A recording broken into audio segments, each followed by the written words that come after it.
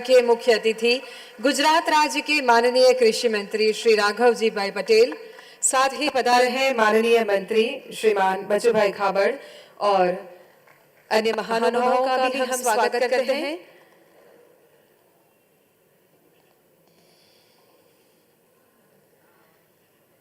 मंच पर आमंत्रित करते हैं श्री रमन भाई सोलंकी, श्री हसमुख भाई Patel, Shri Dilip bhai Patel, Shri A K. Rakesh, Shri doctor Rajashekhar, Shri Firoz Khambata, professor Vasant Gandhi, Shri Rajesh bhai Patel, Shri कांति भाई सोढा परमार, श्री मिनेश भाई शाह,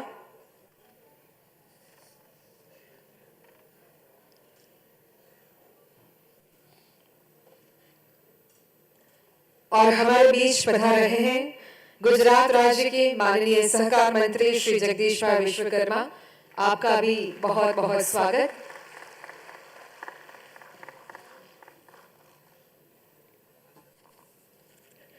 नमस्कार। A very warm welcome to all of you to the Pre-Vibrant Summit on leveraging logistic strengths of Gujarat for agro and food processing sector, which is organized by Agriculture, Farmers Welfare and Cooperation Department of Gujarat in association with Amul. Today, we are indeed honored to have with us Honorable Minister Shri Raghavji Bhai Patel, Honorable Minister Shri Jagdish Bhai Vishwakarma, and Honorable Minister Shri Bachchu Bhai Khabad. A warm welcome to all of you. We also extend our welcome to all the dignitaries on the desk and our esteemed guests in this auditorium. As we are celebrating 20 years of the successful journey of Vibrant Gujarat Global Summit, we are pleased to organize this pre-summit event as a precursor to the main event. अन्न ब्रह्मा रसो विष्णु भोक्ता देव महेश्वर, यानी अन्न ब्रह्मा है, उसका रस विष्णु है और उसे ग्रहण करने वाला साक्षात महेश्वर है। अन्न संस्कृति के तीन प्रमुख आयाम यानी अन्न उत्पादकों, अन्न उत्पादन प्रवृत्ति और अन्न उपभोक्ता, इन तीनों के लिए हितकर एवं प्रगतिकर विचारों के आदान प्रदान के लिए हम सब यहाँ सम्मिलित हुए हैं। आइए हमारी भारतीय संस्कृति की परंपरा के अनुसार दीप प्रज्वलन से कार्यक्रम का शुभारंभ करते हैं। We now request all the dignitaries on desk for lighting the lamp. આપણા આદરણીય પ્રધાનમંત્રી શ્રી જ્યારે ગુજરાતના મુખ્યમંત્રી હતા ત્યારે તેમણે વાયબ્રન્ટ ગુજરાત ગ્લોબલ સમિટની શરૂઆત કરાવી અને એ રીતે આપણું રાજ્ય વાયબ્રન્ટ ગુજરાત બન્યું।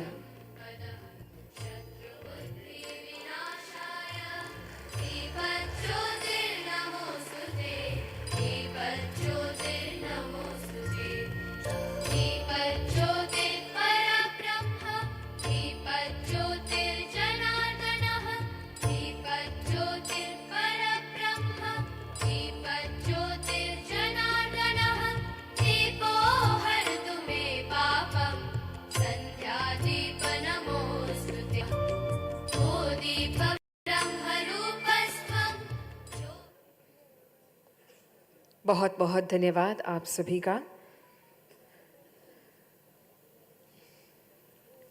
વાયબ્રન્ટ ગુજરાત જેની અંદર વાયબ્રન્ટ નવરાત્રિ મહોત્સવનો શુભારંભ પણ આપણા યશસ્વી પ્રધાનમંત્રી શ્રી અને ગુજરાત રાજ્યના તત્કાલીન મુખ્યમંત્રી શ્રી નરેન્દ્રભાઈ મોદીએ કરાવ્યો અને હવે ગુજરાત એ વિશ્વ ફલક પર ચમકી રહ્યું છે। એની એક બીજી ઓળખ ગરબાને જ્યારે આંતરરાષ્ટ્રીય સ્તરે યુનેસ્કો દ્વારા માન સન્માન મળ્યું છે। ગરબો ગુજરાતની ગરવી મિરાત છે। Gujarat's spirit of celebrating life was recognized by UNESCO yesterday when it tagged the vibrant Gujarati folk dance Garba in its representative list of intangible cultural heritage of humanity. Ladies and gentlemen, we now request Mr. D.H. Shah, Managing Director, Gujarat Agro Industries Corporation Limited, for the welcome address.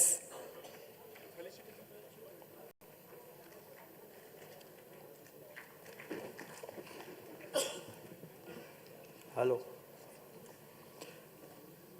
Good morning, everyone. I am delighted to welcome you to the Pre-Vibrant Summit 2023 on leveraging logistic strength of Gujarat for agro and food processing sector. This platform celebrates the transformative potential of Gujarat logistic strength to take the agro and food processing sector to new heights. As your host, it's an honor to welcome this August gathering. The Vibrant Gujarat Global Summit was started 20 years ago under the visionary leadership of the then Chief Minister of Gujarat, Sri Narendra Modi ji. Over time, it transformed into a global event for business networking, knowledge sharing, and strategic partnership. Agro and food processing sector play crucial role in connecting farming and industries for overall development. The food process industries has grown average annual growth rate of 11.18% in last 5 years. It has so of 12 to 14% of employment generation also. India's food processing sector is one of the largest in the world and its output is expected to reach $535 billion by year 2025-26. About 51 billion worth of agriculture and processed food product was exported in year 2022-23. Food processing industries એક એવી તાકાત છે કે જે ગ્રામ્ય વિસ્તારની અંદર વિશાળ પ્રમાણમાં એમ્પ્લોયમેન્ટ જનરેશનનું એક માધ્યમ છે.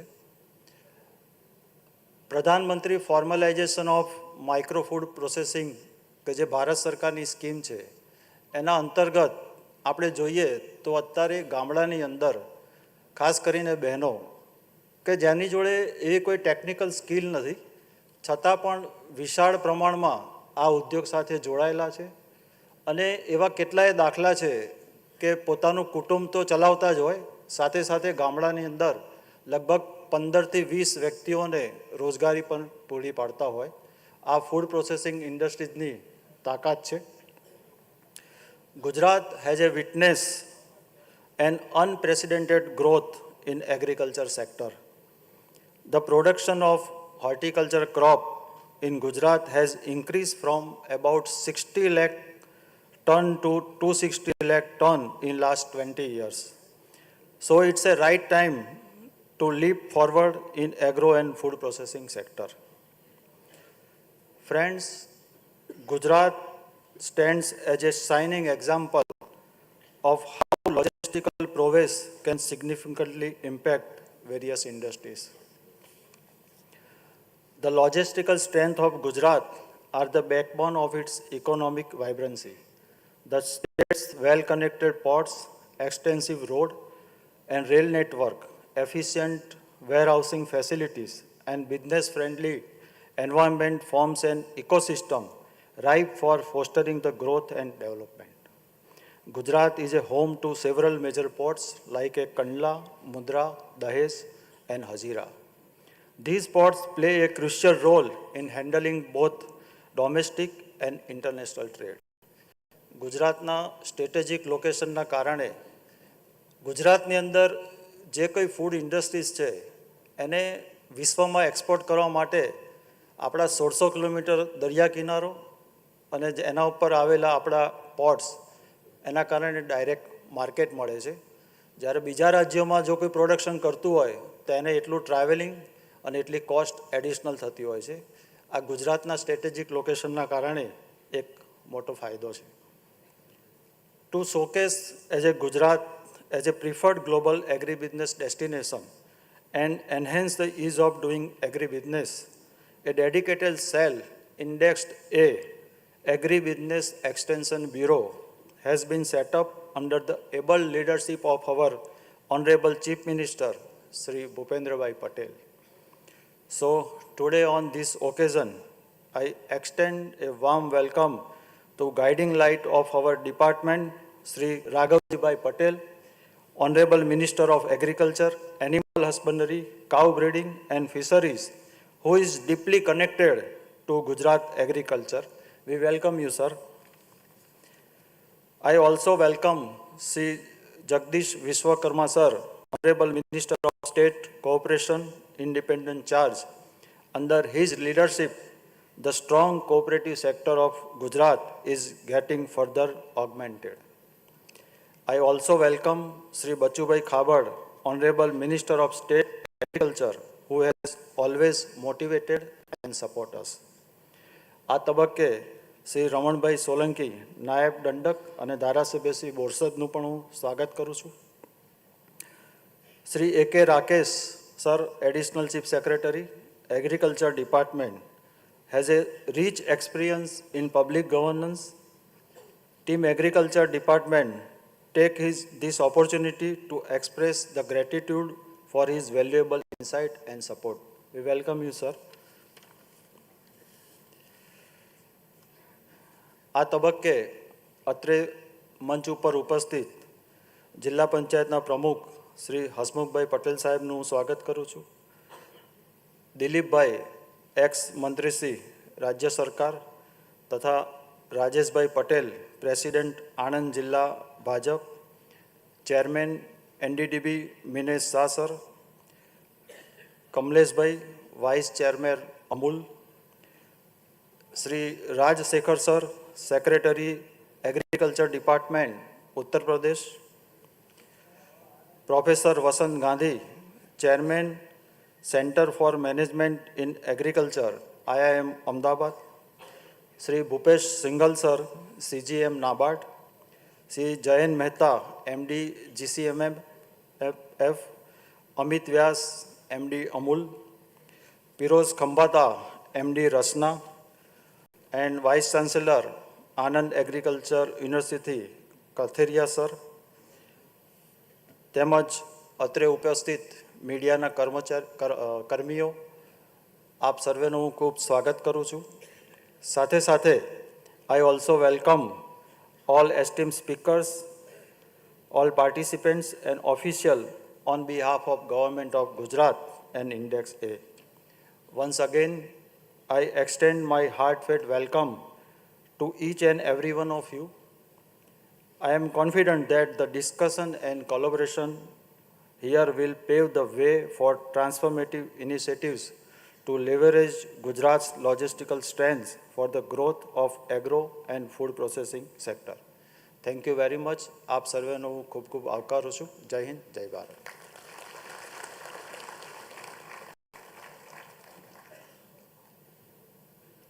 Thank you, sir. And now we take this opportunity to welcome our guests on dais. First of all, I would like to request Shri D.H. Shah, Managing Director, GAICL, to welcome Shri Raghavjibhai Patel, Honorable Minister, Agriculture, Animal Husbandry, Cow Breeding and Fisheries, Government of Gujarat, with a bouquet of flowers. आइए हम सब भी माननीय मंत्री जी का स्वागत करते हैं अपनी तालियों की गूंज के साथ. We now request Shri Kamal Shah, Registrar of Cooperative Societies, to welcome Shri Jagdish Vishwakarma, Honorable Minister of State, Cooperation, Government of Gujarat.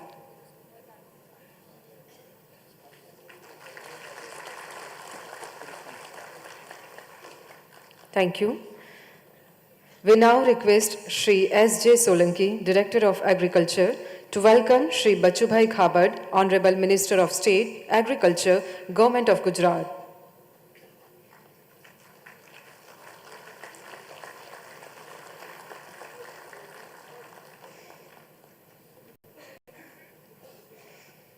We now request Dr. P.M. Vaghasya, Director of Horticulture, to welcome Shri Ramanbhai Solanki, Honorable MLA, Borsad.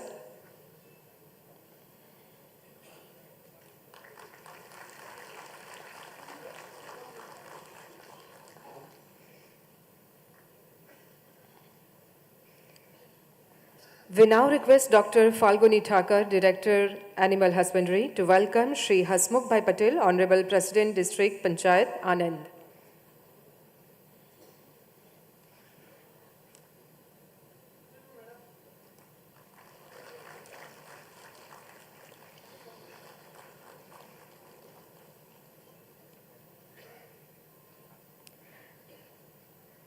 We now request Ms. H.K. Desai, AGM, GAICL, to welcome Shri Dilip Bhai Patel, ex-MP.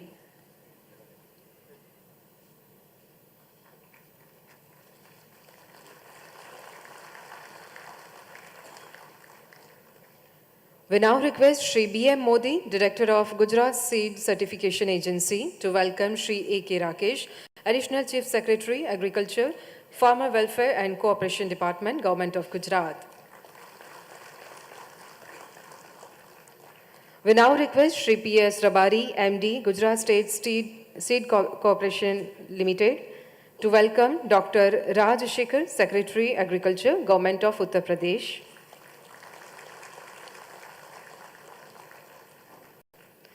We now request Shri M.K. Qureshi, Director, GOPCA, to welcome Shri Pirus Kambata, MD, Rasna.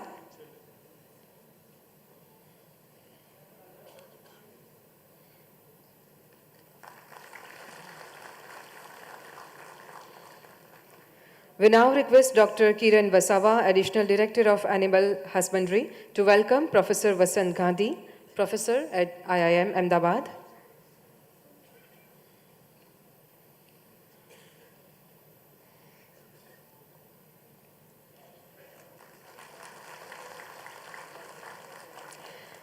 We now request Shri Nitin Shukla, Joint Director of Agriculture, to welcome Shri Rajesh Bhai Patel, Honorable President, BJP, Anand.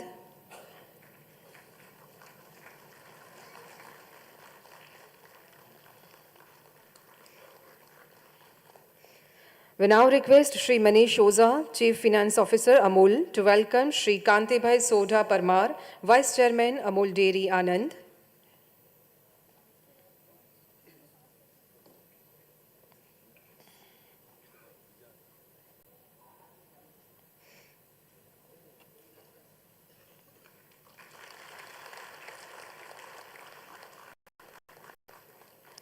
We now request Shri Manoranjan Pani, GCM Amul Anand, to welcome Shri Minesh Shah, Honorable Chairman, NDDB.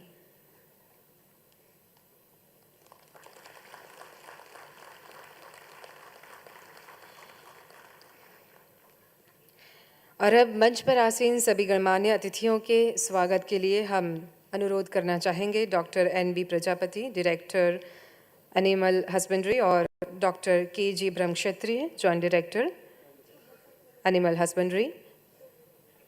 आप दोनों से अनुरोध करेंगे कि आप मंच पर आसीन सभी अतिथियों का स्वागत सम्मान करें।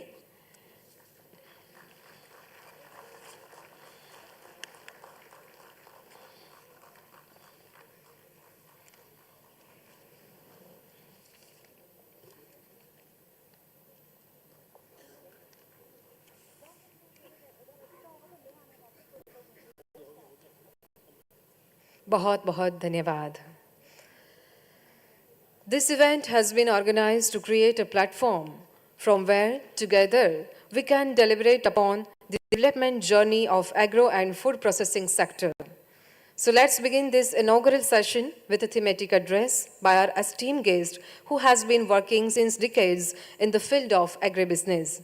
Ladies and gentlemen, please welcome Professor Vasant Gandhi, Professor at Center for Management in Agriculture, IIM Ahmedabad.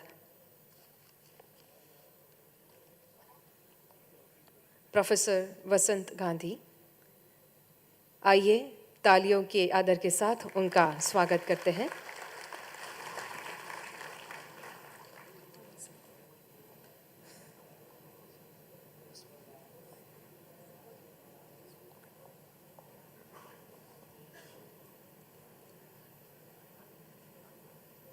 Thank you very much. I'm really honored to be here. The chief guest, Shri Raghavji Patel, Honorable Minister of State for Cooperation, Shri Jagdish Vishwakarma, Minister of State for Agriculture, Shri Babu Bhai Kabada, and Shri A.K. Rakesh, IAS, Additional Chief Secretary, Department of Agriculture. Now,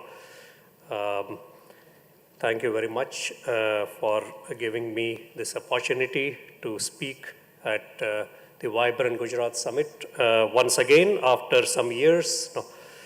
I am also really delighted to be back in Anand. This is where I started my career. After completing my MBA, I came to the National Dairy Development Board and worked with NDDB for the first 3 years of my career.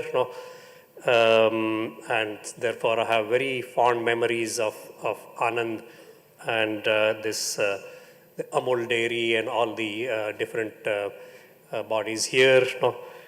So it's a great pleasure to be back here. The topic of for today is extremely important. Gujarat has great logistical strengths, and how can we leverage it for the growth of the agro and food processing sector?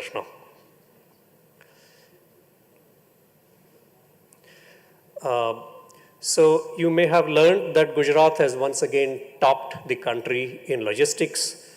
Gujarat in the Leeds Index of efficiency, in the ease of logistics and movement, Gujarat came out the top, and this achievement is a result of proactive policies and infrastructure development taken up in Gujarat with the blessings of the Prime Minister and the Chief Minister over the years.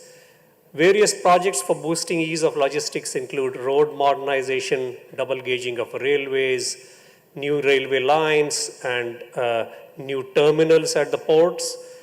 Gujarat has a 1,600 kilometer long coastline and carries 40% of the country's cargo. It has built comprehensive logistics infrastructure, value chains with a vast network of road, rail connectivity, ports and jetties.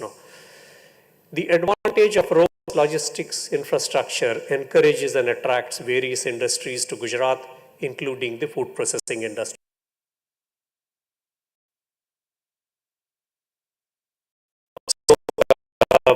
You must be all familiar with the robust logistics infrastructure in Gujarat, the road network, the highways, the railways, covering the whole state very extensively, as well as the various ports. Beyond the roads and the railways, Gujarat has substantial greater infrastructure in terms of inland container depots, container freight stations, air cargo terminals, warehouses, a large capacity of warehouses, as well as cold storage capacity. These are all a part of the wonderful logistics scenario in Gujarat. Apart from that, Gujarat has taken a number of mega projects. The Delhi-Mumbai Industrial Corridor goes through here, Gujarat. Dedicated freight corridor being developed are going to have a huge impact. The Dholera SIR and airport, the Mandal Betaraji SIR. Apart from that, many others such as Gift City, the high-speed railway, ports, greenfield development, and coastal employment zones. So a lot of measures are taken to improve infrastructure and logistics in Gujarat. Gujarat's agriculture sector is extremely vibrant.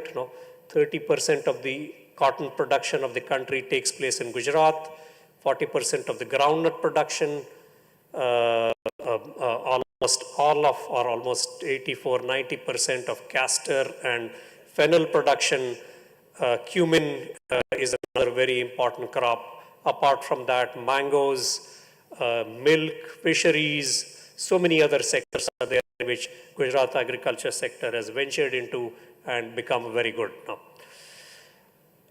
Beyond this, the food processing sector is also developed very strongly and rapidly in India. Now, various products coming out of Gujarat are going all over the country as well as abroad. Now, a few of them are shown here.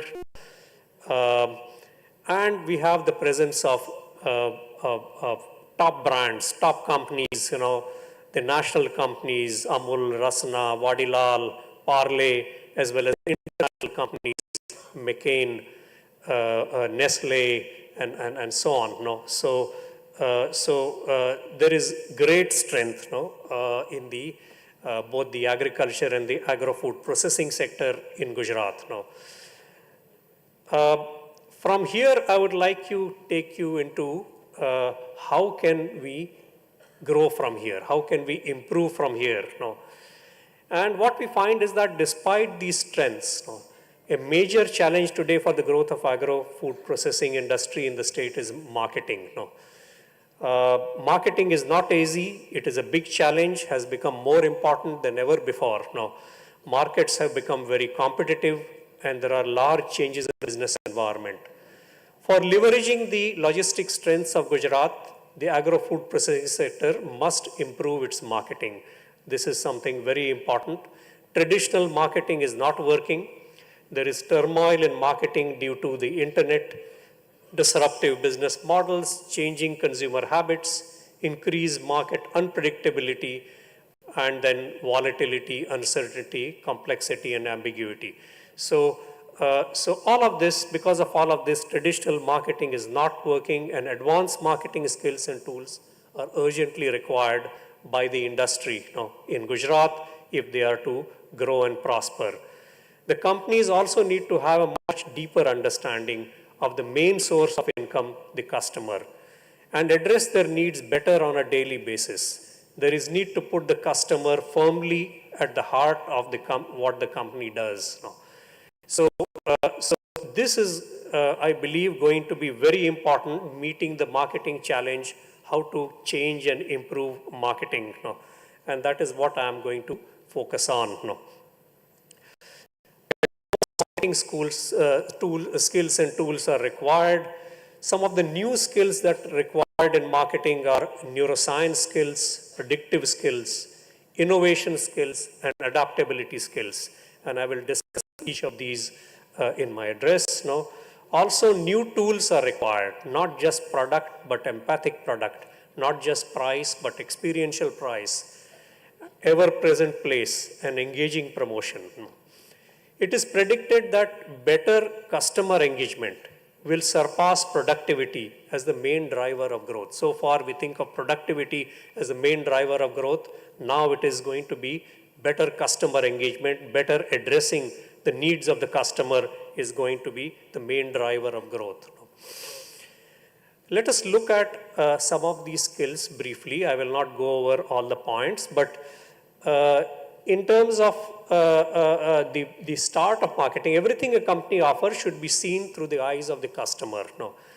And for this, data is required, and data is often collected through customer surveys or focus groups. However, it is found that it is not reliable, and this is the cause for many product failures. The experience is that customers do not fully understand what is making them buy or making choices. Besides, customers can't often convey the exact truth.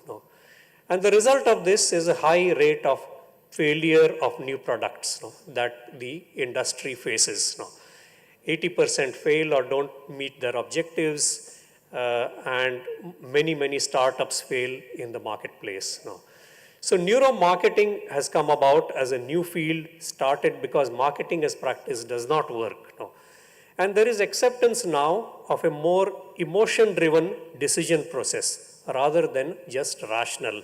Most of the past marketing was based on the assumption that customers are rational. Well, that is not the case. Emotions are always there. Daniel Kahneman's Nobel Prize winning work, Thinking Fast and Slow, proves that. Neuroscience is an attempt to become better and more accurate in market research, and this includes various techniques like EEG, fMRI, skin conductance, eye tracking, and so on. And at IIM Ahmedabad, we have a special lab which companies can use to implement these techniques for whatever their purpose is. Through this, we can better predict product purchase decisions, consumer response to branding, packaging, pricing, communication, retail setup, website response, and so on. So this is the new skill that is required in marketing. Then one of the other major skills required is predictive skills. Data is dubbed as the new oil, and data strategies have always existed, but today with internet there is too much data. There is a lot of data which is called big data. And so if you look at this, what happens online every 60 seconds, millions of WhatsApp messages, thousands of emails, YouTube uploads are there, Twitter, WordPress, Instagram, Google. So much of information is getting generated all the time. And for a while, marketing was overwhelmed by this. It did not know how to use this data. Data has volume, data has variety, data has velocity coming quickly, and also veracity in terms of all of it is not reliable. So you have to filter. Yeah. But now artificial intelligence powered marketing tools are available, which can use this data, chatbots, ChatGPT, content curators, dynamic pricing models.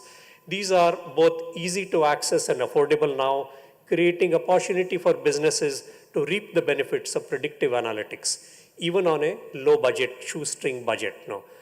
This helps marketers to turn data into usable insights, and also many marketers are using social listening technologies to analyze social media conversations. Social listening tools are there, such as Brandwatch, Crimson Hexagon, Salesforce, and so on. With predictive marketing, one can accurately predict which marketing actions and strategies are most likely to succeed, and it can predict consumer behavior more accurately. The more you understand the customer, what they want, when and how, easier it is to reach them across channels. And predictive analytics can also drive automated segmentation, and this can be used for personalized messaging. Another important skill that is now required is innovation skills. And if you look at, there are lots of disruptions these days in the world, and disruptions are drastically changing the way we live and work. If you think of Google, WhatsApp, which were not there earlier, now these have come and they have completely changed the way we live and work. The question is, how do investors choose a company to invest heavily in? And the big factor here is customer loyalty.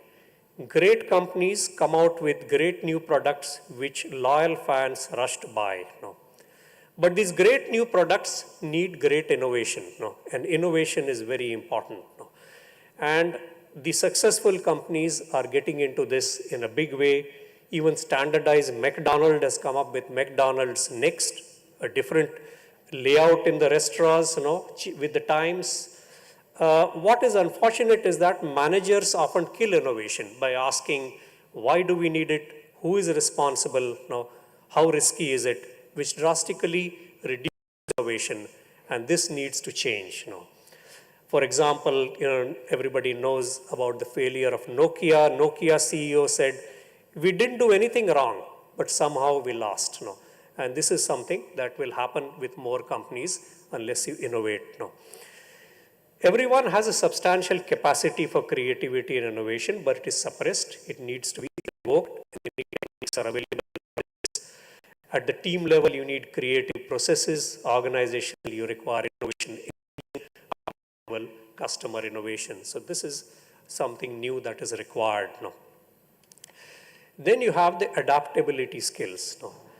And here, standard models do not work anymore. And in fact, they create a disadvantage often. Nassim Nicholas Taleb's famous book, The Black Swan, The Impact of the Highly Improbable, the sudden appearance of the black swan, is a classic one here, which points the direction. that the black swan theory, that people tend to be overconfident and very comfortable in the status quo before a significant unprecedented event wreaks havoc to the current ways and changes everything. So this is something that is frequently happening, and therefore adaptability is becoming very important. The surprising answer to uncertainty is not a different kind of strategy, but a different kind of thinking. And this is given in the analogy of foxes and hedgehogs. The fox knows many things, but the hedgehog knows only one big thing, the best. In a stable environment, the hedgehog will win, but in an uncertain, chaotic world, the fox wins, because he knows many things, and he tries many things.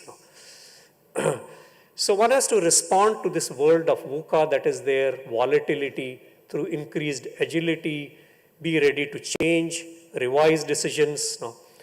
With uncertainty, one needs to increase sensitivity to information, constant vigilance, expanded knowledge is required. With complexity, you need to have more experts from different fields and places, restructure teams because multidisciplinary approach is better.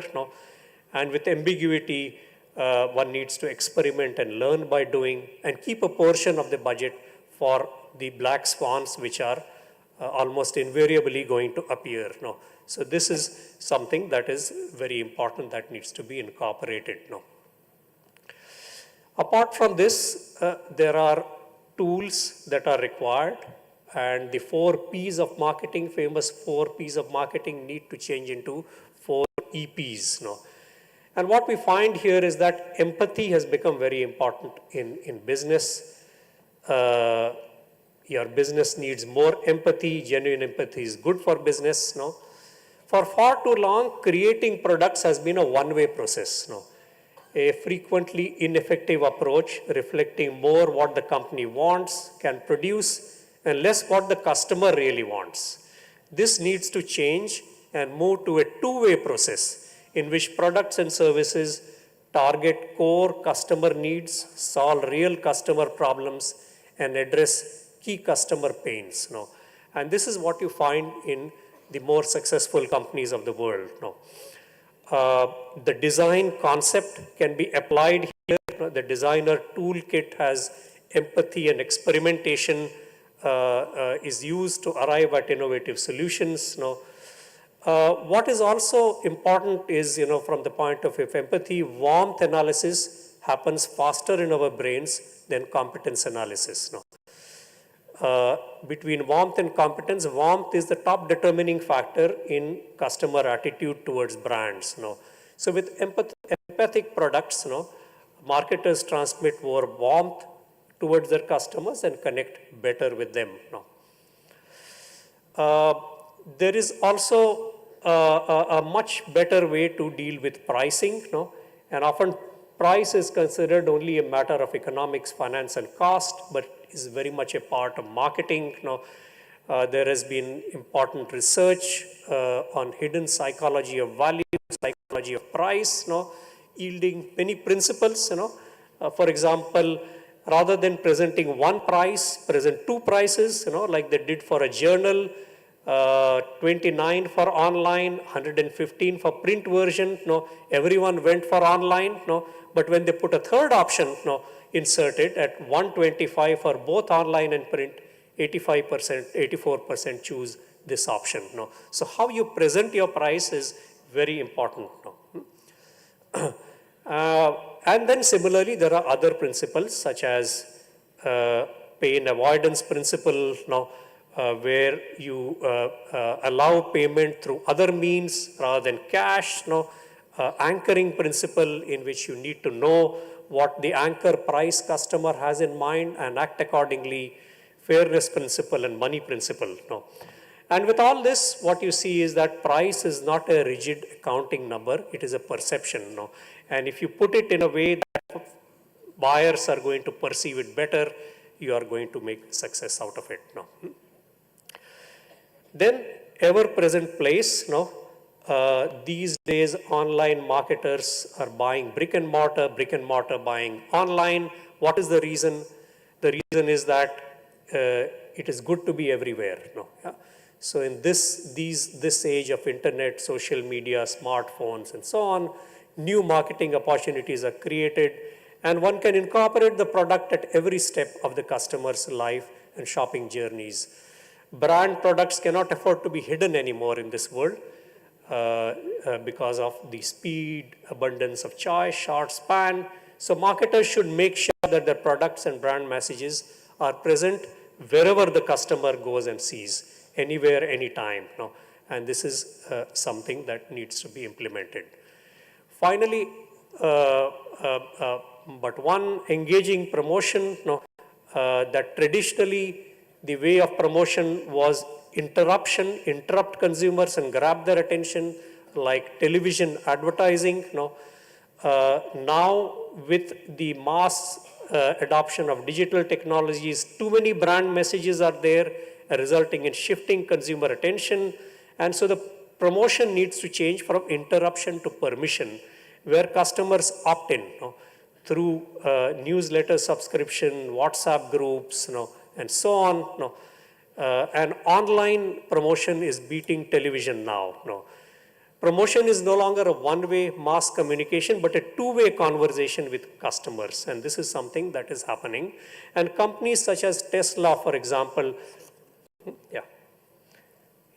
So companies such as Tesla, for example, do not pay for advertising to make sales. Instead, they concentrate on media stories, word of mouth, user-generated content, and so on.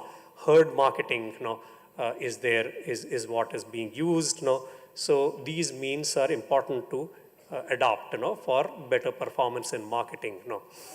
Finally, brands are becoming very important. They are extremely important and become pervasive. And corporations should focus on brands rather than reputation. Brands not only bring customer loyalty, but also motivates employees, suppliers, and service providers. Brands are here to make people forget the price. And this is true not only for Apple and Mercedes, but also the lower priced options such as Walmart, Indigo, Amul, where people will go for it, assuming that the price is going to be low there. Also, brand promise needs to be higher now, have a collective appeal. It should create a community of followers and have a higher meaning, such as connection with environment, health, and be dynamic with times. So that is a change that is required. So I'll summarize. Gujarat has excellent logistics and infrastructure strengths. Gujarat also has a highly diversified and vibrant agriculture and agro-food processing sector. In order to utilize the logistical strengths of Gujarat for more rapid growth in the sector, improvement and excellence in marketing are very important. Marketing has become very challenging due to competition, internet, and frequent disruptions and changes in the business environment. Advanced marketing skills and tools are required in the industry. The skills include neuroscience skills, predictive skills, innovation, and adaptability. And the tools include emphatic products, experiential price, ever-present place, engaging promotion, and new strategic brand management.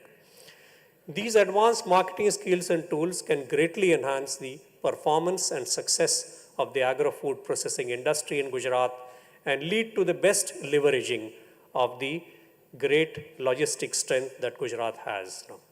Thank you very much.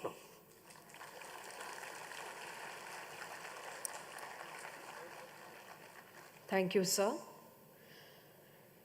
In this Pre-Vibrant Summit, we have a galaxy of speakers. So we request all our speakers to respect the time. Thank you. And now, ladies and gentlemen, we invite Mr. Piruz Khambata, Chairman and Managing Director of Rasna Private Limited, for his special address. Good morning.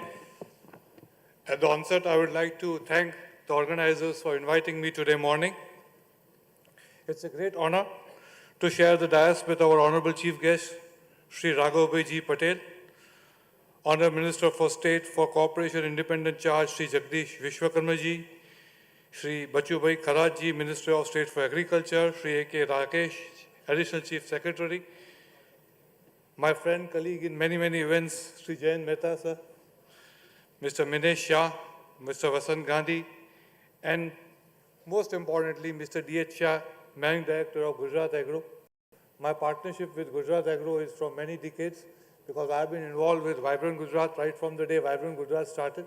And with Gujarat Agro, we were partnering in summits abroad, roadshows abroad in India, and this summit. So it's a great partnership with Gujarat Agro. And I do believe that Gujarat Agro has truly been a catalyst for Gujarat's agri and food processing growth. And we should thank Gujarat Agro for its contribution of so many years, if you ask me. And now this transformation from Index B to Index A, with the headquarters being Gujarat Agro, also is a very good news. Honorable Professor gave us a lot of speech right now on what needs to be done. I don't intend to give such speech because today a Gujarati interpreter sitting here has much more knowledge than I do. And whatever knowledge is in books is of no use to a Gujarati interpreter.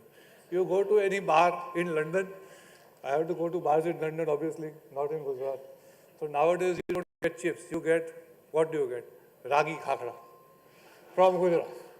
Year of the millet, and our Gujarati bhai has made the most of it. And millet is a good example. હું બધાને ઘણાને આપું છું એ ગવર્મેન્ટની scheme સાથે અગર industry મળી જાય તો what difference takes place is a good example in millet.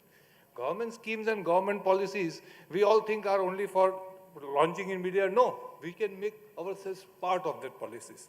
And millet is a good example. Make in India is another example. But I'll come to it later.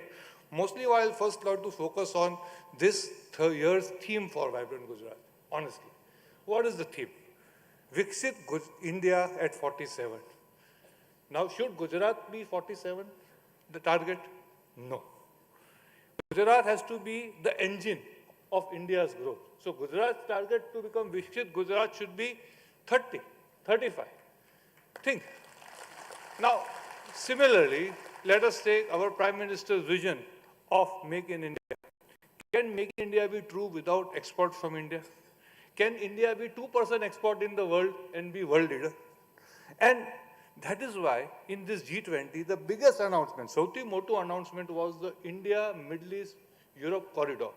We are not understanding. With one announcement, with the free trade agreement with UAE, coming with GCC, Europeans and British people want FTA with us more than we want with them. So with all this one corridor, imagine earlier we were talking of Delhi-Mumbai corridor, here we are talking of corridor from Gujarat up to Italy. So look at the benefit that if we can export our products from here to the world, and that also in a free market. So what we are able to do is we are able to actually become the manufacturing hub of the world. And today when the world is looking at alternates to China, it is a huge opportunity because people are not only wanting to use Indian products, they want to make their foreign products also here. So we are not restricted to make Indian products here. We can make noodles, we can make pasta, we can make tomato sauce, we can make chips, we can make the products which foreigners want in India and export to the world. And this is what I call the real genesis of this Vibrant Gujarat, how we can make Gujarat into a manufacturing hub for the world. This is what I believe. And today in this Pre-Vibrant Summit, I think today where we are all here, let us take up this challenge. And honestly, we are at a very good place because the typical India's Gujarat's food processing industry, if I go to Gulf Food also, if I go to Sial also, I go to Apeda also, I see maximum stalls now from Gujarat and Gujaratis. So we should all, as Indian entrepreneurs, I would say, more than Gujarati entrepreneurs, take this challenge up, increase our export and make in Gujarat for the world. This is in my mind the most important takeaway of this Pre-Vibrant Summit. Now let me come to the second part of the discussion, which I want to put today. A lot of people think that Vibrant Gujarat is just a Davos of the East. I honestly believe it is not. We have to actually plan how we are not, because Davos of the East means just having plannings and strategies. No, we have to implement. And what are the strategies we need to implement? I'm going to give 4 or 5 of them, and I strongly urge you to consider. Number 1 is, which I already mentioned, making Gujarat for the world. Number 2 is a government scheme called PLI, Productive Link Incentive Scheme. We in food processing got it, even for marketing and branding. I believe we all should take full advantage of it. More PLIs are coming, how we can take full advantage of it. I also urge the state government to look at a PLI at the state level. I honestly urge, especially for MSMEs. MSMEs should grow from PLI What does PLI say? That you give a certain percentage for growth. It is not a charity. That is the extra benefit we need to fight with what I call countries which have better schemes, like Malaysia, Vietnam, China. So this is the money we need to really compete. So I do believe that we need something like that. Number two is the SEZs. I do believe there's a huge scope today in agri-SEZs in Gujarat. Because when we are talking of an export-led economy, we need agri-SEZs. Next, I believe there's a very small thin line between food and health and pharma. Food, આજે લોકો ખાલી ખાવા માટે નથી ખાતા, health માટે ખાય છે. How do we incorporate nutrition in food? Millet is not the only example. There are many other ways we can incorporate. In my mind, dairy. Today, as per Euromonitor, I am in from beverage side, I'll tell you, the biggest growth in beverage is coming from milkshakes, not from soft drinks. So honestly speaking, how we can incorporate more milk? I'm copying of milk. Honestly, I am on the milk land and I'm going to make a statement. I somehow believe that we should stop all type of trade barriers in milk. I honestly urge that we have a free trade in milk and milk products. I'm making a controversial statement, but I'm making on purpose. We will, on the contrary, make India more globally competitive in dairy. And I'll give you an example, live example. I'll give you an example also. 90s food processing, 100% FDI came, 100%. People told me, Mr. Kambata, to dhundo band thi jase. Our exports are 10 times higher than in 90s today. Koi thao nathi. Bija MNC na dhanda band thi gaya. So honestly speaking, if you are competitive, you should not be afraid of global trade. If you are good products, if you have a manufacturing capacity, you can make in India, feed Indian market and export to the world. We should not be ourselves looking at barriers. On the contrary, we want a free market. Let foreigners put barriers on us, which you have to protect. So honestly, I believe, and this will increase India's export, and most important, it will increase the value which we give to the farmer, because it is my experience which says, in whichever industry export increases, the farmer benefits. Farmer no benefit થાય છે. પછી એ frozen potato હોય કે dairy product. This is my honest belief. So I definitely believe there is a huge export potential and export in value-added dairy products, be it mozzarella cheese, milkshake, whatnot. Other big option I see definitely is in e-com. I definitely believe our Indian companies can put our products on the Amazons of the world. And I have been always urging the central government. I was in the Chintan Shivir today, last month. And what I said is that we need to create an India marketplace for world markets. Let the Indians put his products in this India marketplace. Anybody in Canada, Nigeria, or Thailand can access and buy Indian products from Indian marketplace. Why should we be depending on MNCs to give us a marketplace? India should have its own marketplace, and the example is GEM portal. If we can create a GEM portal in India so that we can buy from GEM, why can't we create a GEM portal equivalent for the world? This is the need. In that case, people will be able to, small SME, sending whatever small product anywhere in Ahmedabad, Jamnagar, he will be able to access the world markets to the India portal. Huge opportunity. Next opportunity is startup. In fact, I told my children, ભાઈ તો મારી કંપનીમાં નહીં John થાય, અહીંયા કોઈ valuation નથી. નવો કોઈ ઇનોવેટિવ પ્રોડક્ટ બનાવો, લોકો પૈસા આપશે. Huge opportunity. Youngsters are here today from colleges. Don't look at employment only. If you look at employment, only look for learning with me. Put up your own units. Huge potential is there. Indian startups have shown the way, and under the regime of our Honorable Prime Minister and with the good startup policies of the central government and state government, I see huge potential coming in startups. So I believe these are all the good things. Gujarat has a lot of conducive policies for food processing. I personally believe Rasna has gained because of being in Gujarat, being a Gujarati, and I would invite people from all over the world to come to Gujarat. Ourselves, these are the best examples. If we can do it, everybody can do it. If Amul can do it, everybody can do it. I would not like to take too much time, otherwise I can go on. But let me tell you one important thing. Anybody, JV food processing my investment करे છે, we have to look at this investment as our contribution to the social sector. We are not in it for making profit. We should not look. Food processing is our way to contribute to the real growth of India, which is in the villages and rural areas. Do you think India will become good and prosperous if we add millionaires to the Forbes list? We are very moto થયો અને પેલા નામનું convention centre બનાવ્યું, પેલા એના નામનો 10th number આવ્યો, એનો PS એનું પબ્લિક લિસ્ટિંગમાં એ નંબર 5th છે ઇન માર્કેટ કેપમાં. That is not the numbers India needs. India's number is કે એવરેજ મેન ઇન્ડિયાનો એની પર કેપિટા ઇન્કમ કેટલી હતી? $2,000. આજે કેટલી થઈ? 10,000. એમાં આપણે શું કોન્ટ્રીબ્યુટ કર્યું? આપણી કંપનીએ શું કોન્ટ્રીબ્યુટ કર્યું? How we increase? So I believe this sector is very important. Unlike other sectors, we have to, because when this sector we develop, rural India develops. This sector we develop, per capita income develops. This sector we develop, the agriculturist, the farmer gets a better value of the crop which I just now explained. So let us look at this as a social sector, look at this as our contribution to our Prime Minister's vision of a true, what I call, Viksit Bharat, Viksit India. Thank you very much.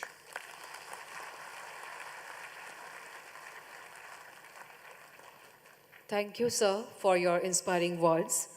And now we would like to invite Mr. Minesh Shah, Chairman, National Dairy Development Board, for his special address.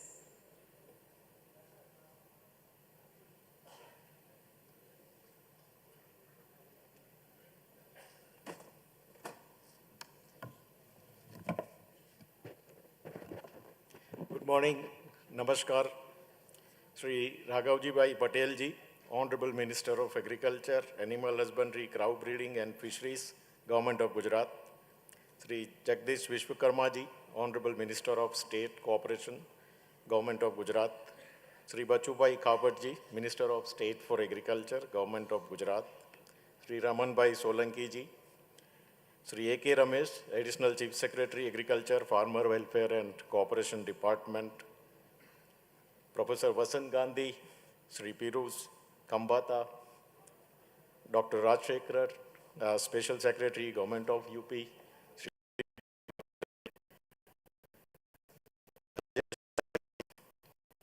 Kanti Bhai Parmar, Vice Chairman of Amul, Sri D.H. Shah, Managing Director, Gujarat Agro Industries Corporation, my friend Sri Jain Bhai, MD, GCMMF, Amit Bhai, MD, Amul, all the dignitaries sitting on the dais, all the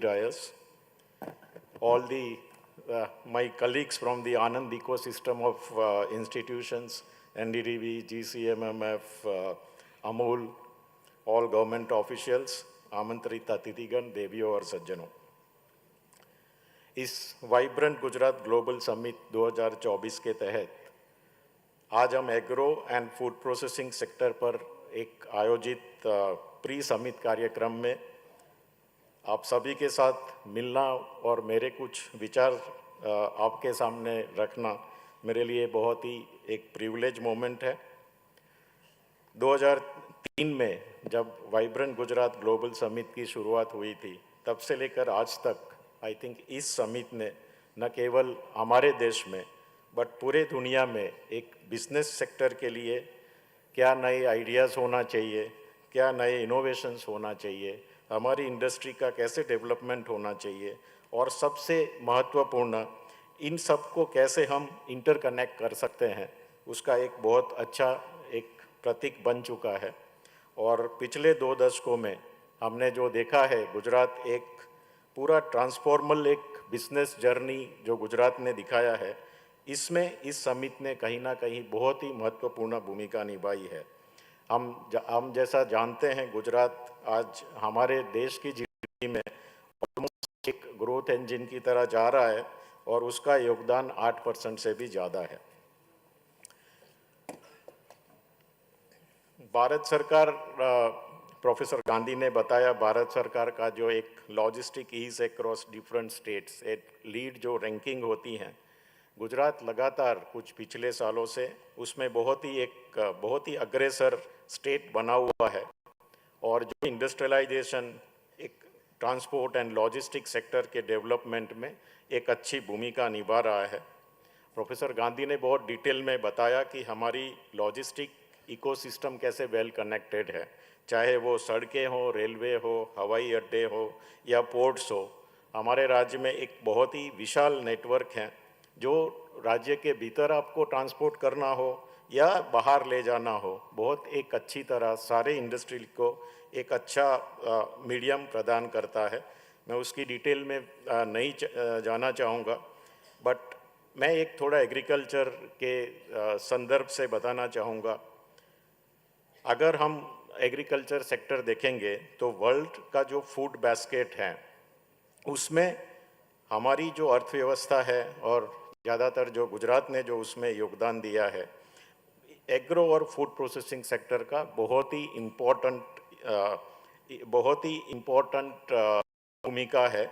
और दुनिया में आप देखेंगे India बहुत सारी agriculture product, चाहे वो अनाज हो, फल, सब्जियां, मसाले, कपास, भारत एक बहुत ही अग्रगण्य देश है ये सारी चीज़ों में। दूध में आप जानते ही हैं हम काफ़ी सालों से दुनिया में सबसे बड़े उत्पादक हैं। हम देखेंगे कि हमारे जो फूड बास्केट हैं उसमें आप फल या सब्जियां देखेंगे 1950 के बाद हम आज ऑलमोस्ट 12 टाइम्स प्रोडक्शन कर रहे हैं। हमारे अगर हम सीरियल्स की बात करेंगे हम 6.5 गुने से ज़्यादा हम प्रोडक्शन कर रहे हैं। दूध में हमने 15 गुने से ज़्यादा हमने इसमें ग्रोथ लिया है। तो ये सब हमारी जो देश की एक फूड सिक्योरिटी है और एक न्यूट्रिशन जो देश को प्रोवाइड करना है उसके लिए बहुत ही अच्छी भूमिका निभा रहा है। हमारा जो अभी फोकस है वो एग्रीकल्चर में एक जो सप्लाई चेन है उसकी कहीं ना कहीं एक प्रॉब्लम है, एक चैलेंज हम फेस कर रहे हैं। और बहुत सारा एग्रीकल्चर प्रोड्यूस हम देख रहे हैं कि वो वेस्ट होता है क्योंकि हम उसको एक अच्छा लॉजिस्टिक, एक अच्छा सप्लाई चेन नहीं दे पा रहे हैं। तो उससे जो हमारा जो आर्थिक नुकसान हो रहा है उसको हम अगर देखेंगे तो गुजरात में आपके पास अमूल का मॉडल है।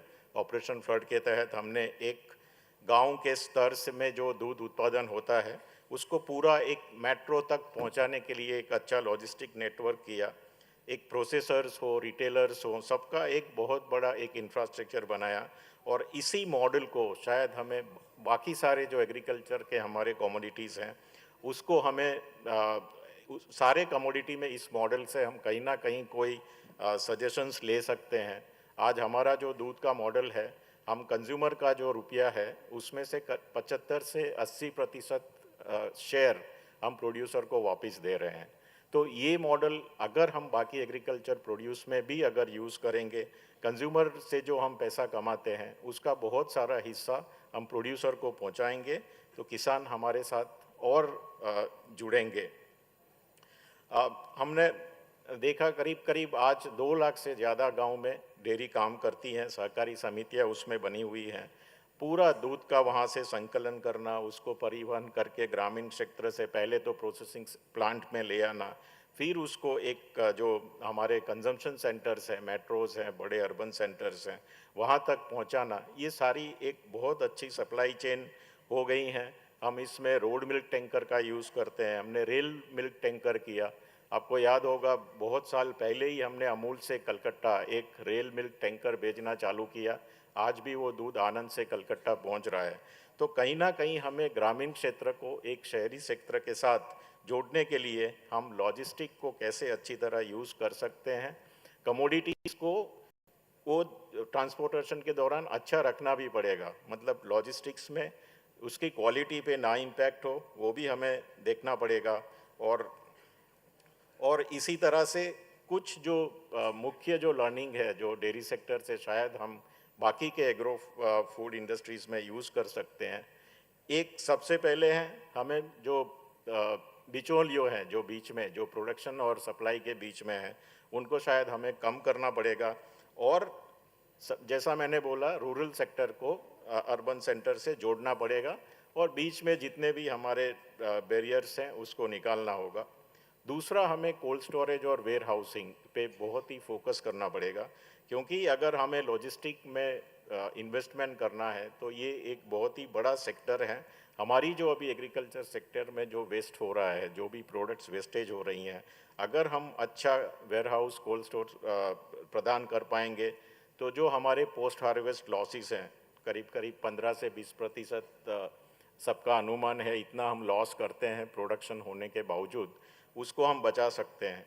और तीसरा जो है मैंने बोला कि प्रोसेसिंग सेंटर को एक कंजम्पशन सेंटर से फिर से जोड़ना, उसमें भी बहुत सारा अभी जैसे आप बोलेंगे हमारे जो एग्रीकल्चर प्रोडक्ट्स हैं शायद 6 से 7% तक ही एक अच्छा प्रोसेसिंग होके हम कंज्यूमर तक पहुंचा सकते हैं। क्या हम आगे जाके इसको 25%, 30% तक जितने भी हमारे एग्रीकल्चर प्रोड्यूस हैं उसको एक अच्छा एक ऑर्गेनाइज सेक्टर में लेके कंज्यूमर्स तक पहुंचा सकते हैं। तो इसलिए आप फॉरवर्ड लिंकेज हो, बैकवर्ड लिंकेज हो, ये अगर हम प्रदान करेंगे तो आज जो हम प्राइस फ्लक्चुएशंस देख रहे हैं जो एग्रीकल्चर कमोडिटीज़ में, हम कभी 100 रुपया में भी टमाटर खरीदते हैं, कभी 5 रुपया में खरीदते हैं। इतना सारा वेरिएशन जो एक ही कमोडिटी में एक साल में हम देखते हैं, अगर हम अच्छी तरह से फॉरवर्ड लिंकेज, बैकवर्ड लिंकेज और एक कोल्ड स्टोर वेयर हाउस का एक अच्छा इंफ्रास्ट्रक्चर अगर बनाएंगे तो शायद हम किसानों को उनकी प्रोडक्ट्स का एक अच्छा प्राइस भी दे पाएंगे और कंज्यूमर्स को भी एक अच्छे रिलायबल रेट में ये सारे प्रोडक्ट ले आएंगे। डेयरी के परिक्षेप में मैं थोड़ा बोलूँगा, जैसा आगे भी बात किया गया, एक्सपोर्ट के लिए इंडिया एक डेयरी टू दी वर्ल्ड बन सकता है। आज हमारे देश में अभी जो रिसेंटली मिल्क प्रोडक्शन फिगर्स आए हैं, हम 230 मिलियन मैट्रिक टन्स दूध प्रोड्यूस करते हैं। सेकंड जो कंट्री है हमारे बाद यूएस हैं जो 104-105 मिलियन मैट्रिक टन्स में है। मतलब आप देखते हैं हमारा प्रोडक्शन करीब करीब हम दुनिया का 24%, 25% दूध हमारे देश में पैदा करते हैं। जिस तरह से पॉलिसीज़ हैं, जिस तरह से हमारे इंफ्रास्ट्रक्चर ग्रोथ हो रहा है, हमें उम्मीद है अगले 2030 में 2032 तक हम शायद 1/3 मिल्क दुनिया का हमारे देश में प्रोड्यूस होगा। हमारा जो पर कैपिटा अवेलेबिलिटी है, जो हमारी न्यूट्रिशनल सिक्योरिटी के लिए चाहिए, जो 115 ग्राम था जब ऑपरेशन फ्लड चालू हुआ था, आज हम 450 ग्राम मिल्क पर पर्सन पर डे पहुंच गए हैं। तो कहीं ना कहीं अगर अब हमें किसान को एक अच्छा प्राइस कंटिन्यू करना है, उसको अच्छा प्राइस देना है, तो हमें एक्सपोर्ट मार्केट को देखना पड़ेगा। और एक्सपोर्ट मार्केट में आज हमारा हिस्सा क्या है? इंडिया का जो टोटल ट्रेड होता है वर्ल्ड में 0.5% से भी कम है। एक इनसिग्निफिकेंट हमारा प्रेजेंस है।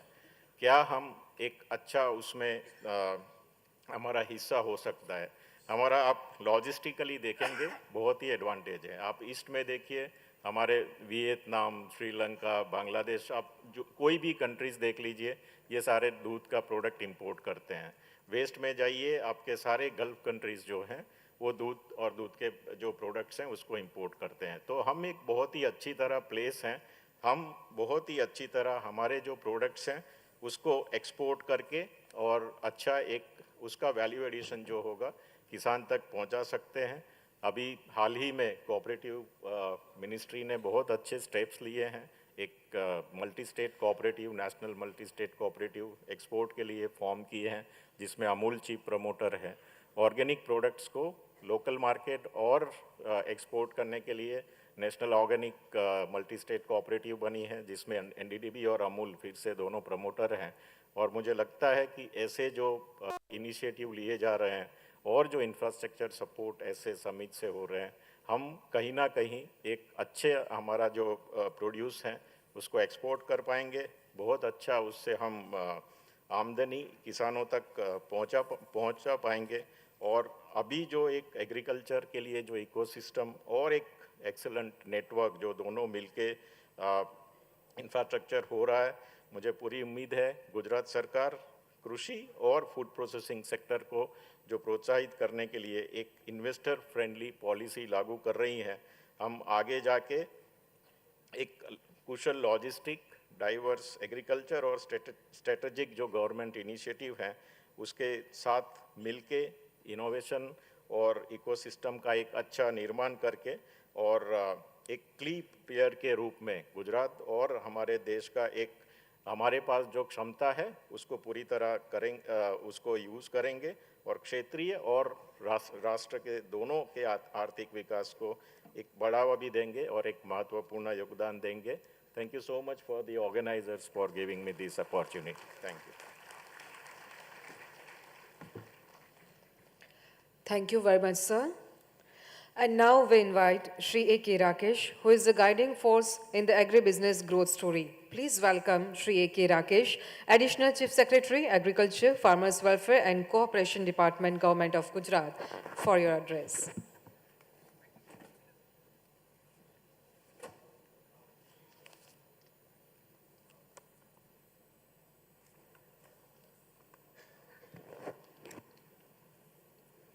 Morning to all of you. Namaste. Honorable ministers present on the dais, Shri Raghavji Bhai Patel, Shri Jagdish Vishwakarma, Shri Bachubai Khabar, Deputy Chief Whip, District Panchayat President, dignitaries present on the dais, dignitaries present in the audience, media persons, delegates from different sectors in the field of agriculture and food processing. I also, first of all, welcome all of you. And I'm also thankful to the speakers before me. Professor Gandhi, he covered all the aspects of food processing business in a very comprehensive manner. Dr. Minesh Shah, Pirush Khambata, all of them have given their angle to it. And looking to the fact that we are running behind schedule by at least 15 minutes, I have many things to say here. I have a lot of statistics, I have a lot of numbers with me, but I'll cut my speech short and only dwell very briefly on what the government has done to promote agriculture. Because basic जो raw material है food processing का, वो basic agriculture से आता है और अच्छी quality का रॉ मटेरियल अवेलेबल होगा और अच्छे दाम पे अवेलेबल होगा तो नेचुरली फूड प्रोसेसिंग इंडस्ट्री करने वाले जो लोग हैं, जो इन्वेस्ट करने वाले लोग हैं, वो अट्रैक्ट होंगे. तो उस एंगल से सिर्फ मैं थोड़ी बात करूंगा. एक तो पहले मैं गुजरात की तो बात है ही, उसमें खास कच्छ की बात करूंगा कि when I came to Gujarat after being allocated Gujarat cadre, when I landed here in 1990, that time everybody will tell us that, Kutch is a very backward district. We also visited Kutch. And that time, I think the average rainfall in Kutch district was less than 15 inches. Now, nature also has been very bountiful, and average rainfall in Kutch now has reached more than 25 inches every year. For the last more than 5 years, we have been receiving very good rainfalls there. And so that is, of course, the nature's help that has been provided. Other than that, our visible government interventions that have led to, say, tissue culture, date palm, dragon fruit, and strawberry.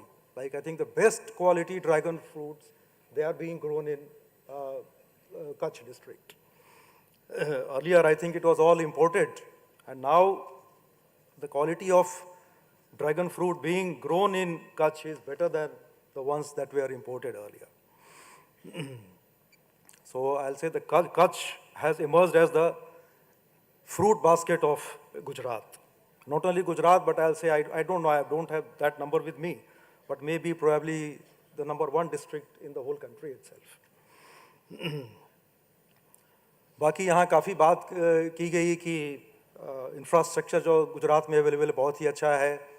Lot has been talked about the business in Gujarati blood, the conducive environment, and I'll emphasize here that we are a policy-driven state. We are a policy-driven government.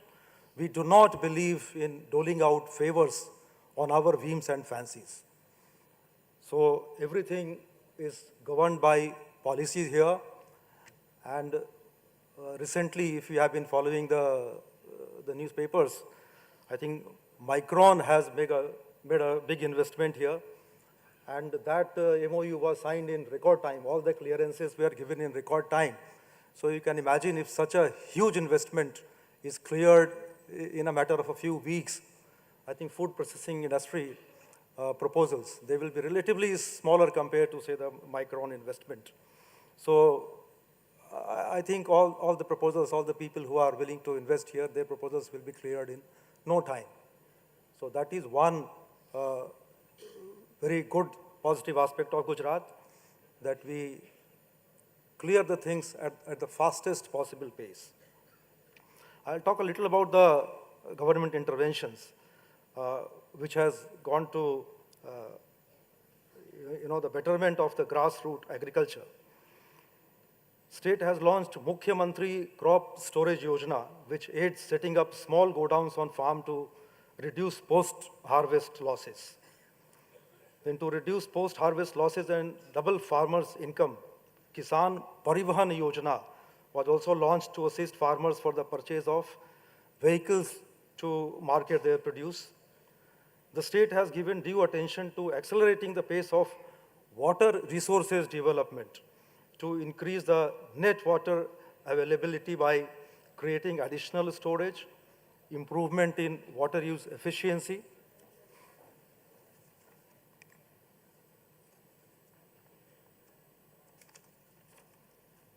bridging the gap between the irrigation potential created and its utilization, restoration and modernization of old irrigation system, participation in water conservation programs, among other initiatives to save, conserve, and judiciously use water for crop irrigation. I like to add a sentence here that water has become available, both, as I said earlier, nature has been very bountiful of late. If you look at the rain pattern from the eastern parts of the country, where the rain used to be very heavy, there the quantum has reduced a little bit. And states like Gujarat, now the rainfall is much, much better compared to, say, what it used to be 20 years ago. But still, just because water is available, we should not waste it. So that is why we also promote judicious use of irrigation water. The state has recognized the need for increasing water use efficiency through micro-irrigation systems and is implementing the micro-irrigation scheme through the Gujarat Green Revolution Company. More than 20 lakh hectares have been covered under micro-irrigation. Realizing the importance of horticulture in agriculture growth, the state has formed the Gujarat State Horticultural Mission for growth in the field of horticulture through development of post-harvest infrastructure and marketing facilities. With a major focus on mango, chiku, amla, banana, papaya, lime, cumin, fennel, flowers, and medicinal and aromatic crops. Under Indo-Israel collaboration, the state has set up 6 centers of excellence and 4 new centers of excellence are in the process of being set up. These centers provide training and financial support for the use of technology to enhance production and quality of horticultural crops. Gujarat, being a state with a huge coastline of 1,600 kilometers, accounting for more than 25% of mainland India, has been the top producer of marine fish in the country. It accounted for 18.80% of total marine fish production in India. The Gujarat government has taken various steps and initiatives to promote food processing sector in Gujarat, including initiating, as was said earlier, establishment of Index A. This will be a dedicated cell for promotion of food processing. Western Freight Corridor and Delhi-Mumbai Expressway will also prove beneficial to the state for industrial and agriculture development in a big, big way. With world-famous breeds of cattle and buffalo having immense potential of milk production, Gujarat is the 3rd largest producing state in India. Gujarat is also renowned for its robust dairy industry, with Amul being a prominent player, not just in the state, but also on the national and international stage. We all working together in sync will create a resonance that will catapult the agri and food processing sector to the trajectory of super fast growth. With these words, I invite you to become a part of the Gujarat growth story. Thank you. Jai Hind.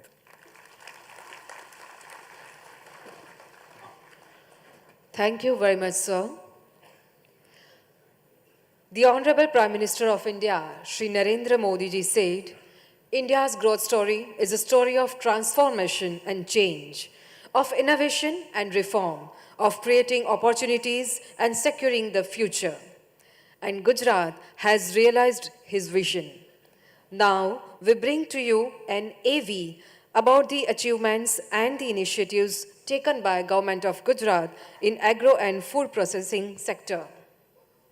The global quest for quality food ingredients has been leading foreign ships to Indian shores for centuries now. Under the visionary leadership of Honorable Prime Minister Shri Narendra Modi, India is striding towards realizing the vision of Viksit Bharat 2047. And among the front-runner states driving the growth forward is Gujarat. An unprecedented growth has been ushered in agro and food processing sector. Today, Gujarat, the growth engine of India, accounts for 30% of the agro and processed food exports of India. Agro और food processing industry निवेश में गुजरात का हिस्सा देश में सबसे अधिक है। आज गुजरात में 30,000 से अधिक फूड प्रोसेसिंग यूनिट्स काम कर रहे हैं। Under the able leadership of Honorable Chief Minister Shri Bhupendra Patel, Gujarat is opening doors to the world. Come, invest in the agro and food processing sector of Gujarat, a growing powerhouse. In last 2 decades, Gujarat's agro sector has witnessed profound transformation. This transformative journey has witnessed an average annual growth of 123% in horticulture production over the past 15 years. Divided in 8 agroclimatic zones, Gujarat takes pride in being a leading producer of many diverse crops in India, thus offering a basket of opportunities to investors.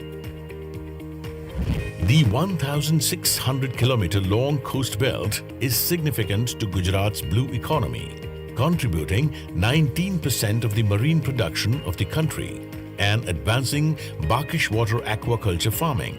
With over 10 million milch animals, Gujarat contributes to over 8% share to India's milk production. Led by the cooperative dairy movement, the state has covered a path of efficient milk accessibility chain and value-added products nationally and globally. Gujarat has embraced the resurgence of millets and natural farming practices. Value addition to these produce has a huge potential waiting to be unleashed. A strategically planned ecosystem accentuates Gujarat's strengths for agro and food processing sectors. A robust network of air, rail,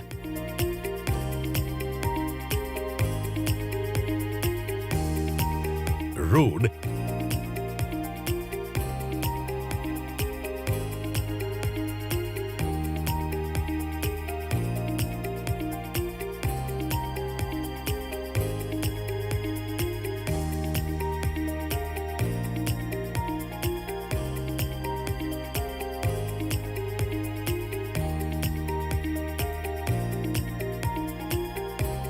and ports.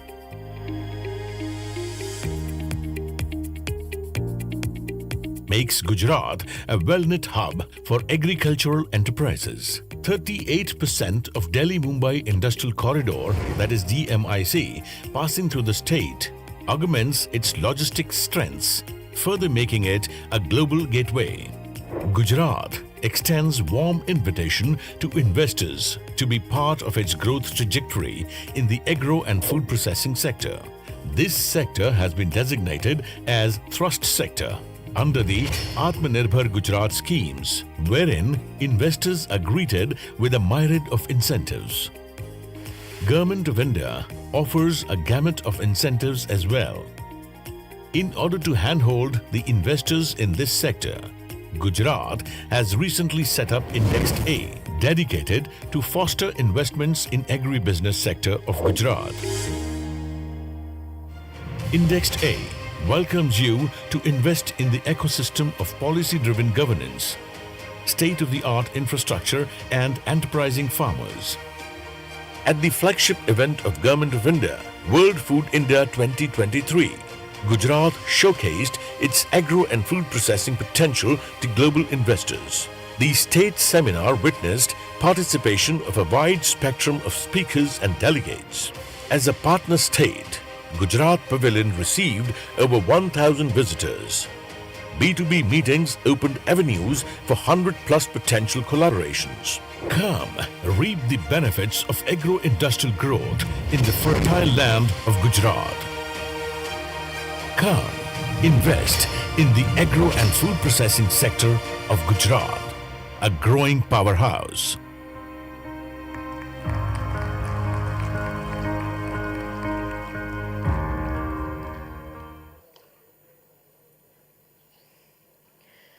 बहुत बहुत धन्यवाद। अपने अनुभव और कौशल्य से कृषि और किसानों की समृद्धि के लिए सदा मार्गदर्शन कर रहे गुजरात राज्य के माननीय कृषि राज्य मंत्री श्री बचुभाई खाबड़ को अब सादर अनुरोध करते हैं, आपके मार्गदर्शन के लिए पधारें।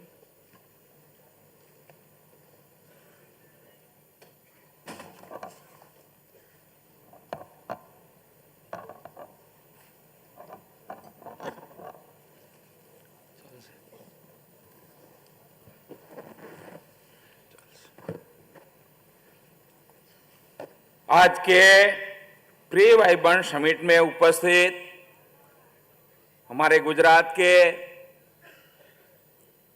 कैबिनेट मिनिस्टर कृषि विभाग श्रीमान राघवजी भाई पटेल जी एवं माननीय सहकार मंत्री श्रीमान जगजीत भाई पंचाल जी, नायब दंडक श्री रमण भाई सोलंकी जी, हमारे भारतीय जनता पार्टी ने प्रमुख माननीय राजेश भाई पटेल जी, मीरेश भाई शाह जी, चेयरमैन श्री एनडीडीबी, हमारा दिलीप भाई पटेल, पूर्व सांसद श्री हमारा Kanti bhai Sodha, Parmar vice chairman Amul dairy, अधिक मुख्य Shri A K. Rakesh ji, managing director Shri Gujarat agro Shri D S. Shah ji, collector Shri Praveen Chaudhary ji, हमारे यहाँ उत्तर प्रदेश से उपस्थित डॉक्टर राजशेखर, सेक्रेटरी कृषि जिला विकास अधिकारी मिलन बापना जी, श्री पीयूष भाई कंबादा जी, एमडी रचना, श्री वसंत भाई गांधी जी, सेंटर मैनेजर कृषि IM Ahmedabad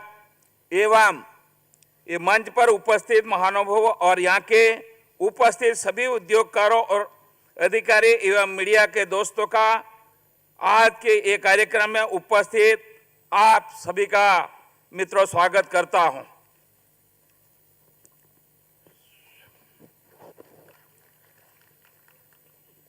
vibrant Gujarat global summit की कल्पना 2003 में गुजरात के तत्कालीन माननीय मुख्यमंत्री श्री और आज के वर्तमान माननीय प्रधानमंत्री श्री नरेंद्र भाई मोदी जी ने की थी।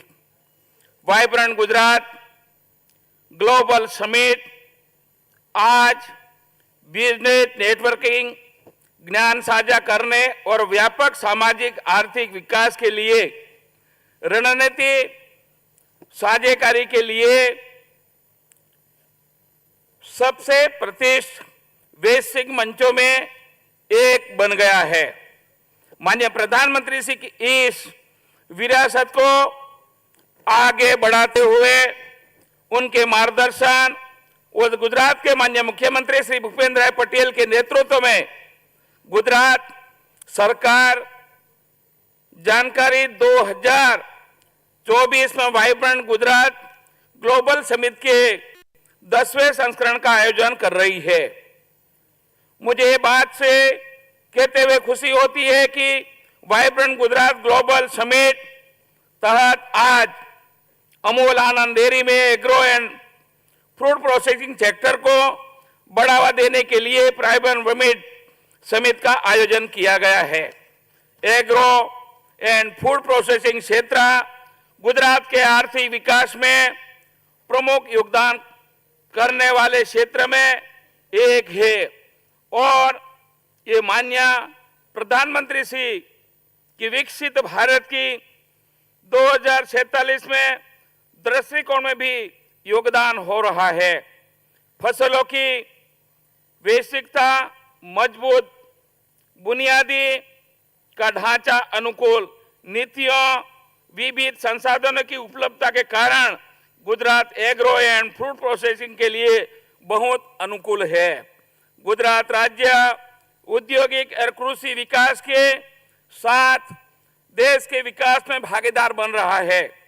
गुजरात राज्य में कई प्राकृतिक विविधता ये है गुजरात में, जहां एक तरफ अधिक वर्षा होने वाले केला, गन्ना, धान जैसी फसलें होती, दूसरी तरफ कच्छ में अधिक शुष्क वातावरण में होने वाली खारेक की भी फसल उगाई जाती है।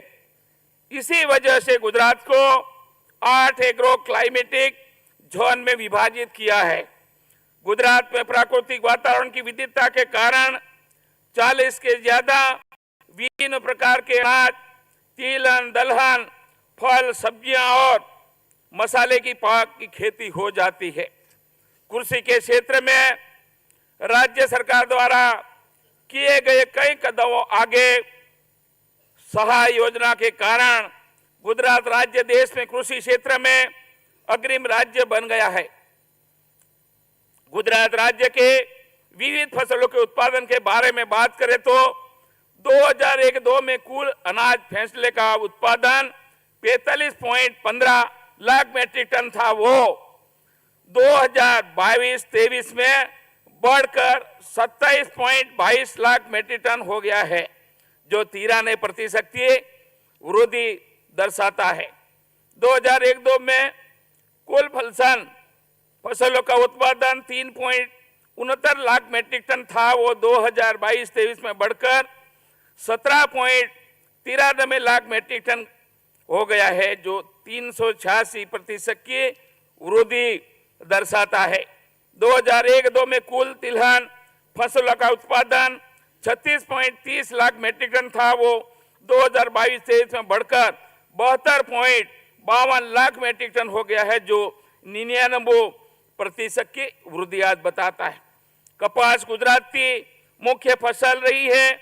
2001-2 में पहले कपास की कीट और रोग समस्या को कारण उत्पादन कम हुआ था।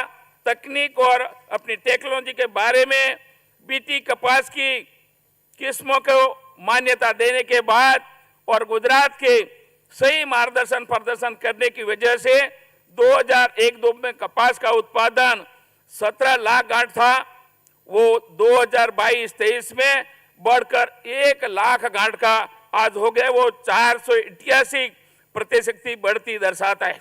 आज गुजरात राज्य कपास के उत्पादन के मामले में दूसरे स्थान पर और देश के कुल उत्पादन का 24% उत्पादन कर रहा है। राज्य सरकार किसानों को बुआई से लेकर बिक्री तक की विविध चरणों की सहायता प्रदान कर रही है।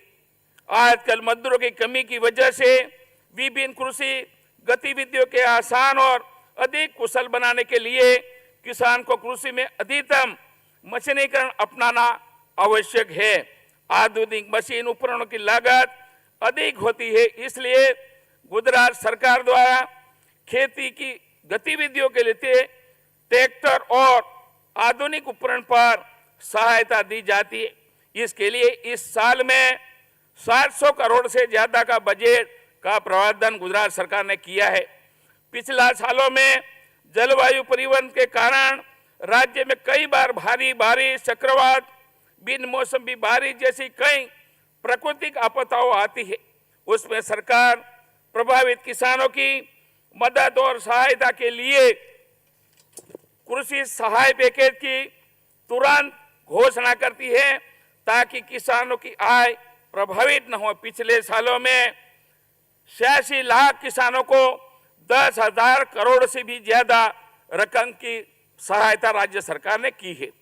बाजार मूल्य कम होने की स्थिति में सरकार की किसानों ने न्यूनतम समर्थन मूल्य पर फसलें खरीद करने को कि आय को सुरक्षित करने के राज्य में कृषि उत्पादन के बागबानी फसलों का भी महत्वपूर्ण योगदान रहा है। बागबानी फसलों की प्रति हेक्टेयर पैदाश पर अधिक होने से किसानों का रुझान उनकी ओर बढ़ रहा है। राज्य सरकार किए गए विभिन्न उपायों, योजनाओं और किसानों की मेहनत की वजह से बागवानी पाकों का क्षेत्रफल 29,60,000 हेक्टेयर और उत्पादन 260 लाख मीट्रिक टन हो गया है। हमारे आदिवासी भाई बहनों भी पारंपरिक खेती के स्थान पर काजू, पपीता, आम, चीकू, भिंडी, बैगन, टमाटर जैसी फसलें उगा रहे हैं। कच्छ के सूखे इलाके आज पपीते, कमल और अनार के बागों में तब्दील हो रहे हैं। गुजरात के एकमात्र हिल स्टेशन सापुतारा के पास स्ट्रॉबेरी लगाई जाती है और अच्छी गुणवत्ता वाली स्ट्रॉबेरी सापुतारा, आहवा, वघाई जैसे प्रमुख स्थानों पर किसानों द्वारा बिक्री की जाती है। हमने कृषि एवं बागवानी उत्पादन में उल्लेखनीय प्रगति की है। अब मूल्यवर्धन और मार्केटिंग का समय है। एग्रो एंड फूड प्रोसेसिंग क्षेत्र में पैदावार के स्थिर और कुशल आपूर्ति बनाए रखने, हार्वेस्ट के बाद नुकसान को कम करने और कीमतों को नियंत्रित करने में महत्वपूर्ण भूमिका निभाता है एवं रोजगार के पर्याय अवसर पैदा करते हैं। भारत के कृषि निर्यात में गुजरात का प्रमुख योगदान रहा है। राज्य की कृषि उपज साथ ही प्रोसेसिंग फूड विश्व स्तर पर निर्यात के लिए जाती है।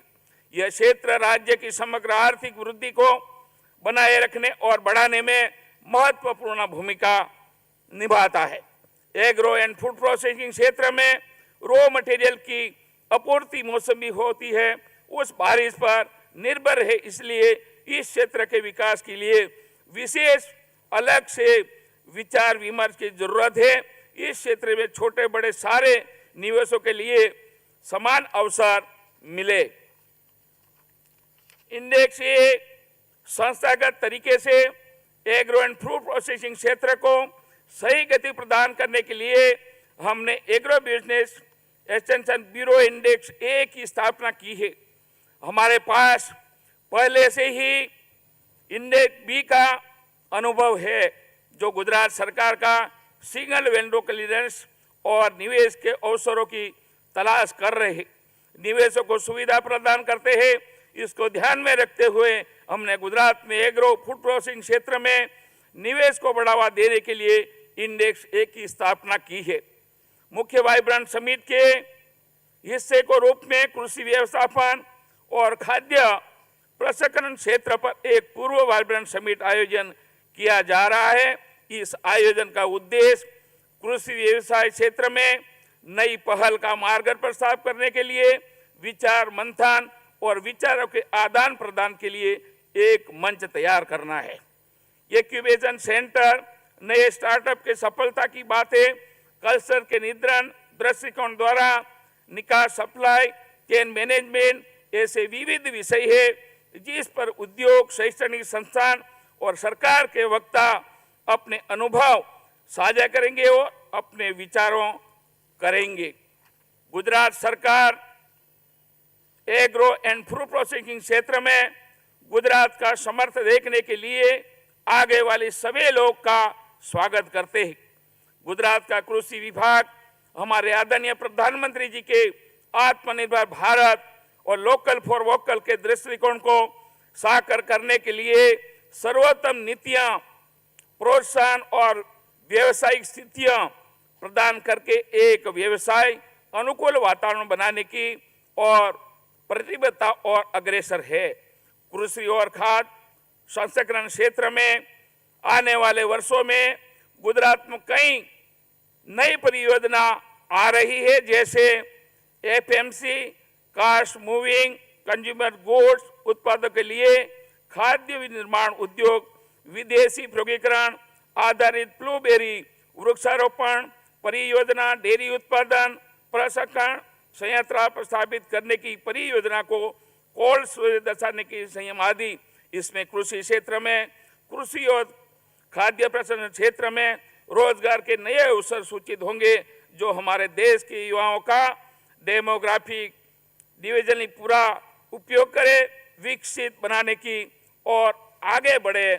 मुझे विश्वास है कि गुजरात के एग्रीकल्चर उन्नत औद्योगिक और स्थानिक और विदेशी निवेश के अच्छे संयोजक के साथ गुजरात को खाद्य प्रसंस्करण क्षेत्र में नई ऊंचाई पर ले जाए। इस तरह राज्य सरकार एक बिजनेस फ्रेंडली वातावरण बनाना जा रहा है, जिसका आप अभी को लाभ लेने के लिए मैं आह्वान करता हूं। आप सभी गुजरात में अन्य स्टेट से, विदेश से जो आए हैं और गुजरात के भी उद्योगपति आए हैं, इनको मैं निवेदन करता हूँ अपना गुजरात 2047 में जो देश का प्रधानमंत्री नरेंद्र भाई मोदी ने विकसित भारत का जो सपना आपके सामने रखा, इसमें गुजरात अग्रेसर इसकी भूमिका बजाएंगे। आप सबका आभार। Thank you.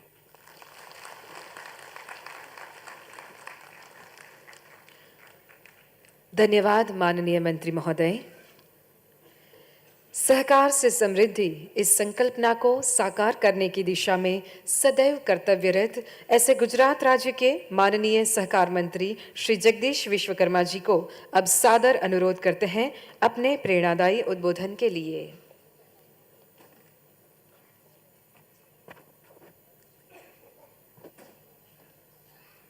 आज के इस प्री वाइब्रेंट समिट के अंदर उपस्थित गुजरात राज्य सरकार के एग्रीकल्चर मिनिस्टर श्री राघवजी भाई, श्री बच्चू भाई, श्री रमण भाई, श्री हसमुख भाई, पूर्व मंत्री Shri Dilip bhai, Shri A.K. Rakesh and other dignity and on the dais and off the DISE.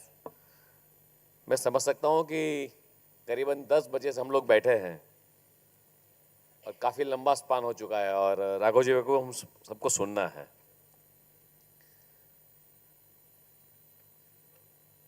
हम लोग 20 साल पीछे थोड़ा चलते हैं कि why we are coming here today और क्यों प्री वाइब्रेंट समिट की जरूरत पड़ी। जब देश के यशस्वी वडाप्रधान नरेंद्र मोदी जी ने 2003 के अंदर जब पहला वाइब्रेंट समिट अहमदाबाद के टाउन हॉल में किया था, तब करीबन 300 से 400 लोग थे और उस वक्त गुजरात की चैलेंज काफी थी। आज मुझे बरोबर याद है उस वक्त गुजरात के अंदर भूकंप का माहौल आया हुआ था, भूकंप था और भूकंप खत्म हुआ था और उसी वक्त पीएम साहब ने जब सीएम का पदभार संभाला था। गुजरात का सिनेरियो देखा जाए तो उस वक्त गुजरात के अंदर पानी की भी काफी शॉर्टेज थी, चैलेंजेस काफी थे गुजरात के पास। घर घर हर गांव तक शायद बिजली भी नहीं पहुंची थी। उसी वक्त गोधरा कांड भी हुआ था। तो गुजरात खड़ा कैसे हुआ? इस सारी चैलेंजों के सामने गुजरात के पास चैलेंजेस काफी थी और गुजरात को खड़ा भी होना था और देश के सामने गुजरात को प्रेजेंट भी होना था। और आज हम सब देख रहे हैं कि एक ही बंदा, एक ही इंसान पूरे देश के अंदर नहीं, पूरी दुनिया के अंदर उन्होंने कुछ करके दिखाया है। आज गुजरात का सिनेरियो देखा जाए तो गुजरात के अंदर काफी फ्रेंड्स यहाँ, जितने भी मेरे पहले के जितने भी स्पीकर थे, उन्होंने फूड एग्रो के लिए बताया कि भाई फूड इंडस्ट्रीज क्या है।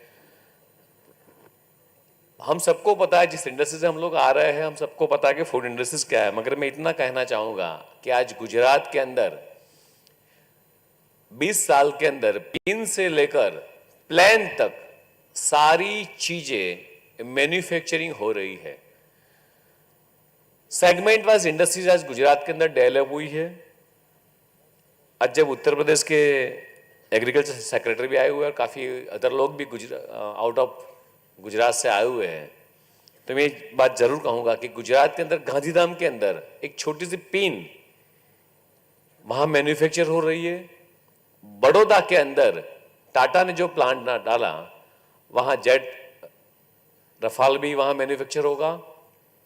और अभी A.K. राकेश जी ने कहा अहमदाबाद के पास साणंद के अंदर सेमीकंडक्टर भी मैन्युफैक्चर होगा। सूरत के अंदर L&T हजीरा में करीबन मोर देन 100 से ज्यादा टैंक हमने मैन्युफैक्चर करके ऑलरेडी सप्लाई कर दी है। राजकोट में किसी महिला ने रिवॉल्वर और राइफल का लाइसेंस लिया है मैन्युफैक्चर करने के लिए। आज Gujarat world largest, second largest denim industries के अंदर है। हम लोग पूरे दुनिया का सेकंड लार्जेस्ट डेनिम मैन्युफैक्चरिंग के अंदर है। सूरत हमारे लिए एक सबसे बड़ा पूरा वर्ल्ड का डायमंड मार्केट है, diamond manufacturing and gold and jewellery, James jewellery के लिए। उसी तरह सूरत में टेक्सटाइल इंडस्ट्री सबसे ज्यादा है। सेगमेंट वाइज देखा जाए तो अंकलेश्वर, वापी हमारे पास पेट्रोकेमिकल इंडस्ट्रीज है, केमिकल इंडस्ट्रीज है, फार्मास्यूटिकल इंडस्ट्रीज है। राजकोट हमारे पास ऑटोमोबाइल का हब है। बेचराजी वहां मारुति का प्लांट आया हुआ है। ये सारी चीज इसलिए कह रहा हूं, आप कहेंगे साहब आज तो फूड एग्रो का हमारे पास कॉन्फ्रेंस रखा है, आप सारे गुजरात का सिनारियो क्यों दे रहे हो? मैं सारी चीज इसलिए दे रहा हूं कि गुजरात के अंदर 20 साल के अंदर जो इंफ्रास्ट्रक्चर लेवल से लेकर आज तक जो डेवलपमेंट हुआ है, 1600 किलोमीटर का दरिया किनारा, सबसे देश में सबसे ज्यादा length wise coastal area Gujarat के अंदर। वो ऐसा नहीं है कि नरेंद्र भाई मोदी के आने के बाद बना है, वो सालों से है। मगर 48 जितने पोर्ट्स जो डेवलप हुए हैं वो मोदी जी के राज में जब वो मुख्यमंत्री थे, और आज जब माननीय मुख्यमंत्री भूपेंद्र भाई पटेल है, और पूरा देश का मोर देन 48% एक्सपोर्ट वो गुजरात के पोर्ट से हैंडल हो रहा है। तो ये है गुजरात की सिद्धि। दैट्स वाई वी से टू यू कि please come in Gujarat and Gujarat का इंफ्रास्ट्रक्चर देखिए। आज 19 से ज्यादा एयरपोर्ट आज हमारे पास गुजरात में एक्टिवली काम कर रहे हैं। Railway line, road line, more than 2.5 lakh kilometre road infrastructure Gujarat के अंदर है, छोटे से गांव से लेकर नेशनल हाईवे तक। मेट्रो है, बुलेट ट्रेन स्टार्ट होने वाली है। सारी की सारी चीजें आज गुजरात के अंदर है, और इसीलिए गुजरात के अंदर फूड एग्रो की इंडस्ट्रीज अगर मैक्सिमम आ रही है तो एक्सपोर्ट करने के लिए, क्योंकि वर्ल्ड वाइज अगर देखा जाए तो काफी बड़ा वॉल्यूम पूरे वर्ल्ड के अंदर फूड इंडस्ट्रीज का आने वाले दिनों के अंदर आने वाला है। अगर हम देखकर जाए तो मोर देन 4000 से ज्यादा आइटम्स फूड इंडस्ट्रीज के अंदर है। हम लोग अभी क्या कर रहे हैं? पोटैटो चिप्स, फिंगर चिप्स, दूसरी पॉपकॉर्न, 4-5 आइटम गन के हम लोग रुक जाते हैं। मगर आज गुजरात के अंदर एग्रीकल्चर के माध्यम से अगर देखा जाए तो आज एग्रीकल्चर का भी सिनारियो काफी अच्छा है। मेरे ख्याल से राघव जी भाई उसको ज्यादा फोकस करेंगे। मिल्क इंडस्ट्रीज में भी उतना ही काफी आने वाले दिनों में हमें शायद, जो आज अभी देखा हमने वीडियोस के अंदर देखा कि गुजरात में मिल्क इंडस्ट्री का शेयर पूरे इंडिया के 8% है। आप सोचिए अगर यही चीज अगर हम मल्टीपल करके बेचते हैं वर्ल्ड मार्केट के अंदर तो कितने रिक्वायरमेंट रहेगी। आज ग्लोबली मार्केट देखा जाए तो वर्ल्ड के अंदर फूड इंडस्ट्रीज का रेशियो सबसे ज्यादा है। जो जीडीपी देखा जाए कि सबसे ज्यादा नीड आज वर्ल्ड के अंदर रेडीमेड फूड की है। हमारी habits day by day change होती रही है। 25 साल पहले हम लोग क्या खाते थे और आज क्या खा रहे हैं। ब्रेकफास्ट के अंदर 25 साल पहले हम लोग ब्रेकफास्ट में क्या ले रहे थे और आज क्या ले रहे हैं। मील के अंदर दोपहर का लंच है, पूरे दिन के अंदर 2 से 3 आइटम ऐसी रहती है हमारे पूरे ड्यूरिंग द डे टाइम कि हम कुछ ना कुछ प्रोडक्ट हम रेडीमेड फूड हम लोग खाते हैं। तो यानी हम लोगों की फूड हैबिट्स डेफिनेटली चेंज हुई है। तो आने वाले दिनों के अंदर पूरा वर्ल्ड सिवाय इंडिया को छोड़कर कोई भी रोटी बनाता नहीं है। सिर्फ इंडिया के अंदर रोटी, चपाती, ये सारी इंडियंस ब्रेड बनती है, और बाकी अदर कंट्रीज के अंदर मोस्टली वो they are using the readymade bread. Bread की अगर बात की जाए तो गेहूं मिलते हैं 8 रुपीज केजी, अच्छे से गेहूं लो 12 रुपीज केजी ले लेते हैं। और ब्रेड का एक छोटा सा पैकेट, एक ब्रेड का छोटा सा पैकेट 10 रुपया 12 रुपये में आता है, जिसके अंदर 200 ग्राम ब्रेड आती है। आप सोचिए मार्जिन कितना बड़ा हुआ, फूड इंडस्ट्रीज का मार्जिन कितना बड़ा हुआ, और फूड सामने दिखे तो फूड इंडस्ट्री का वॉल्यूम कितना बड़ा है। 800 करोड़ पृथ्वी पर 800 करोड़ लोग हैं, तो उनका रोज का ब्रेड का कंज्यूमशन कितना बड़ा हुआ। पोटैटो चिप्स की बात करते हैं, पोटैटो का प्राइस क्या है 7-8 रुपए केजी, और फिंगर चिप्स और पोटैटो चिप्स जब बेचते हैं तो एक पैकेट के अंदर मेरे ख्याल से 25 ग्राम 35 ग्राम एक पोटैटो चिप्स के अंदर उसका प्राइस क्या है 10 रुपया 20 रुपया। तो आप समझ लीजिए कि पोटैटो चिप्स जो 35 ग्राम की पैकेट जो 10 या 20 रुपए में बिकती है, और पूरे 1 केजी पोटैटो लेने जाते हैं हम लोग 10 या 12 रुपये में आते हैं। तो हमारे पास प्रॉफिटेबल रेशियो काफी बड़ा है। आने वाले दिनों के अंदर फूड सेगमेंट के अंदर मेरे ख्याल से सबसे ज़्यादा तक आने वाले दिनों के अंदर है। इसके साथ साथ हम लोगों को ये भी देखना होगा कि आज वर्ल्ड एक और से वरीड भी है हेल्थ कॉन्शियस के लिए। आज जितने भी फूड इंडस्ट्रीज के लोग आए हुए, डायस पर जो भी लोग बैठे हैं, हम लोगों को सारी ये चीज़ें, ये मायने भी रखने पड़ेगी कि food industry, readymade food industries के हिसाब से ह्यूमन पर, हेल्थ पर क्या इफेक्ट हो रही है। वो हिसाब से इंडियन ट्रेडिशनल के हिसाब से हमें फूड डेवलप करने पड़ेंगे। आज हम लोग क्या कर रहे हैं, सिर्फ नकल कर रहे हैं, सिर्फ कॉपी कर रहे हैं कि फॉरेन के अंदर ये ब्रेड चल रही है, मेयोनीज चल रहा है, ये चीज़ चल रही है, तो हम लोग हमारी फूड हैबिट जाने बिना, हमारा एनवायरनमेंट जाने बिना यहाँ फूड डेवलप करते हैं। तो सबसे पहले हम लोगों को इंडियन की जो रिक्वायरमेंट्स हैं, यहाँ के जो फूड हैबिट्स के, वो हिसाब से हमें फूड्स को भी उसी दिशा के अंदर डेवलप करने पड़ेंगे। तो इसके लिए हमें सबसे ज़्यादा इनोवेशन की जरूरत पड़ेगी। फूड इंडस्ट्रीज में जितना भी हम लोग प्रमोशन करेंगे, तो सिर्फ फूड इंडस्ट्रीज का प्रमोशन होगा ऐसा नहीं है, सिर्फ एग्रीकल्चर का प्रमोशन होगा ऐसा नहीं है, साथ में पैकेजिंग इंडस्ट्रीज का प्रमोशन होगा, साथ में लेबर्स का होगा, साथ में प्रिंटिंग स्टेशनरी होगा। काफ़ी चीज़ें ऐसी है कि फूड के साथ रिलेवेंट अलग अलग नंबर ऑफ बिजनेस जो है उसका भी प्रमोशन साथ साथ में होगा। तो मेरे ख्याल से ऐसी कई चीज़ें हैं जो हम लोगों को एक इंडस्ट्रीज के आने से, अगर मारुति इंडस्ट्रीज बेचरा जी के पास आई तो ऑन पेपर मारुति में भी 27,000 लोग वर्कर है, मगर डायरेक्ट और इनडायरेक्ट मोर देन 1.5 लाख लोगों को वहां जॉब अपॉर्चुनिटीज मिली है। मारुति का प्लांट कंस्ट्रक्शन हाउस से लेकर मारुति बाहर प्रोड्यूस होती है वहां तक। उसी तरह अगर फूड एग्रो इंडस्ट्रीज यहाँ मैक्सिमम आती है तो उसके रिलेवेंट जितने भी अदर बिजनेस है, वो सारे बिजनेस के अंदर मेरे ख्याल से सबसे ज्यादा प्रमोशन और बूमिंग पीरियड आने वाला है आने वाले दिनों के अंदर।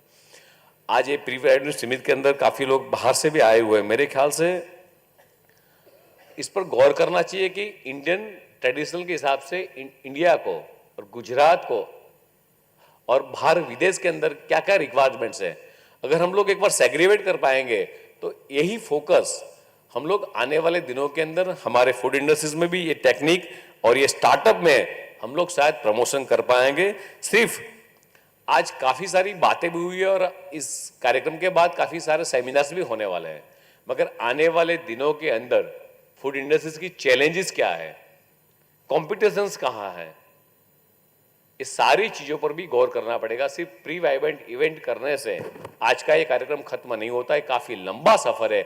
आने वाले दिनों के लिए हम सबको इसके लिए और गौर भी करना पड़ेगा और सोचना भी पड़ेगा। गवर्नमेंट ऑफ गुजरात की ओर से, माननीय भूपेंद्र भाई पटेल की ओर से गवर्नमेंट ऑफ गुजरात रेडी है, आप सबके लिए एक अच्छा प्लेटफॉर्म लेकर आई है कि जैसे राकेश जी ने कहा कि गुजरात एक पॉलिसी ड्रिवन स्टेट है, काफ़ी पॉलिसी का आज गुजरात के अंदर बनी हुई है। मैंने भी डीएस शाह को बोला जी कि हम लोग, हमारे पास फूड इंडस्ट्रीज की पॉलिसी है कि नहीं, तो we are very eager to, we are very thinking to planning की भी हम लोगों को आने वाले दिनों के अंदर फूड प्रोसेस की पॉलिसी भी तय करनी पड़ेगी और किस तरीके से इंडस्ट्रीज को क्या रिक्वायरमेंट है वो दिशा में हम सबको सोचना पड़ेगा। आज गुजरात के पास एजुकेशन पॉलिसी है, सेमीकंडक्टर पॉलिसी है, ऑटोमोबाइल पॉलिसी है, टेक्सटाइल पॉलिसी है, नंबर ऑफ मोर देन लगभग 19 डिफरेंट टाइप की पॉलिसी आज गुजरात के पास है। तभी गुजरात आज 2000 के साल से लेकर 2023 के आज जो सफर तय किया है मोदी जी के कार्यकाल के अंदर, वो इसीलिए तय कर पाया क्योंकि गुजरात ने काफी पॉलिसीज डेवलप की है और सिंगल विंडो सिस्टम्स वो सबसे पहले देश के अंदर गुजरात लेकर आया है। ऐसी कई चीजें हैं कि कई बातें हैं, मगर टाइम की मेरे पास मर्यादा है। मगर थैंक यू, आप सब लगभग काफी सुबह 9-10 बजे से आए हुए हैं और आज का ये सेमिनार फ्रूटफुल हो, इसी शुभकामनाएं। भारत माता की जय।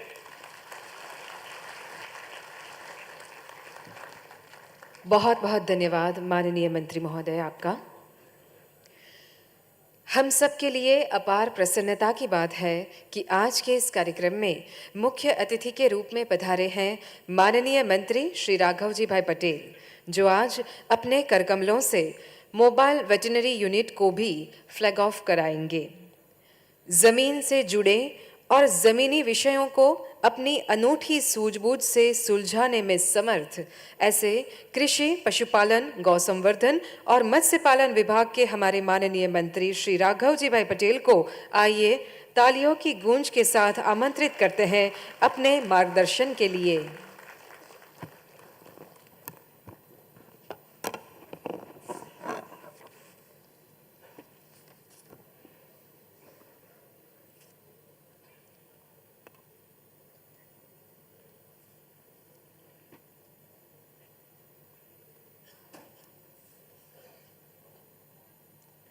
आज के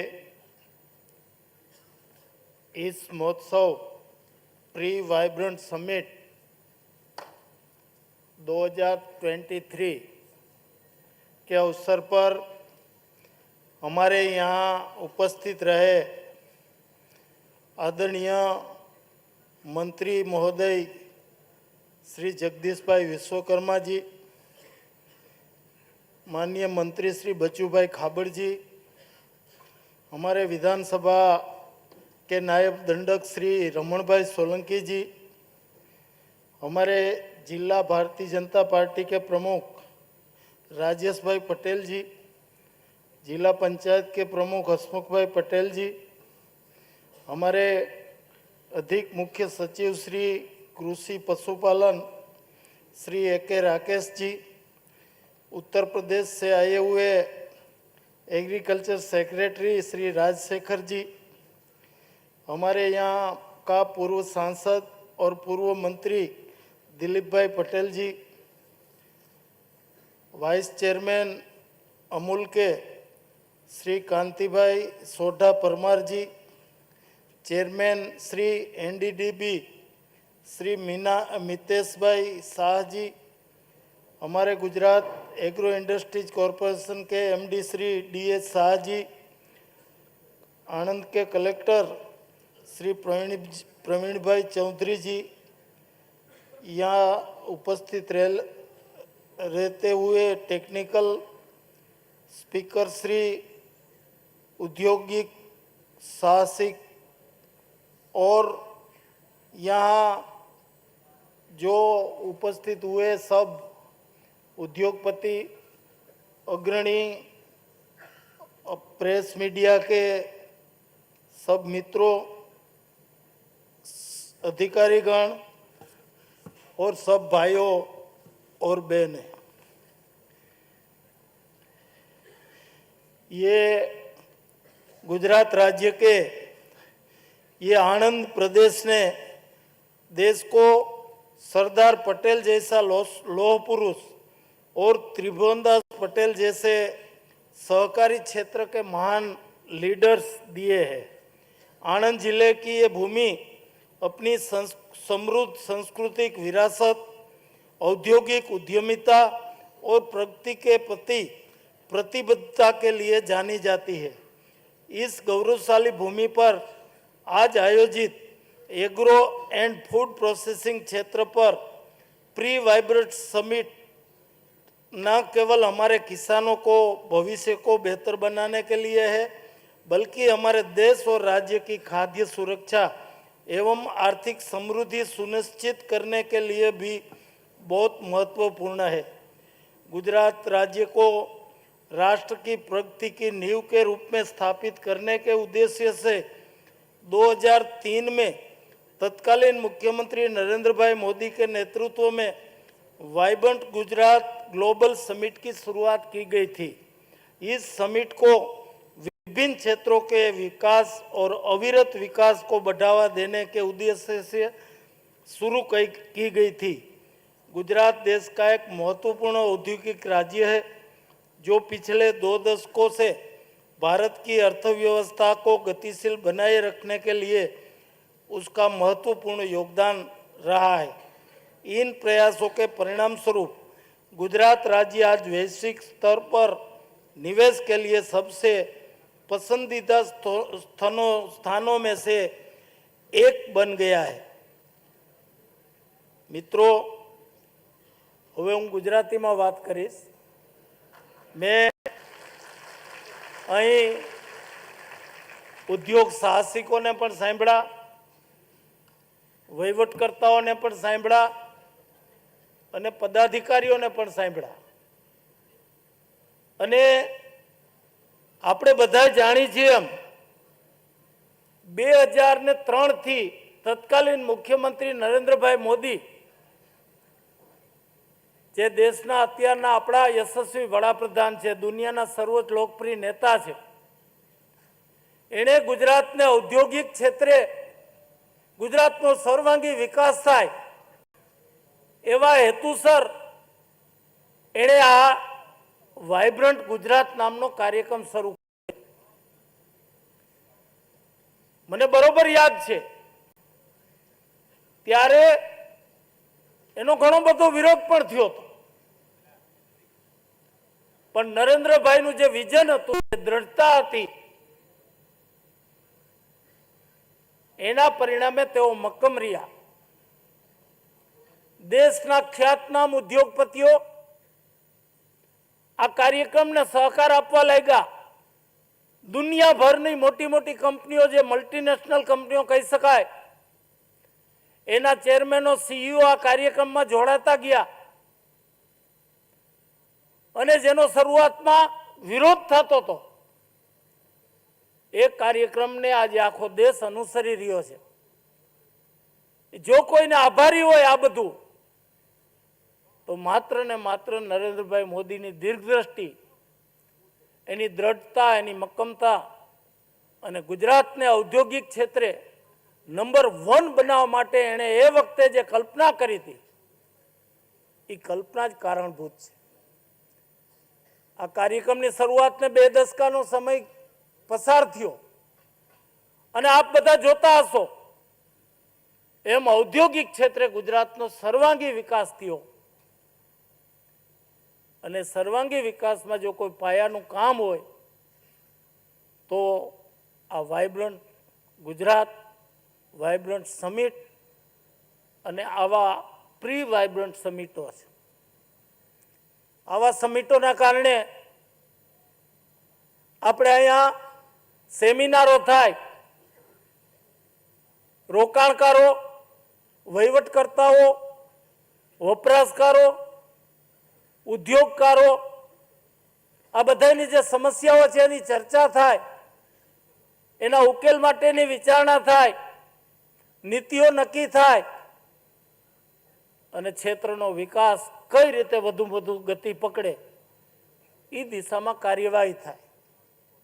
અહીં જે પ્રદર્શન સ્ટોલો છે, સ્ટાર્ટઅપ થી લઈ અને આ ક્ષેત્રના જે સાહસો છે, એ સાહસોની જે કામગીરી છે, એની પ્રગતિ છે, એનો આપણને રૂબરૂ જાણકારી મળે. અને વધારામાં અહીં જે આ કાર્યવાહી થાય એના પરિણામે આપણા રાજ્યમાં આ ક્ષેત્રમાં વધુ ઉદ્યોગો સ્થાપવા માટે ઉદ્યોગપતિઓને પ્રેરણા મળે. પરિણામ સ્વરૂપ MOU પણ થાય અને એ MOU જુદા જુદા સ્વરૂપે અમલી પણ થાય. એટલે આખો હેતુ છે એ આપણા ગુજરાતને ઔદ્યોગિક ક્ષેત્રે નંબર 1 બનાવવા માટે જે આપણા તત્કાલીન મુખ્યમંત્રી અને અત્યારના આપણા યશસ્વી વડાપ્રધાન નરેન્દ્રભાઈ મોદીની જે કલ્પના છે, એ કલ્પના મુજબ આખી આ પ્રવૃત્તિ આપણા રાજ્યમાં ને અત્યારે તો સમગ્ર દેશમાં ચાલી રહી છે. ત્યારે મિત્રો, હું આ પ્રી વાઇબ્રન્ટ ઇવેન્ટ એમાં આજનો મુખ્ય વિષય છે લેવરેજિંગ લોજિસ્ટિક સ્ટ્રેન્થ ઓફ ગુજરાત. આ વિષય ઉપર આજનો આ ઇવેન્ટ આપણે રાખ્યું છે અને એના માટે હું તમને થોડીક ડિટેલ આપું તો ગુજરાત એક એવું રાજ્ય છે કે જેનો કૃષિ વિકાસ દર ખૂબ ઝડપથી વધ્યો છે. 2001 થી 2 લઈ અને 2014-15ના સમયગાળા દરમિયાન ગુજરાતનો કૃષિ દર 8.6% હતો. આ જ સમયગાળા દરમિયાન દેશનો કૃષિ વિકાસ દર માત્ર 3.2% નોંધાયેલો હતો. ગુજરાત રાજ્ય કેટલાય કૃષિ પાકોમાં દેશ કક્ષાએ નહીં પણ વિશ્વ કક્ષાએ પોતાનું આગવું સ્થાન ધરાવે છે.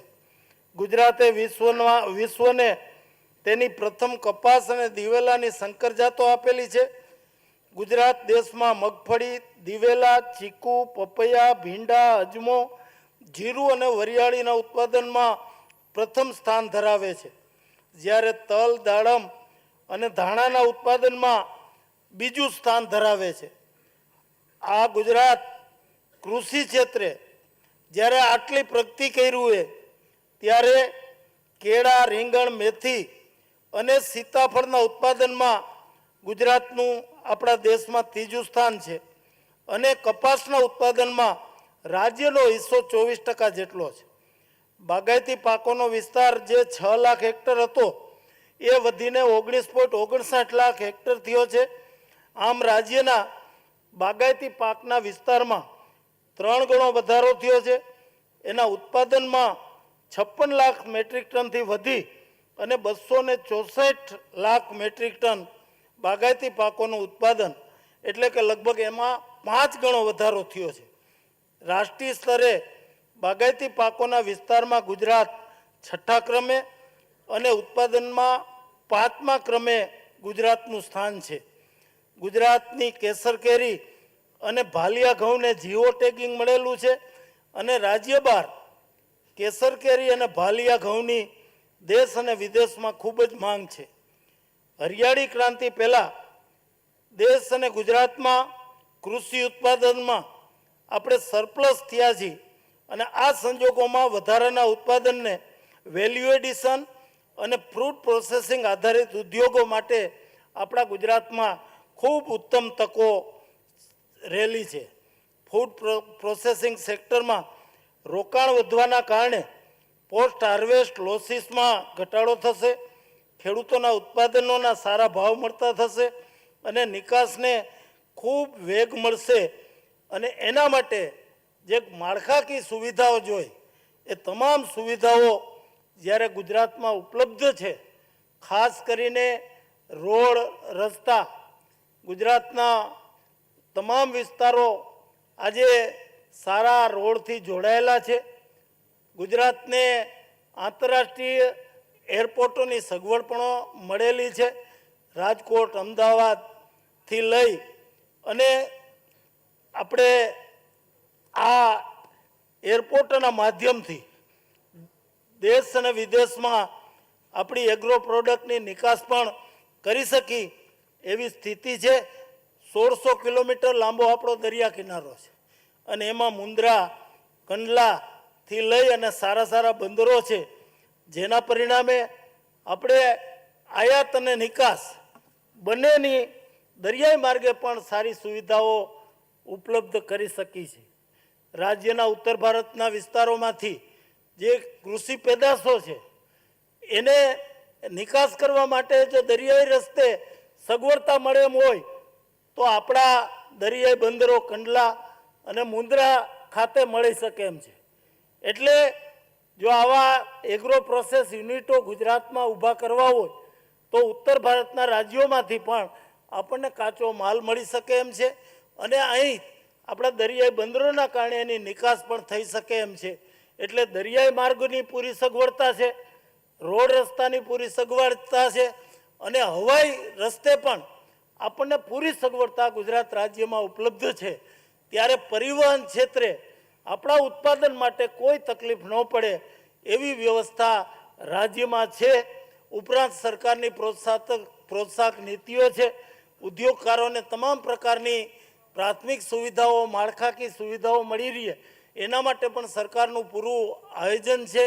બેન્કર્સોની પણ પૂરી મદદ છે અને હું માનું છું ત્યાં સુધી દેશ અને વિદેશના તમામ ઉદ્યોગપતિઓ જ્યારે ગુજરાતને પોતાના ઔદ્યોગિક રોકાણ માટે પ્રથમ પસંદગીનું સ્થાન ગણે છે એવા સંજોગોમાં સન્માનીય વડાપ્રધાન શ્રી નરેન્દ્રભાઈ મોદીના સ્વપ્ના મુજબનું ગુજરાત ઔદ્યોગિક ક્ષેત્રે દેશમાં નંબર 1 છે એ નંબર 1 બની રહીએ અને હજી વધુ એ ક્ષેત્રમાં આગળ વધે અને ખાસ કરીને આપણા જે એગ્રો પ્રોસેસિંગ અને આ ફૂડ ક્ષેત્રે ગુજરાતની વધુમાં વધુ ઔદ્યોગિક રીતે વિકાસ થાય, એનો લાભ રાજ્યના ખેડૂતને અને રાજ્યના લોકોને મળે એ દિશામાં આપણે બધાએ જો સાથે મળી અને વિચારી અને જે 2024 જાન્યુઆરીમાં જે ગ્લોબલ વાઇબ્રન્ટ સમિટ ગુજરાત છે એમાં મોટા પ્રમાણમાં આ ક્ષેત્રના ઉદ્યોગો માટેના MOU કરી એના માટેના જો કોઈ પ્રશ્નો હોય તો એની પણ આપણે આજના સેમિનારમાં ચર્ચા વિચારણા કરી, કારણ કે અહીંયા ઉદ્યોગકારો પણ હાજર છે, વહીવટકર્તાઓ પણ હાજર છે અને પ્રજાના પ્રતિનિધિઓ એવા મંત્રીઓ પણ હાજર છે. એટલે તમે બધાએ જો સાથે મળીને આજના દિવસનો સદુપયોગ કરો, આપણા સેમિનારોમાં પ્રશ્નોની ચર્ચા થાય, વધુમાં વધુ આપણે અહીંયા MOU થાય એના માટેની વ્યવસ્થા વિચારણા થાય, આ બધી પ્રવૃત્તિ માટે આજે જ્યારે આ પ્રી વાઇબ્રન્ટ સમિટ અહીં આપણા કૃષિ ખાતા દ્વારા રાખવામાં આવ્યો છે ત્યારે તમને બધાને મળતા મને ખૂબ આનંદ થાય છે. રાજ્યના કૃષિ, પશુપાલન, મત્સ્યોદ્યોગ વિભાગના મંત્રી તરીકે મારી તમને બધાને ખાસ આગ્રહભરી વિનંતી છે કે આજના ઇવેન્ટનો પૂરેપૂરો લાભ લેજો.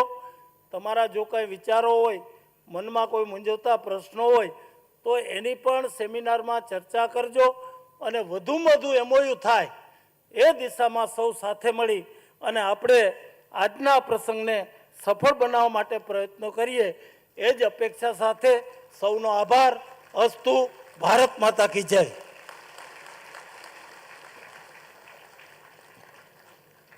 ખૂબ ખૂબ આભાર માનનીય મંત્રીશ્રી આપનો પણ.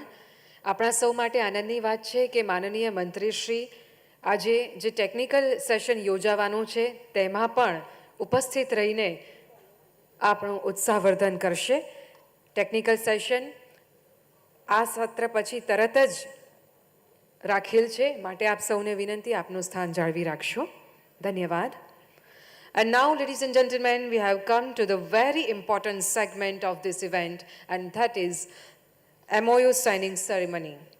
For this sector, we have already firmed up around 55 MOUs. So far, today, we are going to exchange 7 MOUs in the presence of this August gathering. We would now request Mr. D.H. Shah, MD, GIC, to come forward as a nodal officer for this sector and to exchange MOUs on behalf of Government of Gujarat. मंच पर विराजमान सम्मानित मंत्रीगण से भी नम्र विनती करते हैं कि आप भी इस गौरवपूर्ण कार्य में अपने आशीर्वाद प्रदान करें. First of all, I would like to invite Managing Director of GCMMF, Mr. Jain Mehta, to come forward for exchange of MOUs. These are 3 projects, namely Packaging Material Manufacturing Plant at Rajkot, Dairy Plant at Rajkot, and Dairy Packaging Film Plant at Gandhinagar.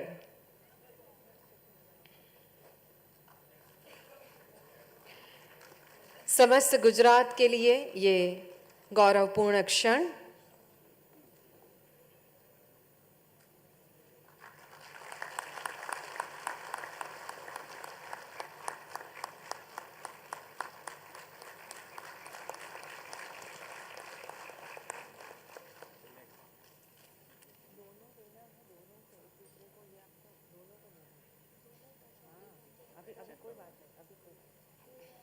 Thank you.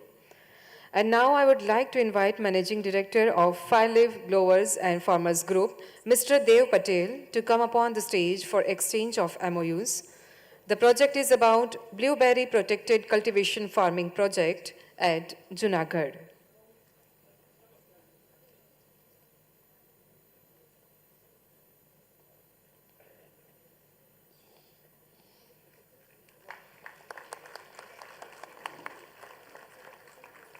Thank you, sir.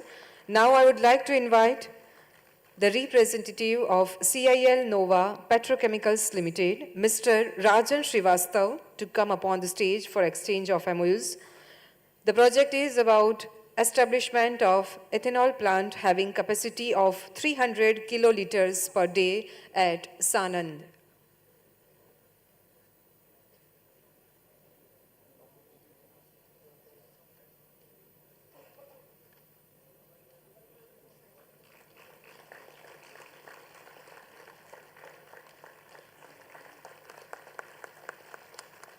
Thank you, sir.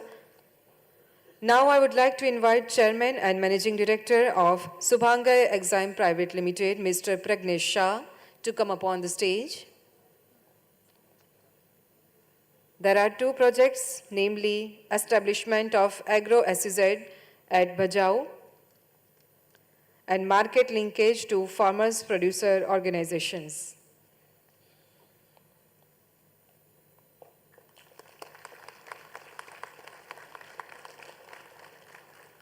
और अब आमंत्रित करते हैं श्री धवल रावल को.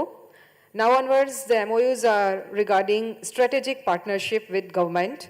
I would like to invite Chairman of Abhyuday Bharat Project Private Limited, Mr. Dhaval Rawal, to come upon the stage.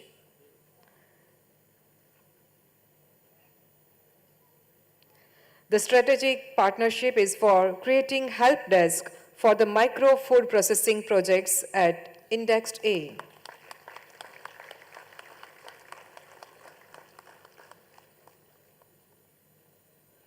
और अब मंच पर आमंत्रित करते हैं श्री किन्नर शाह को.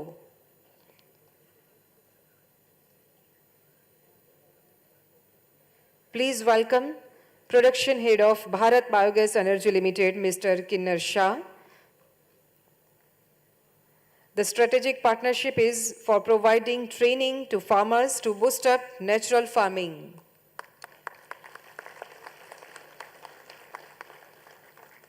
Thank you, sir. And now there is a tri-party MOU. I would like to invite founder of Drone Lab Technologies Private Limited, Mr. Uday Bhai Purohit, and director of Heer Global's Agritech Collaborations Private Limited, Mr. Jayendra Methia, to come upon the stage, please. The strategic partnership is about promotion and support for Namo Drone Didi Yojana to women's self-help groups.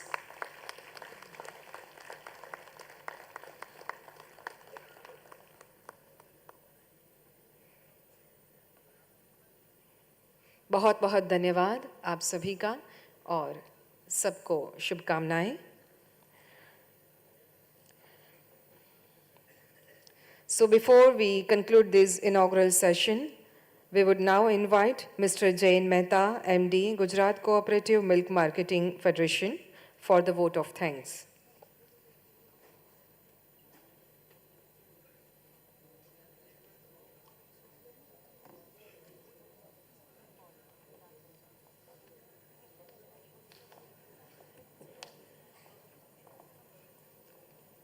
Good afternoon, ladies and gentlemen.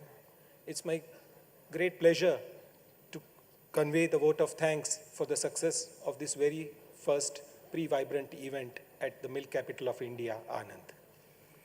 You look at the theme of this topic, leveraging logistic strength of Gujarat, and I'm reminded of a quote by Napoleon Bonaparte, and he said, "The amateurs discuss tactics, professionals discuss logistics."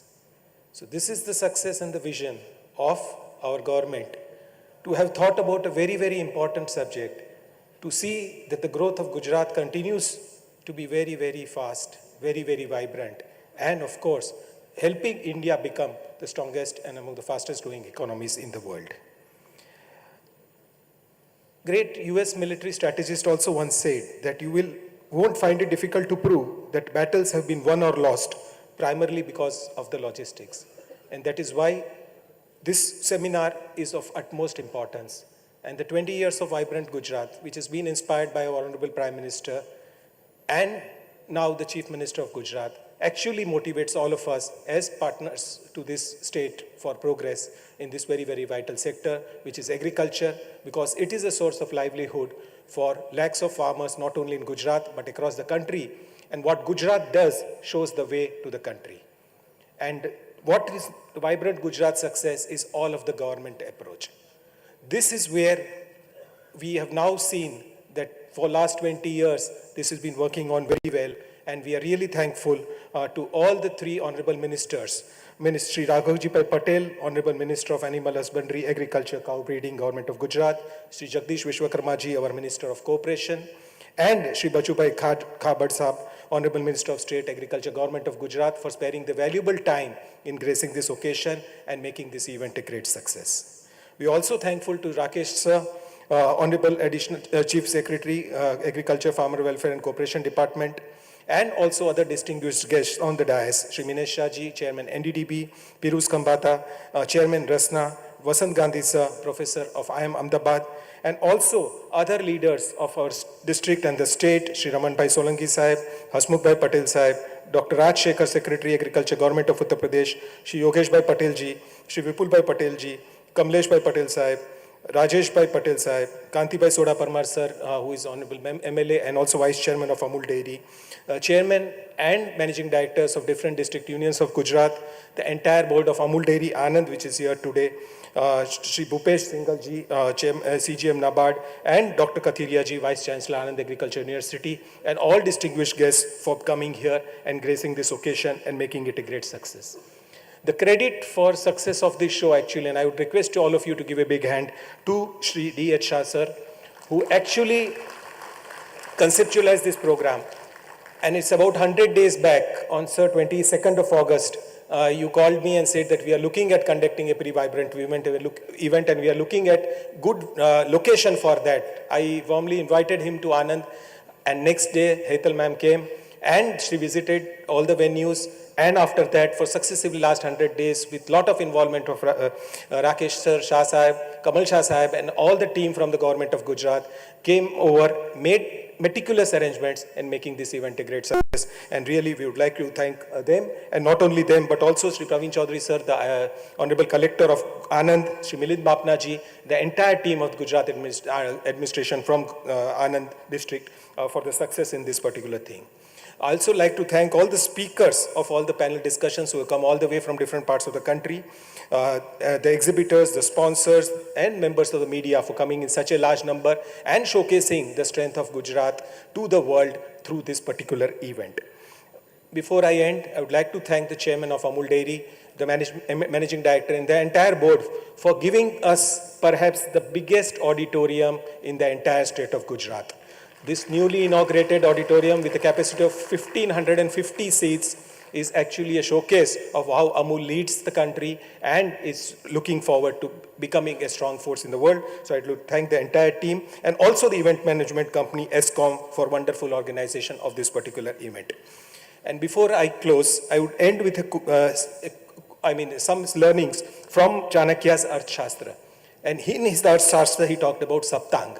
And Saptang is basically, comprises of the 7 elements which are very critical in our society. Swami, that is the leader.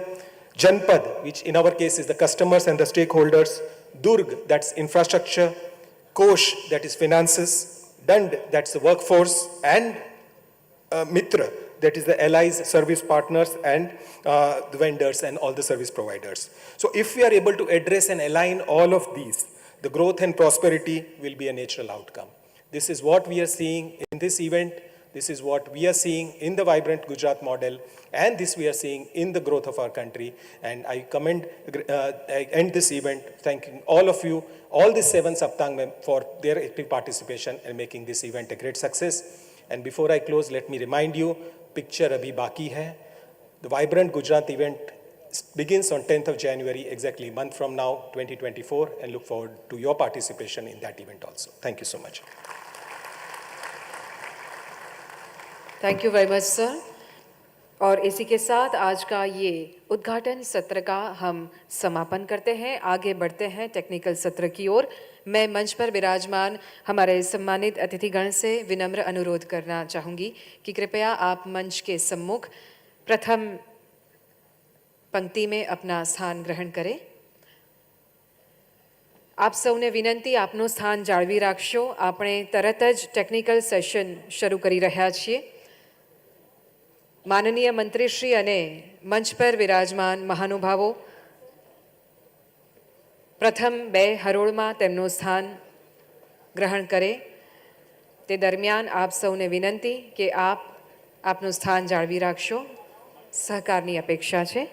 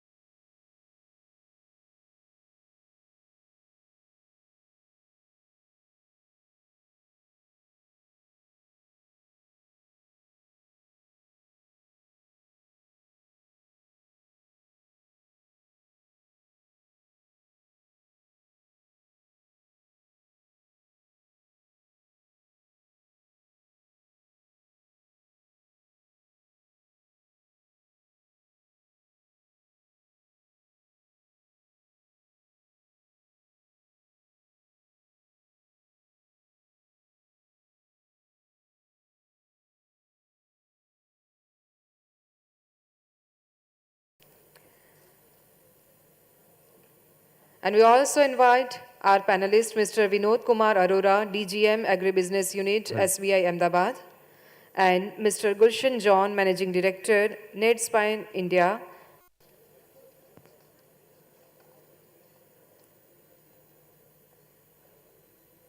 A big round of applause for all these speakers and our moderator. Thank you. And now I would request the moderator, Mr. Dhaval Rawal, to take it further from here.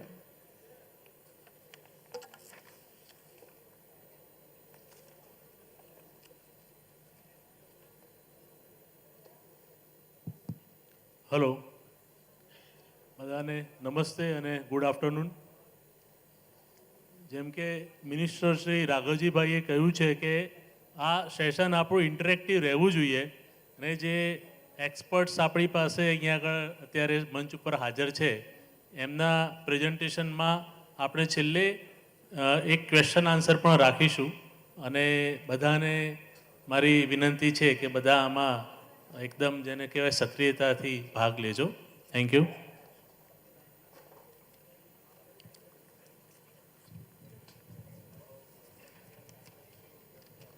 એક વિનંતી છે બધાને કે sir we are all running behind the schedule, so we will try to conclude as early and in the last session we will have question answers.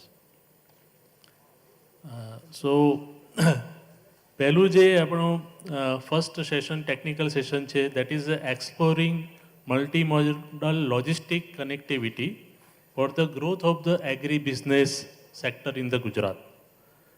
First, I will request Mr. Kalpesh Vitlani, GM Project and CGM for Gujarat Maritime Board to begin with.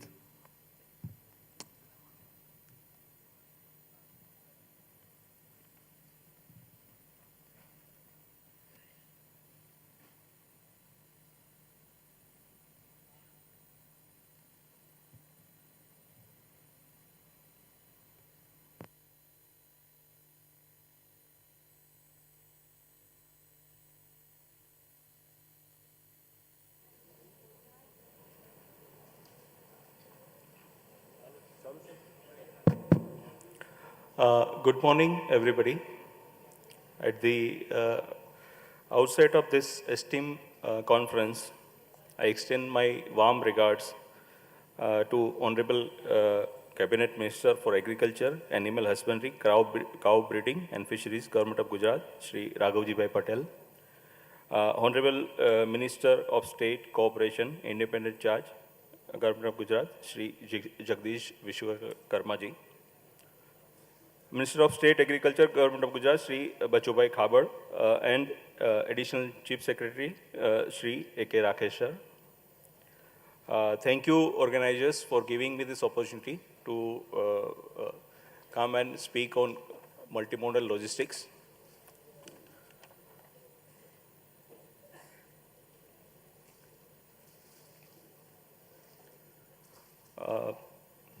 Gujarat has the longest coastline, of course, and under the dynamic leadership of Honorable Prime Minister Sri Narendra Modi, then Gujarat Chief Minister, Gujarat has craved the path of port-led development starting from year 2001. Gujarat has been synonymous with growth since immemorial.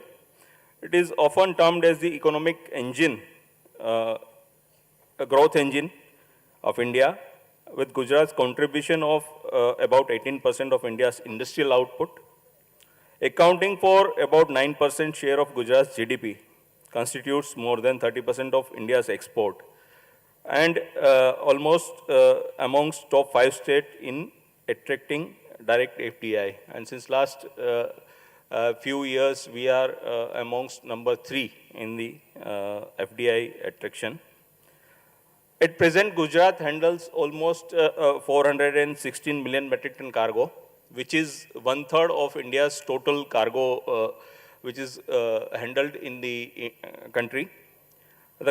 And as it can be seen, port are also available near all the consumption centers and manufacturing centers. It is said that ports are the point of convergence where the railway, road, and seaport, everything meets.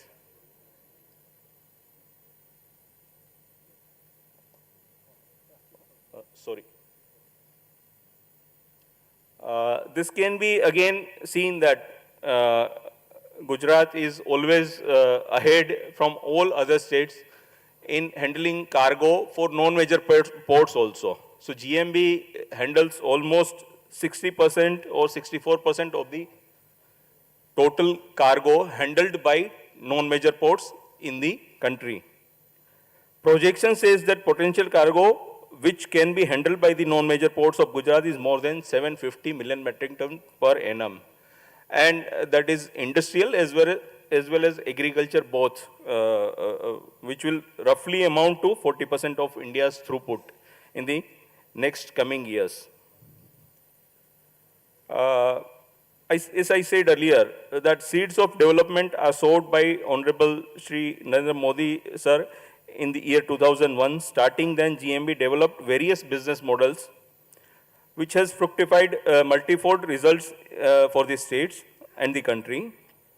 GMB operates all different type of business models for port sector to accommodate and to facilitate all the industries across the country. GMB run ports are there for the stakeholders. Private ports are there. Captive jetties are there. And private jetties also are there. There is one joint sector port is also there in the country, which is unique in the model across the country. All this together handles 30% of the cargo of the nation. GMB under the able leadership created maritime masterpieces. Multi-purpose ports at Mundra, Pipavav, Hazira and Dahej are developed under PPP model, which can accommodate any cargo available, be it liquid, be it bulk, be it container. Country's biggest port is Mundra, having the capacity of 260 million metric ton and handled 146 million metric ton cargo in the financial year 2022-23. Similarly, other ports are also not behind, 72.34 million metric ton they have also handled. And Gujarat in-place port capacity is more than 600 million metric ton, which is itself is highest in the country, which includes Kandla also, of course.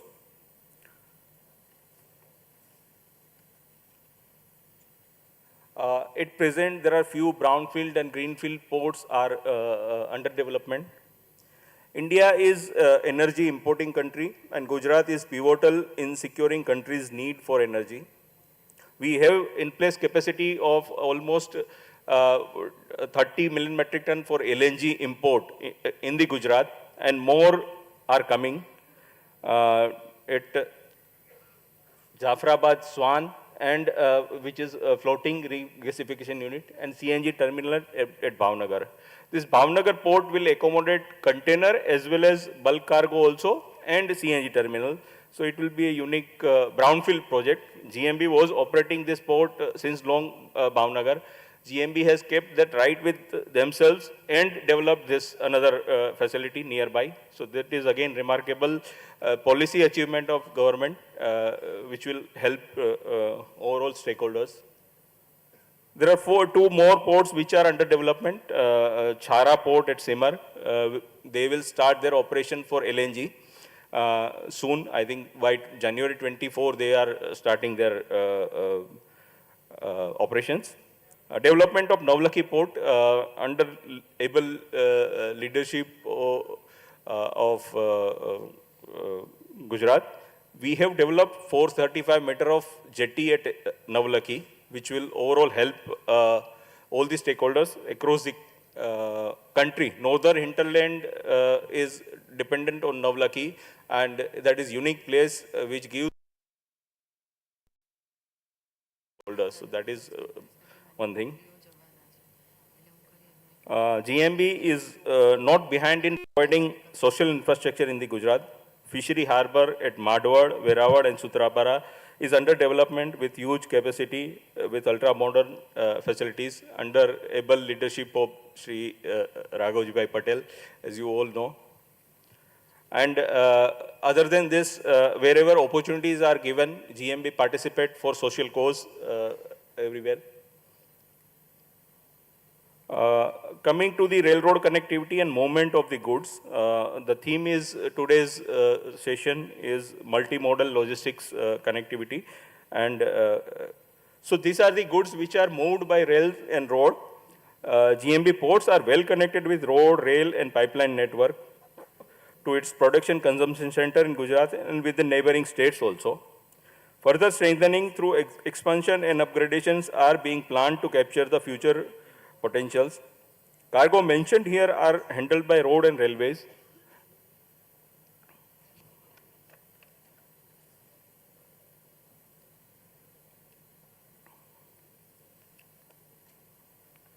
To Gujarat, a brief logistics profile.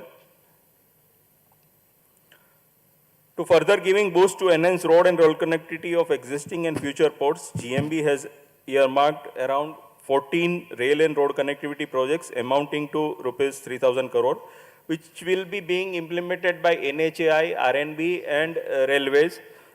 In fact, there are special purpose vehicles are also formed for implementation of this infrastructure project in the state. G-Ride is one JV between railway and government of Gujarat, working in the railway connectivity part.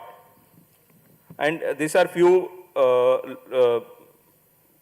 achievements which are shown is here. Longest coastline is this, but road length, if we see highest road length connected to port is there.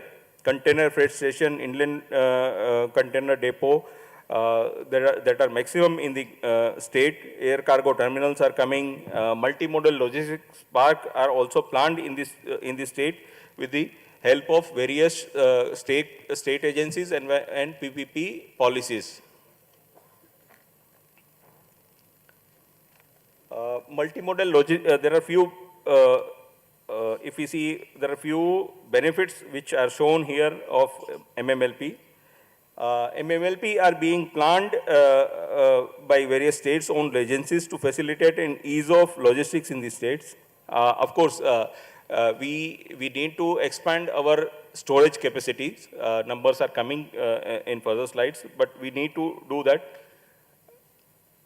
This is one model shown for multimodal logistics parks, how it works, and this will overall help end users as well as manufacturers, consumption centers and manufacturing centers to ease the logistics cost. Key benefit, as I was saying, there are few key benefits which are mentioned here for the multimodal logistics parks: reduction transportation costs, reduction in CO2 emission, and congestion reduction. All these are benefits which we can ripe upon. This is one slide which shows container value chain. Time is the paucity, so I will not go into nitty-gritties of this. Kalpeshbhai, Yeah. તમે છે ને ખાસ કરીને agri logistics માટે જો તમારું કોઈ નવી કોઈ પોર્ટ કે ફેસિલિટી હોય. It is coming. Give me Yeah, 1-2 minutes more. Yes, sure. If you see integrated logistics and logistics park policy 21, that is Gujarat was #1 in that. First state to come up with this policy with the aim to strengthen the entire value chain to increase states' competitiveness. The policy encompasses logistics park, warehousing, which is the acute need for agriculture, cold storages, that is also acute need for agriculture sector, that can be upgraded, that can be constructed with the help of this policy.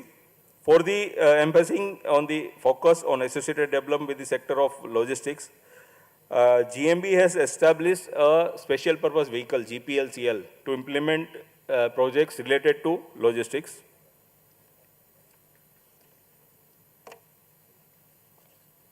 The demand was food grain and Gujarat scenario. Numbers are there, everything is there. Mundra, Pipavav, Hazira. These three ports can accommodate huge storage of agriculture products. Gujarat ports are being used by central and north Indian states, hinterland for Kandla, Mundra and Bedi ports for export of rice, wheat and other food grains. And we are planning ports which is cargo specific related to agri products near Kutch area. That is also in planning. Food storage capacity in Gujarat represents about 1.26% of the national capacity, which we need to improve. The country witnessed industrial and warehousing absorption of 46 million square feet in 2022. But for agri, we have numbers are less, which we need to increase. Non-major port in Gujarat handled close to 30% of total fertilizer also, which is consumed in agriculture sector. And we have dedicated facilities on all the ports. If more cargo is there, then capacities are there which can be accommodated there. Urea, phosphatic, complex fertilizer and potash are fertilizer materials. And ammonia, phosphoric acid, rock phosphate and sulfur are fertilizer intermediates imported on our ports. And organizations like GSFC, CRIPCO, they are using our facilities. They are expanding their capacities at Hazira and Jamnagar to accommodate more urea and other products. As I said, GPLCL is another company which is formed by Government of Gujarat. It is joint venture between GSFC and GMB to cater the needs of the logistics, which is primarily focusing on the agriculture as well as port-led logistics projects. So that is there.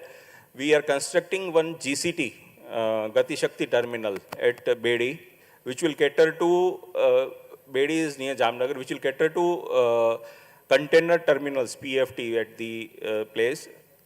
Not only limited to industrial product, it can also be used for agriculture product coming from the Saurashtra region. With this, I think event organizers putting their efforts in the growth of agribusiness in Gujarat. All stakeholders in the agribusiness and related stakeholders, logistics and supply chain sectors can work together, leading to their effective contribution towards the reduction in the logistics cost of the nation. And GMB is committed to facilitate the process for the better. I thank you once again, sir, also for this, giving me this opportunity. Yeah. Thank you, Kalpeshbhai. જે રીતના ગુજરાતનો exports growth in agro અને food processing વધી રહ્યો છે, we find it required that we create more port-based infrastructure for the exports and also for the storage of the perishable products on the ports. Thank you. Now, the second technical session, second agenda is the success story of Anand Agriculture University Incubation Center. And we have Dr. M.K. Jhala sir from Anand Agriculture University. He is also a director and a research dean in the university. Sir, we have around 10 minutes to finish. એના પછી આપણે એસબીઆઈના DGM agribusiness Shri Vinod Kumar Aroraji આપણને very brief એમનો expert opinion આપશે અને we have a startup success story from mister Hardik Joshi who is a CEO of Harrison's Ventures. Thank you, sir. Okay, very good afternoon and namaskar to all the respected directors and officials from NDTB, AMUL, GCMMF, various state departments, my co-speakers and ladies and gentlemen. I've been asked to present a success story on Anand Agricultural University Incubation Center, that is AIC, AAU Incubation Center. And as the topic of this Pre-Vibrant Summit is leveraging logistics strength of Gujarat for agro and food processing sector, I think the Agricultural University, as you all will agree, have inherent capabilities to provide this logistic strength as well as the opportunities for expanding this strength. And because the basket of agricultural produce, commodities, and even the processed food is so large that there are ample never-ending opportunities for entrepreneurship and agro and food processing sector. So since my topic is very straightforward, just to highlight the success story, what we have been doing at the AU Incubation Center, I will not going into the whatever the futuristic or ideas and other measures, because other speakers and during the inaugural session also it has been touched. So with regards to the Anand Agricultural University, it's an heritage university, very old university. The seeds of which were sown long back before independence in 1937 by great Sri Sardar Vallabhbhai Patel and Kanhaialal Munshi ji. And since beginning we have a historical linkage with the farmers and entrepreneurs, and that we have been doing. After it got separated from the erstwhile Gujarat Agricultural University in 2004. Now it is working as a separate entity for the Middle Gujarat zone covering the 9 districts. Long back actually in 2019 at AU we established a dedicated business planning and development unit which was backed by of course ICR and through World Bank project. And since then we have been working on commercialization aspect or the entrepreneurial aspect since then. And when the Honorable Prime Minister launched this startup initiative in 2016, we at AAU also recognized this need for Agri Startup Incubation Center and to develop further this ecosystem, the startup ecosystem at the university. Because earlier there were traditional entrepreneur training methods. So we tried to modify many of the modules and then we established very good infrastructure for the same with a simple objective to bolster support for innovators and aspiring agri entrepreneurs, aiding them in bringing them their ideas to the market. So we set up an incubation center first for food processing, which was inaugurated by the Honorable Prime Minister Narendra Modi ji on September 2018. Why actually this AU incubation center was needed? Because we studied which are the possible reasons for the failure in agri startups and entrepreneurship. See, the very common and a major reasons for the failure is generally there is a lack of infrastructural facilities for the budding entrepreneurs or the startup. There are also lack of validation, the facilities for product and technologies which are being developed, even cost of marketing and consumer education, and even the competition of the young budding entrepreneur with the medium and large scale enterprises, and as well as of course, the very common problem of access to the finance. So we considered all these reasons for the possible failure and then try to incorporate them at our AAU Incubation Center activities later on. And Anand has, as everybody said earlier as well, that it has a advantage with many respects. It's an origin for revolution, the white revolution and Operation Flood through. We have an entrepreneurial mindset in this area. That is an Anand spirit, generally we recognize it. And it's also an education hub in Gujarat. This district has about 5 universities and about 140 plus colleges. Harboring around 50,000 plus students in this area. And we also have a nearby GIDC at Vitthal Udyog Nagar, which has more than 1,000 MSME units. And also the connectivity with major hubs, with road, rail and air also have been ideal at the Anand. So it is always a preferred place for that. So considering all this 360-degree approach for the startup success, we ensure that to reduce the reasons for failure so that the chances rate is more. So at this AIC Incubation Center, we have a product development facilities. We have 7 pilot scale food processing plants with a food packaging station as well. Within these AIC facilities, we have a food extrusion line, continuous frying line, tomato product processing line, as well as the IQF, the individual quick freezing line, canning line, even food dehydration line, as well as the automatic juice bottle line also we have at this center. And In the university, along with these AIC facilities, we have a state-of-the-art laboratories because as it was mentioned earlier as well, that innovation is also very important in entrepreneurship and this startup. So we have state-of-the-art laboratories for food quality testing lab, pesticide residue lab, tissue culture, micronutrient lab, and even on nanotechnology and many other labs at various departments of the university, which always help for the innovations. So this is an exclusive co-working facilities for the startup at AAU, which was inaugurated the center in last May. These are the facilities which we developed at this Satan, the co-working space, the discussion points, and other areas for the startups, for brainstorming and for discussion as well. And we have this flagship entrepreneurship training and startup incubation program at our AIC. For budding entrepreneur, there is a program called as Pallav, and which is for a pre-seed stage program. And then there is a startup for startup companies, that is for seed stage program, that is we call it as a Prasoon, which is an expansion stage support, where majorly the networking with the market linkages are established. And the Pallav, as I mentioned, is for the idea or early stage support we provide. And funding support for the startups at this AIC, we have RKVY Rabi scheme under that, and we have an agripreneurship orientation program where even assistance up to rupees 5 lakhs are given. We have, as I mentioned, Rabi up to 25 lakhs rupees assistance are given, and state government, as you know, student startup and innovation policy, especially focusing the students. So we get up to give up to 2.5 lakhs of rupees, and also another program of the government startup, that is scheme for assistance for startup and innovation by government of Gujarat, whereas up to 30 lakhs rupees assistance are given.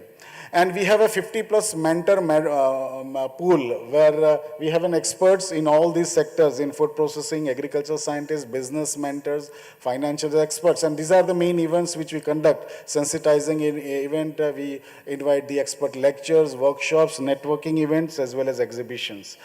Even we take certain initiatives for, especially for example, for finance networking. There was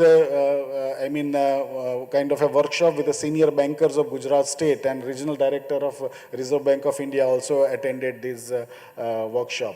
So this initiative to promote incubated agri startup, see about 7 agri startups long back, they backed about 68 lakhs of grant. And that awarding ceremony is shown, which was actually flashed in Times of India.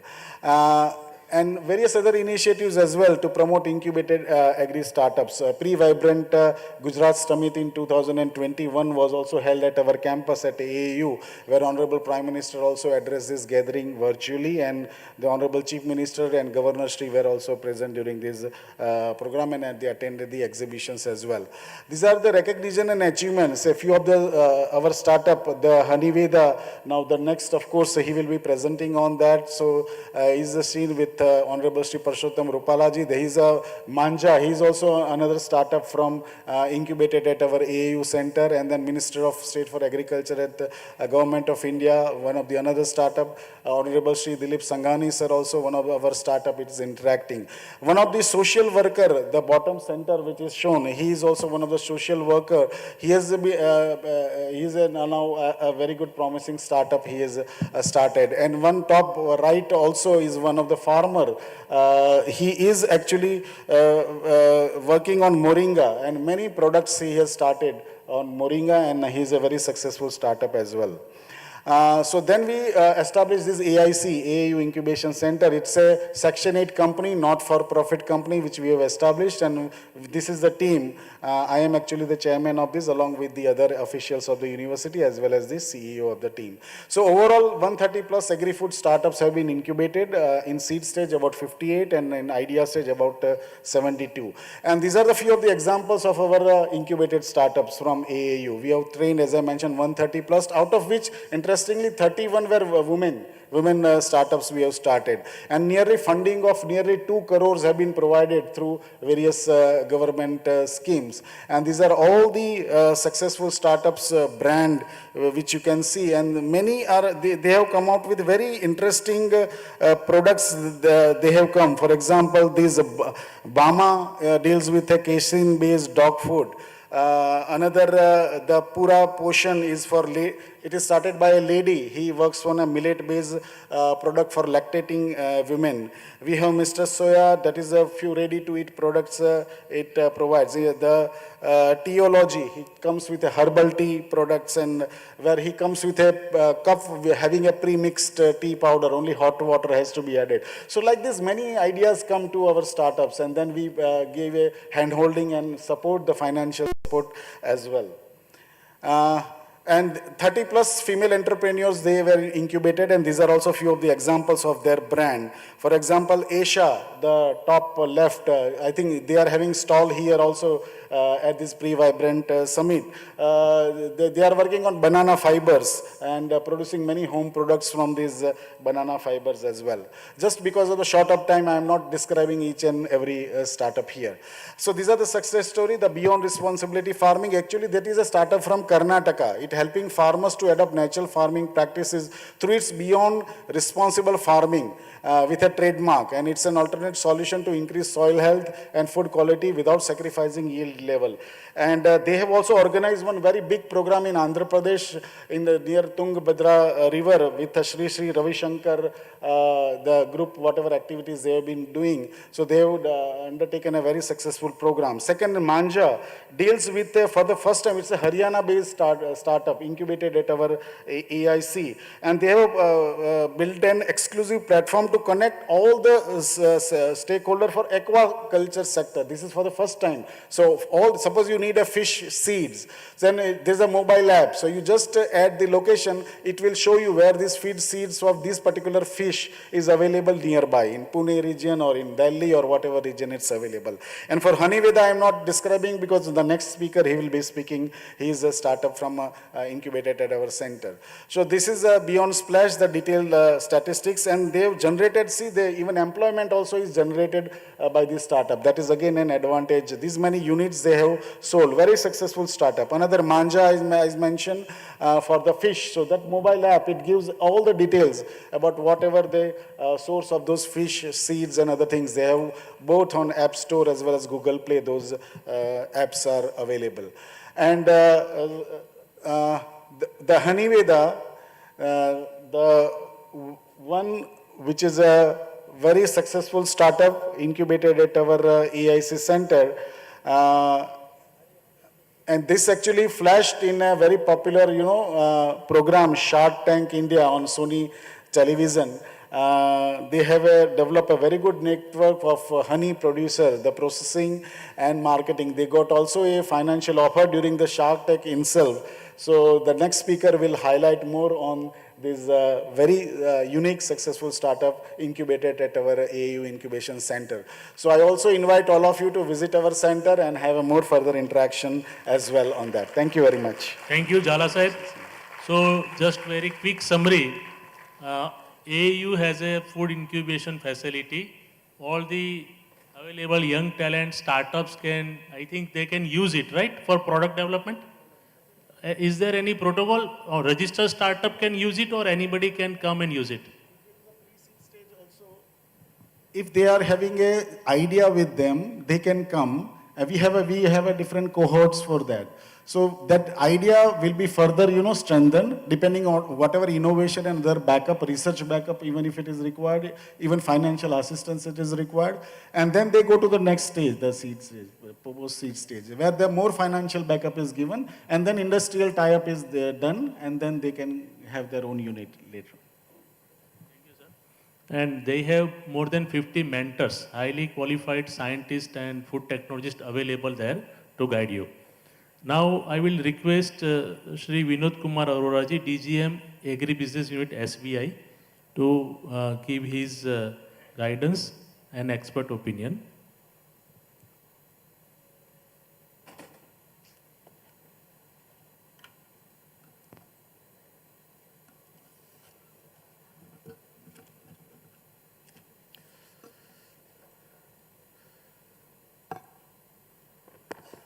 आप सभी को मेरा नमस्कार। भारतीय state bank की तरफ से भी मेरा आप सभी को नमस्कार।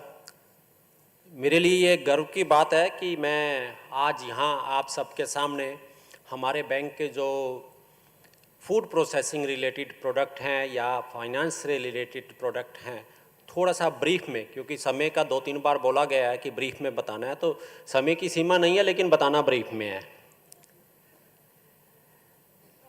आई बिलोंग्स टू हरियाणा। हरियाणा में 3 साल पहले मैं यहाँ आया तो वहाँ पर हम गुजरात मॉडल के बारे में बहुत सुनते थे, लेकिन जब यहाँ आया तो कुछ चीज़ों में गुजरात मॉडल के बारे में जितना सुनते थे उससे भी ज़्यादा अच्छा पाया, और उसमें से एक है फूड प्रोसेसिंग। हरियाणा पंजाब में even though that is agriculture based areas, लेकिन वहाँ 2-3-4-5 तरह की क्रॉपिंग होती है, फूड प्रोसेसिंग भी लिमिटेड है। बट इस इलाके में, सौराष्ट्र में, गुजरात में food processing there are no limits for the scope of the food processing. I have stayed in Rajkot for around 2 years। मैंने ऑलमोस्ट सारा सौराष्ट्र विजिट किया। तो फूड प्रोसेसिंग में पोटेंशियल का तो कोई कमी है नहीं। अगर हम बात करें groundnut, 30% of India cultivation is from the Gujarat. Onion dehydration, one of the potential area in Mahuva. And milk, there is no words to state about the milk processing. Now coming to agro food processing. Agro food processing does not means that the projects will be in crores of rupees. The food processing process can be started with around 2 lakh, 3 lakhs rupees and can go up to a term loan of 100 crore. So it depends upon the how much big unit we want to set up and which area we want to set up and what kind of specialization we want to have. Like some of my student friends are sitting in the back, for them I would like to say that for you people who are the students and who wants to initiate, who wants to do something new, who want to be entrepreneur, because the Gujarat is known for that, आप लोगों के लिए केंद्र सरकार की एक product है मुद्रा योजना। आप उसके अंतर्गत 10 लाख रुपए तक फूड प्रोसेसिंग के लिए विदाउट कोलेटरल सिक्योरिटी लोन ले सकते हैं। इसमें किसी भी किस्म की सिक्योरिटी की ज़रूरत नहीं रहेगी। हाँ, आपको काम जरूर उस फूड प्रोसेसिंग के लिए करना होगा। कोई भारतीय स्टेट बैंक कोई भी ये एक ऐसी एक्टिविटी जो कि वैलिड एक्टिविटी है, उसके लिए फूड प्रोसेसिंग में लोन देने के लिए हमेशा तत्पर है।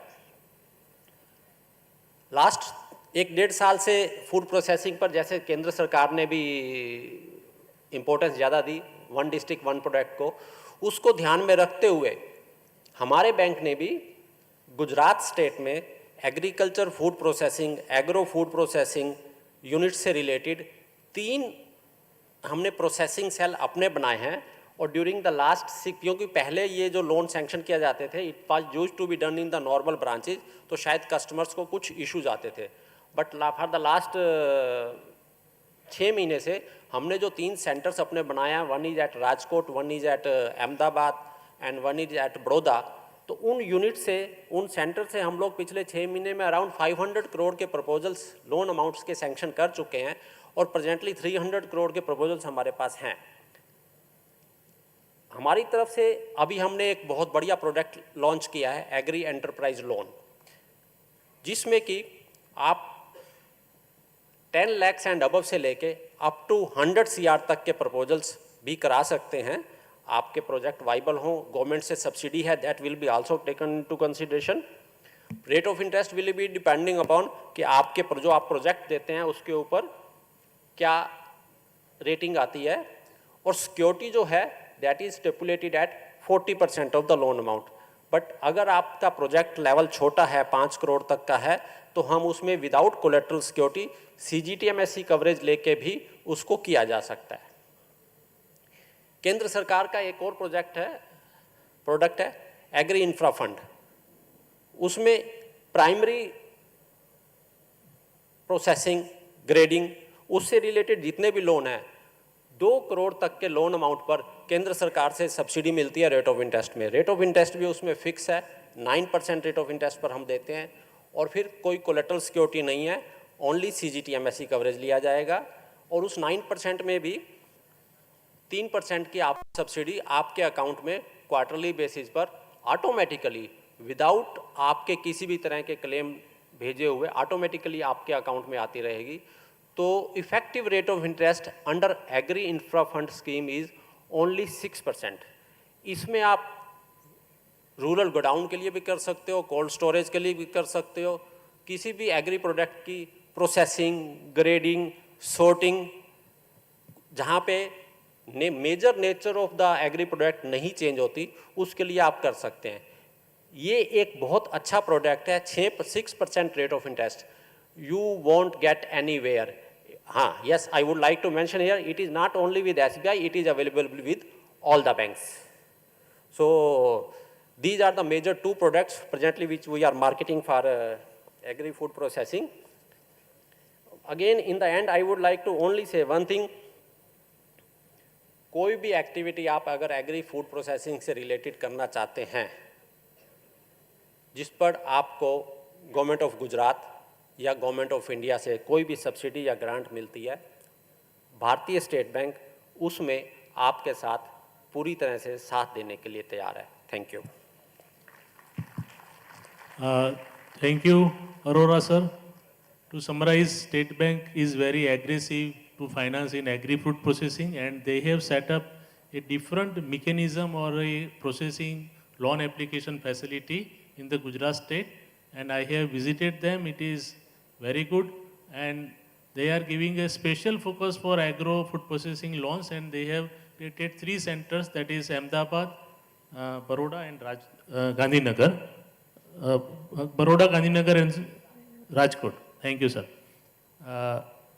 Now I will request Mr. Hardik Joshi.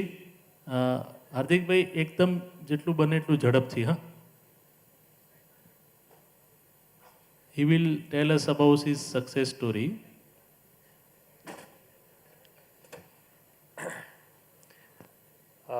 નમસ્કાર બધાને, અને thank you for the organisers મને આ ઇવેન્ટ માટે ઇન્વાઇટ કરવા માટે, અને લંચ અને ઓડિયન્સ વચ્ચે મારું સેશન છે એટલે હું એની ગંભીરતા સમજું છું.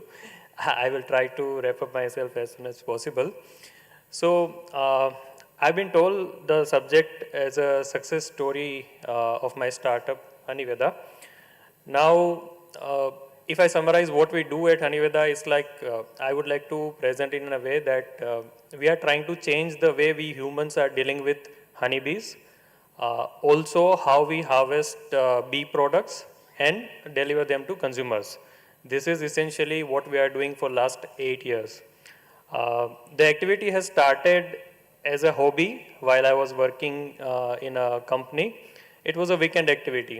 But the more I came to know about the insect honeybees, I try to get very involved because I am so inspired by that insect, and then I get to know the amazing facts about the honeybees and how it impacts our ecosystem and the farmers. Very frankly, જ્યારે મેં શરૂઆત કરી હતી, I thought it is only about bee products like honey athwa to beeswax or something like it. But then gradually I realized that beekeeping is more than bee products. And in the farms and the forest where we worked, where we did beekeeping, I realized that I get honey, but then the farmers is also getting very good productivity for his crop, and also I came to know, I dream about a bee ecosystem at that time. I thought, let us create a business model which is sustainable, which can help farmers and tribals, which also supports bee conservation, ultimately the ecosystem. So from 2015 to 2019, it was my learning curve for beekeeping. It really took a long time. From 2019, I left my job and I set up my company. And I was very fortunate that in my early days of my startup, I got support from the Anand Agriculture University's incubation wing. That was my starting period, and I got lucky because earlier I thought beekeeping is a kind of social stigma. People do not considered this industry as a very professional industry. But when I got support from the incubation centers, I realized that even there is a community who understand what we are doing. So the incubation center also helped me brainstorming. We came up with new products. So for a honey powder product, we got incubation, and we also did a pilot. The prototype has been developed with the help of Agriculture University's support. And now my journey from 2019 and until 2022 is something very unique, because I started business thinking I will get into B2C only. I thought मैं सिर्फ हनीवेदा brand बनाऊंगा और मैं सिर्फ customers को D2C segment में supply करूंगा. But due to many aspects, even Corona and many industrial aspect happened, and I get into B2B segment. But even that came out to be very amazing segment for me. The last order we received from our exporter was 60 metric ton of honey. And during this journey, I actually, because of Honeyveda's beekeeping activity, we could pollinate more than 8,000 metric tons of this other pollen, and also hectares and hectares of farmland we could pollinate. Now, after that, I featured on Shark Tank India. Because of Shark Tank India, we got really good benefit and result for our D2C segment. So currently our D2C segment as well as B2B segment is running. I'm concluding myself as we have very less time. And the last thing I would like to say that because beekeeping is really a priority sector for state and also the central government, with the help of both, in next 2 years, we are going to harvest more than 3 lakhs kg of honey. We are going to deal with 15,000 bee colonies in 3 states. And for this, we are fortunate, one of the CBP of Gujarat, Indi Agro, is helping us. And we are also receiving fund from IRMA for this project. And for Gujarat, it is going to impact 1,500 farmers. But in Rajasthan and in Uttarakhand, it is going to impact more than 1,200 farmers. So I am hopeful that ultimately by doing all these things, what is our ultimate vision is to create a supply chain for honey and other bee products in India.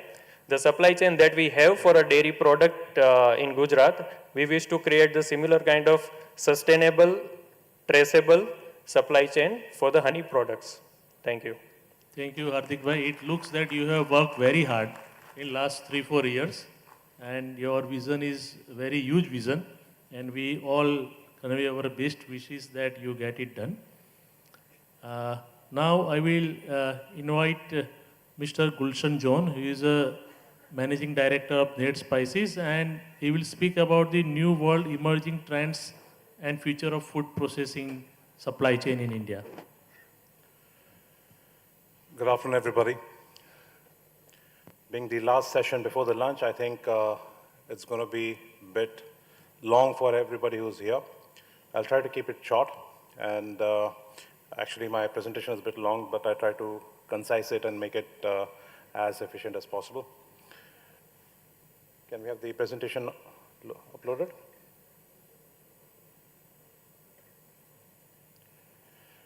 So I've been given the responsibility to talk about the how do we adapt to the new world emerging trends and the future of food processing. First, I would like to play a small video just to set the context of what we're going to talk about. Can we have the video, please? Ever since the Industrial Revolution, humans have been exploiting Mother Earth, causing damage to its natural resources.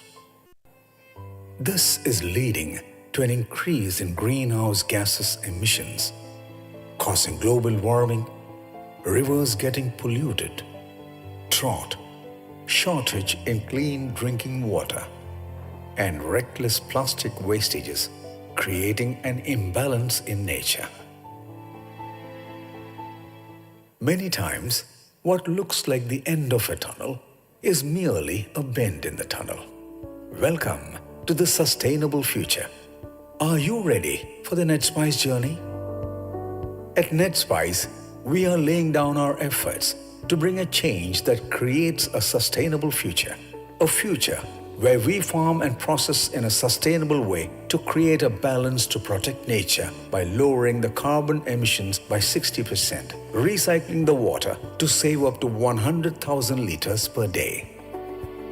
With all this and more, we are continuously moving forward to grow sustainably together with our farmers.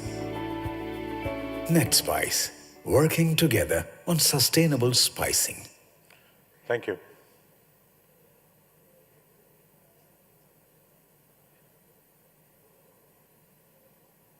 Can we have the next slide?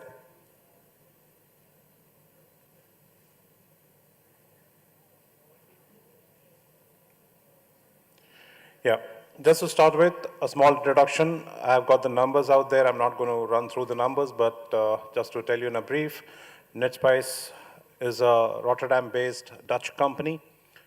We have a presence in US, in Europe, in South Africa, China, Vietnam. We have processing factories in India and Vietnam where we really work with the farmers. We source, we process, and we export it across. NetSpice is also a 120-year-old legacy company, which brings me to the next part of the slide.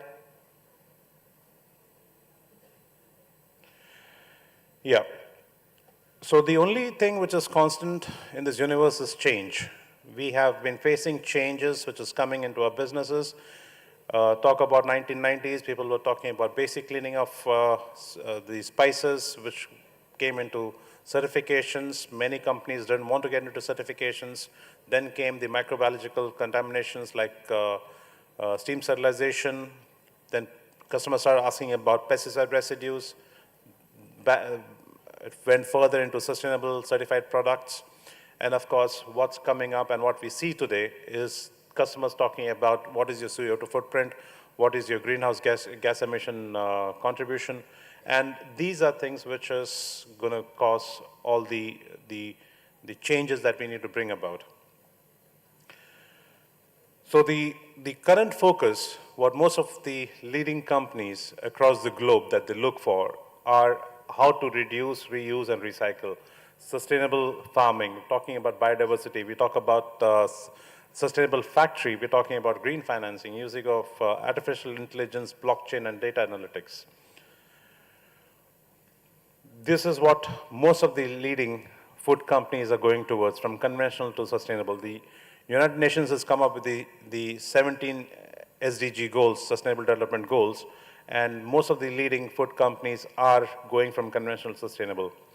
And sustainability is not only about food, it's also about everything else. The big corporates, if you do a Google on Mother Earth with Apple, technology company has taken up a serious commitment on reducing the carbon footprint. And that shows that large corporates, whether it's Coke or Pepsi, they're talking about shunning the plastic bottles. They're looking at plant-based packaging material. I mean, this is there to stay. And today, we as companies that's planning for the future, would we be ready for it? This is another latest thing that's been happening in Europe. They've come up with a legislation called CSRD, that's Corporate Sustainability Reporting Directive, which makes the companies report on the carbon footprint, on the sustainability activity that they do.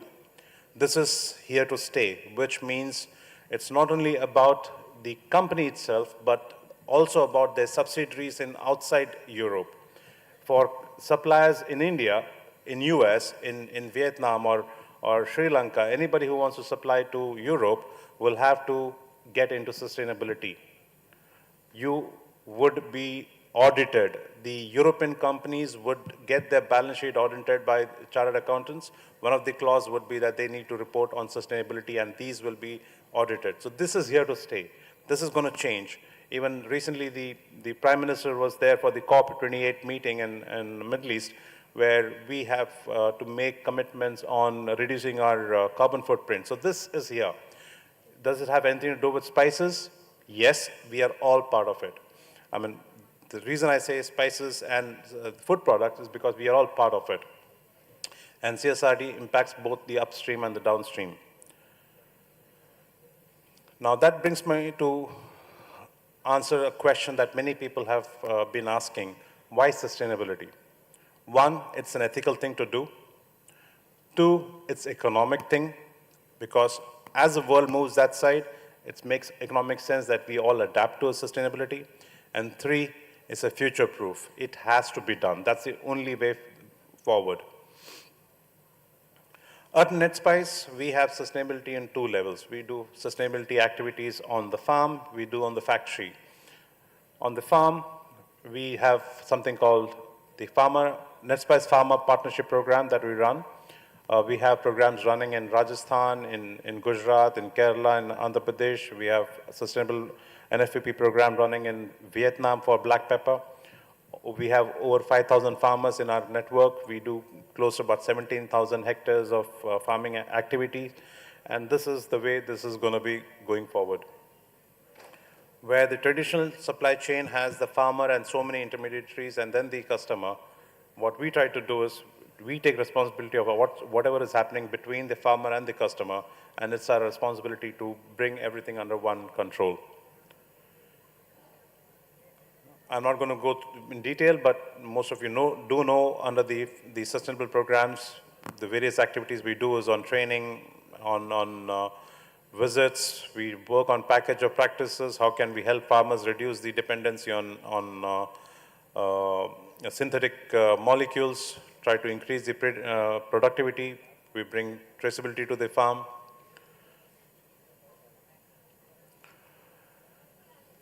There's weather monitoring stations that help us predict the pest attacks. We talk about collaborating with the institutes on trying to study what different pest attacks and what remedies that we can find out. The many farmer trainings, a couple of the pictures that shows here about the Nukkad Nataks that we conduct in the farmers' communities, the training classes that we do. We have mobile technology, which is all our farm activities is now completely traceable on a smart app, where we can give traceability on every activity that the farmers are doing.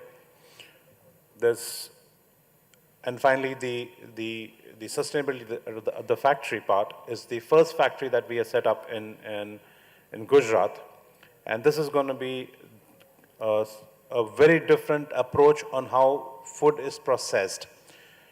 We have set up a state-of-the-art onion dehydration factory in Mahua in Gujarat, Bhavnagar district. And this is going to be the first factory that's going to work on 60% lower CO2 footprint. If you come to Mahua, Gujarat, you would find there's the dehydration, you need fossil fuel to generate hot air for drying. Every factory out there has a chimney and blows out black smoke, burning the agricultural waste, or it is the fossil fuel coal. That's what it is used. But if you look at my factory, there's a drone shoot of that. We don't have any chimney. Our entire factory is without any fossil fuel. We don't even use the groundwater table for our process. I'll explain to you that in a little bit. So our factory, compared to a traditional dehydration, we use 60% lower CO2 footprint. We don't use coal or any fossil fuel for drying. We use electricity. But we use electricity with a new kind of a drying system called heat pumps that give us the similar efficiencies, but at a much lesser CO2 cost on the environment. In a factory, this is a very interesting slide, which I wish I could explain much more in detail. In our factory, we need about 1.5 lakh liters of water for the washing of fresh onions. We have to wash about 100 to 120 tons of onions on a daily basis. And we need about 1.5 lakh liters of water. Generally, Saurashtra is water scarce. People will dip into the water table and take the water from the ground water table. But at NetSpice, what we do is we generate our own water. How do we do it? The fresh onion, when we buy from the farmers, about 9 kilos of fresh onion gives us 1 kilo of dry onion. The rest of the 8 kilos of water generally gets evaporated through the hot air and is thrown through the atmosphere to the atmosphere. But at NetSpice, we harness it back. We don't throw that hot air going out. We collect it back, we harvest it, we remove the water from the air, water gets into the purification part, the air goes back into the dryer cycle, the water gets filtered and is reused for washing cycle. Overall, we would be water positive if you look at in the ways coming years ahead. In fact, we will be generating enough more water that we can actually give it back to the farmers for irrigation purposes. So in a way, farmer gives me the fresh onions with humidity in it. I remove the humidity.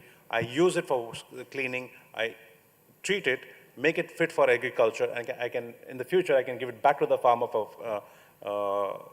the farming again. It's absolute example of what reuse, recycle, and reduce is all about. Of course, NetSpice also takes part in a lot of corporate social responsibility. We work in the communities, we work with the schools, wall paintings to educate, the table, desk, benches that we provide, clean drinking water, toilets. So there are a lot of activities that we have to do as part of our commitment on sustainability, biodiversity projects that we do. In the whole, if you look at, you need to do this. Did I speak anything about what we process? I did not speak about what we process. But what was the core business, say, 15, 20 years back? Today, of course, we do that. But along with that, we need to look at it in a very different light. The future is about sustainability, carbon footprints, greenhouse gas emissions. And I hope I could bring about, in a short span, some understanding. And any questions that will be there, I'll be happy to answer. Thank you. Thank you very much, Gulshanji, for giving a very inspiring information that how we can reduce the carbon footprints and do the sustainable agriculture and processing in food processing. Now, this technical session is now over, and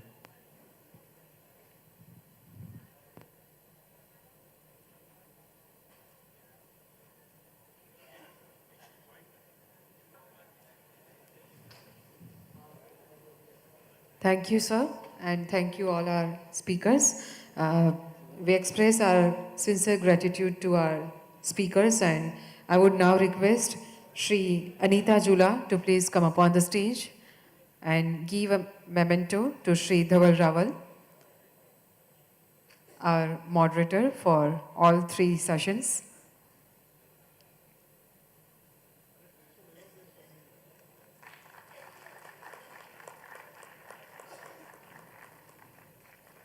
thank you sir.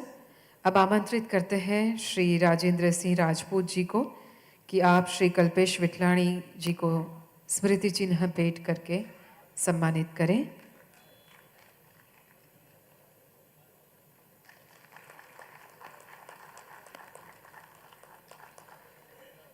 Now we request Shri M.B. Patel to give memento to Shri Vinod Kumar Arora.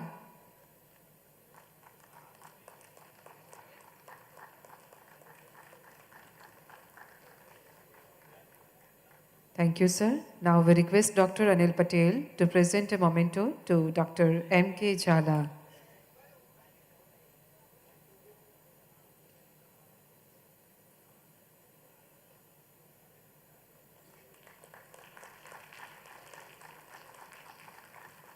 Thank you sir. Shri Nitin Shukla ji से निवेदन करते हैं कि कृपया आप श्री हार्दिक जोशी जी का सम्मान करें, ये स्मृति चिन्ह अर्पण करके।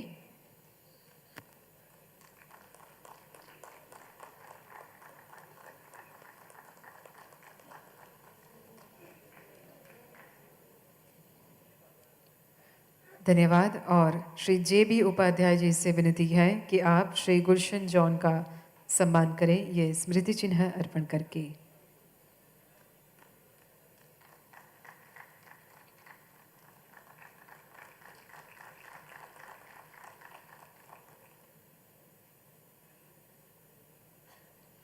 Once again, thank you all.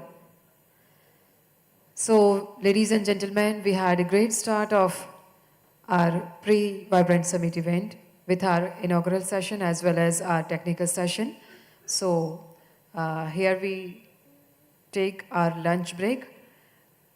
So we shall reassemble here sharp at 2:30.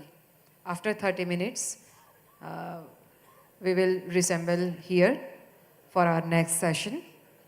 आप सभी से आग्रहपूर्ण अनुरोध है कि कृपया समय मर्यादा को ध्यान में रखते हुए हम 30 मिनट के बाद यहाँ पर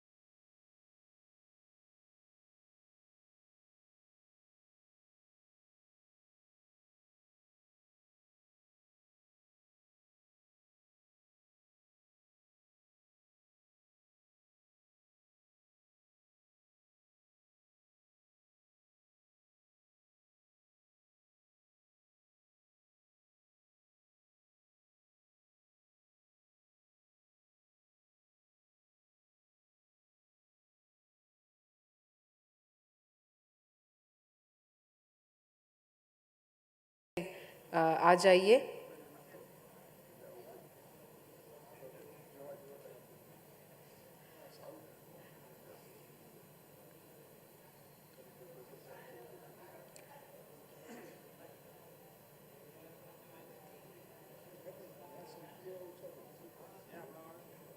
आप सभी से निवेदन करते हैं, कृपया आगे की बैठे।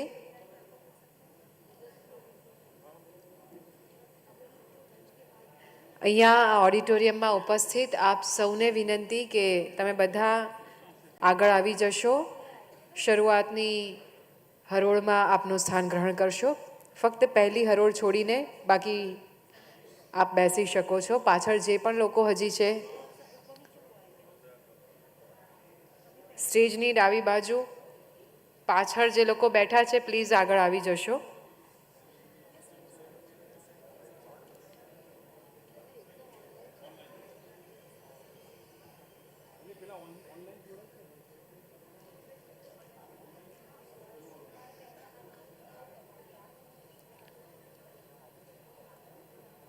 હજી પણ અહીંયા વચ્ચે જે લોકો બેઠા છે પાછળ એ વિદ્યાર્થીનીઓને વિનંતી કે તમે આગળ આવી જશો।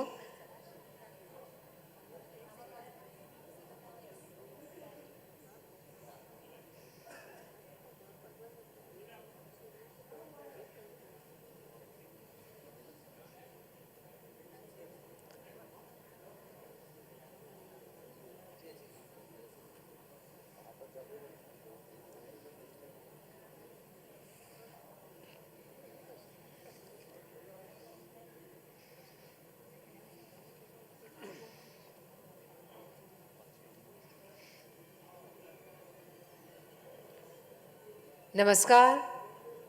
A very warm welcome to all of you to the post-lunch sessions.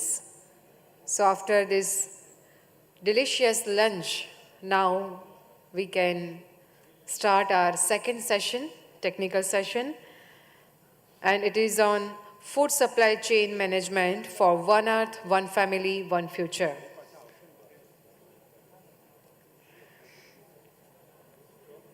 So I would like to invite moderator for this session, Shri Dhaval Rawal, Chair, Agro Food Processing Committee, SOCM, Gujarat Council, to please come upon the stage.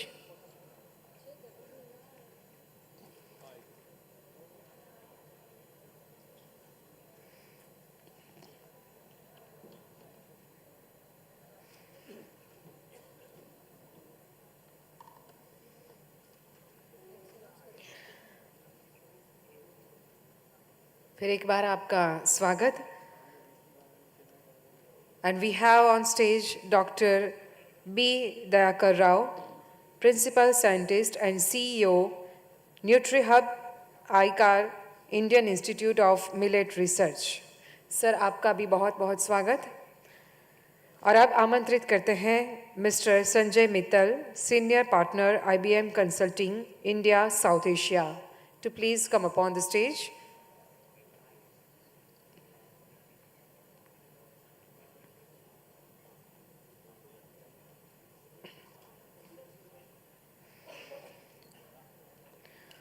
और साथ ही आज के इस session में हमारे साथ video conferencing के माध्यम से जुड़ेंगे mister Prashant Parameswaram, managing director and CEO, Tata consumer soulful private limited.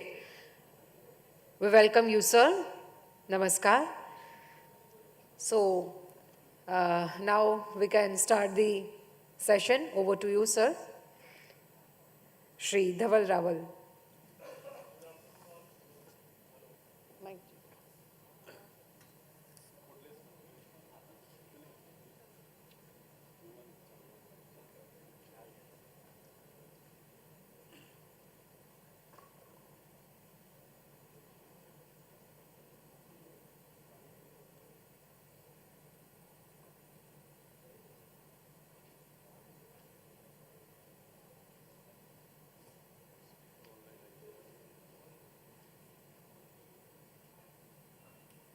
Hello.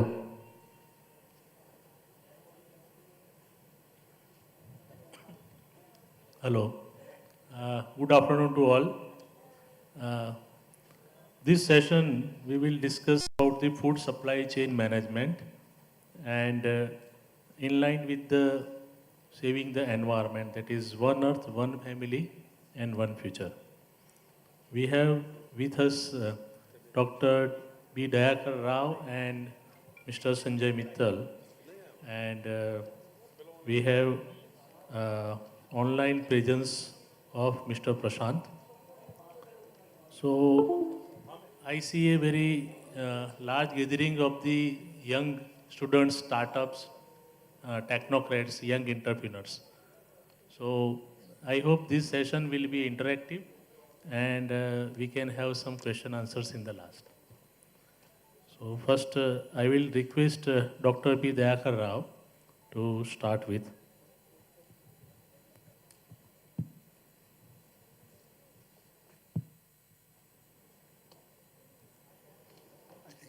I have a presentation to make.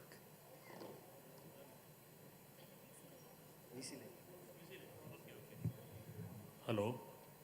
So first we are starting with Mr. Prashant Parmeshwara, Managing Director and CEO, Tata Soulful Private Limited. And he will be speaking on the supply chain management and logistics strengths, optimizing food supply chain. Thank you. Over to you, Mr. Prashant. Hi, good afternoon, everyone. I hope I'm audible. I cannot see all of you. But we can see you and we can hear you. Okay, great. Thank you. Thank you. It's funny. It is funny to get on a session post lunch.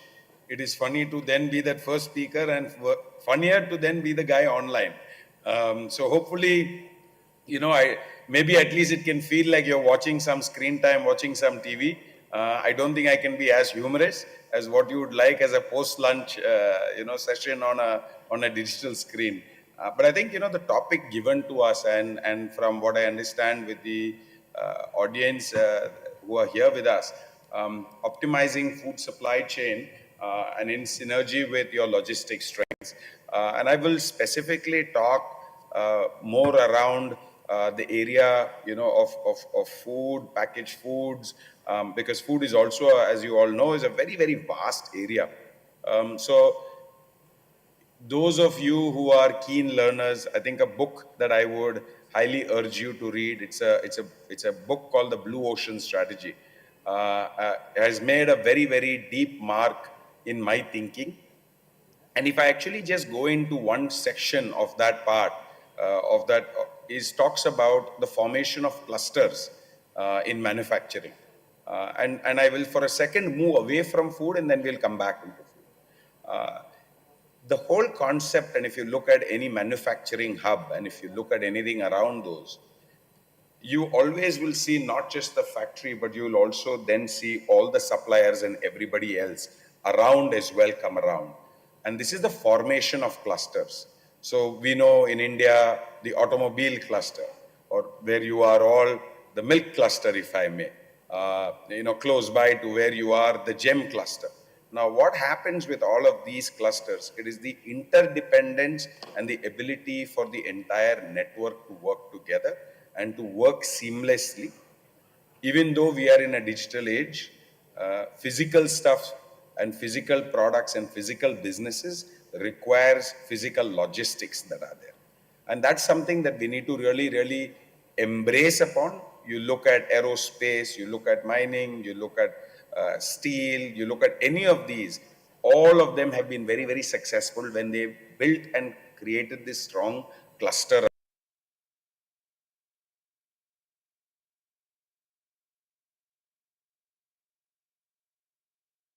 Something called a shelf life. There is something called freshness that the consumer is buying. What this really enables you and bringing the entire cluster together, how do we then not just talk about putting a manufacturing location or a food processing location in place A, place B, place C, but it's about looking at your entire back-end supply chain and the front-end supply chain. When I look at back end and front end, there are two pieces. The back end really being your raw material, your sources of various different materials that you may require in the food processing plant. And then the front supply chain is how far is your consumer. So if you turn behind a packet of any of the large, packaged foods businesses, you will see a number of factories. So if you look at biscuits, you look at noodles, you look at all of them, you will see the clusters that are there. So I urge all of you who have not looked at the back of packs to see. So next time, turn to the back of the pack, look at the batch code of where this product that you are eating is made from, and think how far that factory is from your place. It'll actually be within, it'll mostly be in your state, if not the neighboring state. And this is the most important way of how do you optimize your entire supply chain network. Because what happens is, A, you're keeping the customer in the front, which is around looking at how do you have freshness. The second thing is, we know we are in a very, very dynamic world. What happens in a very dynamic world is there are different demands, different needs that really pop up. How do you then have an agile network that does not have very, very long supply chain, stages, if you will, which then enables you to really make differences, changes very quickly. You can actually have a summer seasonal, you can have a winter seasonal, an autumn seasonal, a rainy season, kind of particular products that you want, and the ability for you to change. I think these, to me, are the most important parts. What happens as a result from this is you are able to then also able to finally build a business which is very, very streamlined from an inventory standpoint, which becomes very important. A place where you're then able to also enhance your demand forecasting, being able to really start getting to what we call predictive demands. You know what's going to happen ahead of time as against thinking of what is happening back. At the same time, a very tight and simple cluster-wise approach also allows you to adapt very quickly, even if you are not able to do predictive analytics. The other piece that then becomes helpful is how do you then have technology as a layer that goes around with tracking and analysis of all of these. Because at the end of the day, all of this is data flow, right? As you have the physical structure flow, you also have then the data flow that then has. So when you look at an entire food supply chain, think of something when you integrate the whole piece. Now I'll come to a topic which Dayakar Rao is very close to, which is millets. So the question that I ask is, why should somebody in Gujarat actually be eating ragi when maybe ragi is not as known to them as bajra is? Why would somebody in UP or MP want to be eating as much of ragi when they can actually eat something that is more locally grown around bajra or jowar? And then you can start seeing what then it makes. So it is not just about food supply chain that you think of. It is something that is actually around localization. It is around taking that and bringing that into something that we are able to. So without taking more time, and I know I've not been as humorous as you would have liked as the first session after lunch, but hopefully it gives you a feel, and I've at least given you some food for thought, if not for your tummy. So that's it from my end. Hello. Thank you, Prashant, giving a very right preview of a supply chain importance. I will give one example. There was one company in Bangalore, 5-6 years back, they started the organic ice cream. Ice cream made of all the organic substances, even the milk was organic. They started very well. They set up in 100 numbers of outlets in Bangalore. Unfortunately, they could not gather their bag. They could not collect the organic milk or the substances or their raw materials, and then they required to close the venture. So marketing was for them very hard. They got it succeed, but they could not manage the supply chain. So you said very good that we have to focus on our local strength and supply chain. Now we will move to Dr. B. Dayakar Rao, and it is regarding the sustainable food management via natural farming, millets, and the importance of the FPOs. Over to you, sir.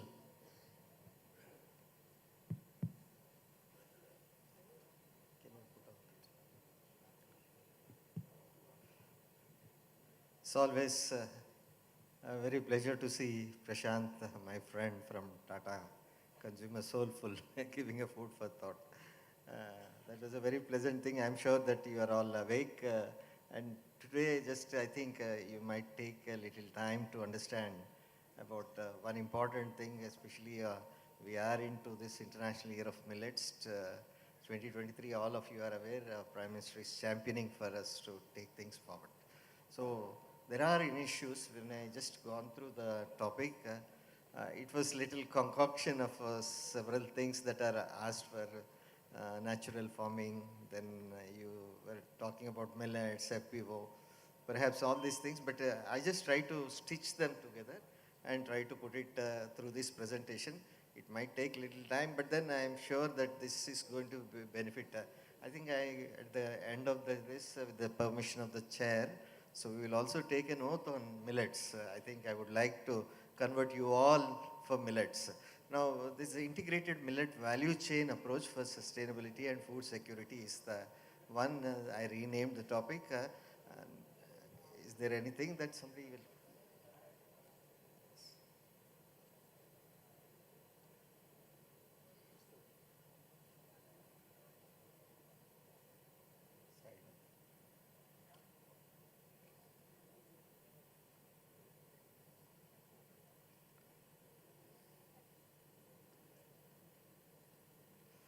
Oh, we are talking about this, in independent India, we were just very concentrating on food security. Now we are moving towards the nutritional security.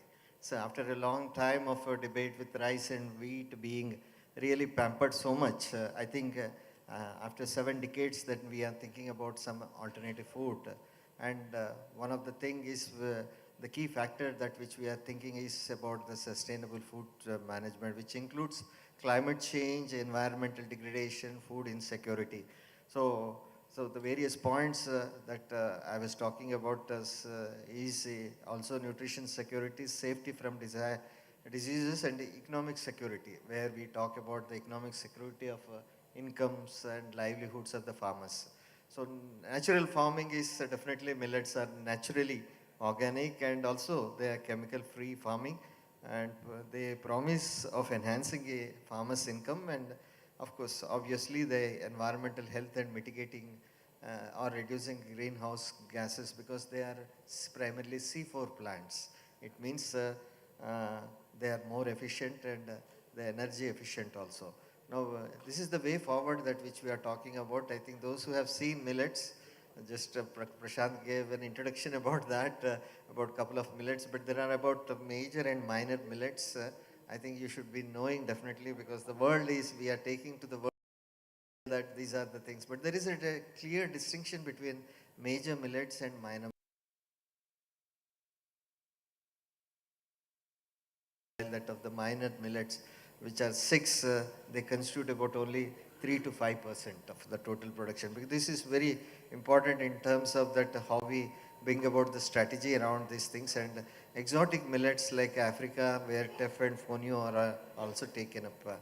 So when we talk about that, these days they are smart foods definitely, in terms of the, if you want to define that, they are good for the planet in terms of the low water footprints, zero carbon footprints, and also energy efficient.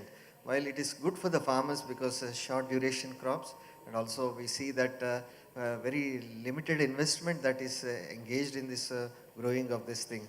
Now, the good for you, that is what today's context, there should be unique selling proposition why we are talking about millets again. I think I'm going to talk little detail about that, but Government of India, especially Prime Minister himself, has come up with a new branding to this particular thing to make them sustainable. And from Kadan in Hindi, where you know that it is the least of the grains, he has named it as a Shri Anna. Now with this branding, I think we are taking to the globe. Now, Ajay, I'm going to tell you that unique selling proposition is that on production side, low water, I told you already, if you give one irrigation, there is a doubling of the yield, and there is potential to offer food, fodder, nutrition, and health and fuel security. Even biofuels can be made from these millets. And on demand side, of course, Nutri cereals, the new name that which we see that they are rich in minerals, vitamins, dietary fiber, antioxidant, possess a lot of health benefits which I'm going to talk about. But more so, these were inconvenient foods because lack of gluten. Today, the technologies are available for making them ready to cook and ready to eat, thanks to the developments that has happened around, and they also offer as a functional food and the nutraceutical nature. Now, if you go through, if you forget entire presentation, but you should remember this particular table, you see that how they compare with wheat and rice in terms of the protein, in terms of, see for example, you see the calcium, finger millet, what we call ragi, it has about 364 mg per every 100 grams. It means that in milk, if you have 1 glass of calcium, in ragi it is 3x. So, and it's also bioavailable. That way they are quite rich in that, they are good for each one of us, and a series of health benefits. It's very important that why we have really neglected over a period of time, all these 7 decades, but if you get into that, name a disease and then it has something to do with these millets and all this. Now, a lot of data is being generated to bring about the evidences so that Prashant was talking about the labeling. Labeling information is very important. Now, why just you need to understand one basic fact here is that these millets were grown by the farmers for their own consumption. Now, today, they will have to grow for your sake and my sake. So, there is a transition that is happening from a domestic crop to a commercial crop. I think that's what is, we were building a value chain around that and to make it more sustainable in terms of that. Now, India and world also, you can see that how various countries, they top, it's not just suddenly it has 131 countries, they grow these things.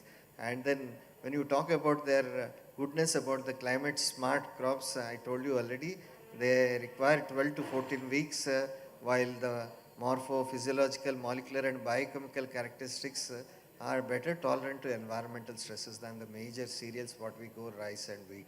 And my limited point here is that these are the ideal candidate crops for combating the climate change. If tomorrow this climate change is going to be more pronounced, the sustainability is a very big issue. You see that the water footprint, all the millets are 300, 400 millimeters of water you require. When compared to rice, you require about 1200 mm. So for each kg of rice, you require about 5,000 liters of water. So if you are exporting to other countries, you are exporting the water. So which is a very scarce thing that which we need to understand and all. In this context, I think that we need to really just take this thing in a sweet sorghum, a variant of sorghum or jowar. It is also used for making that the water use efficiency is compared, and then that is what it is. It shows that how it is superior over maize and sugarcane, which are water guzzling thing. Now what happened, basically millets, when you compare with the wheat, rice and maize, see there is a technology that has happened here, almost on par with that of rice and wheat. But then there are some issues, you can see the bottom down. So there is, in case of maize also, there is a technology that is happening. But real problem is there is no policy driven demand in maize as well as all the millets. But at least maize has a market demand. But in case of millets, this was missing. That's the reason it went out of the consumption basket. And there might be several things. So we just see the viable solution is that millets for sustainable food, income and nutrition security. Now, India grows about 20% of the world's millet thing. And we are the 5th largest exporter. And these millets are not just akin to only one state. For example, bajra in Rajasthan, Karnataka, you go ragi, and if you get into Gujarat also bajra and a little bit of jawar is also grown. And that way, state-wise, if you go for the small millets, Uttarakhand, then Madhya Pradesh and Chhattisgarh, they are quite pronounced in that. Now, this is what the story of the millets. You can see that how that red graph, pre-green revolution and now how it has gone down. But the research results were proving that the green flagging higher side. Because of that, I think today still there is something hope for us to take things forward, because the decline is more pronounced after the early 90s, and now this area decline must be brought out. International Year of Millet started with a demand problem, number of people eating less. But after this International Year of Millet has pronounced the awareness campaign led by the Honorable Prime Minister. Today we see that the problem is not the demand side, but it is on the supply side. So it's so really just you can see paradigm shift that has happened. But I think in a short term you may face some problems, but in the long term I think there is several initiatives on the research side trying to enhance the demand and taking to the new areas, including the Gujarat also. I think that is what is the point I would like to make because whether you grow it or not, everybody needs millets. Whether you grow it or not, everybody needs millets. And there are several reasons for the historical perspective. So we have the brand ambassadors in front of us to take things forward. But reviving the millet demand in India, we had to take a value chain mode 15 years ago, before anybody could think of. Indian Institute of Millet Research has taken up this and started creating this demand, building a value chain around that, especially the supply chain, what we are talking about, because it is a domesticated crop. 0.5 acres is an average, the holding of this millets and all that. How will you make it a commercial crop without any proper supply chain?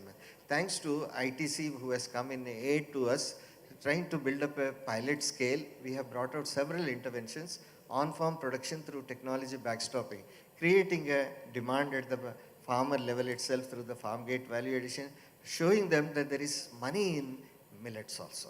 And that 5 years of our study with the farmers has led us really just to give a commercial color to the millets. And then intervention, second one is the diversification of processing technologies. And the third one is the nutritional evaluation.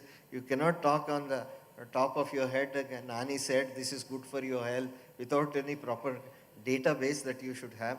And the intervention about with regard to the commercialization, how you are going to brand and make it really a brandable, a product which can be marketed.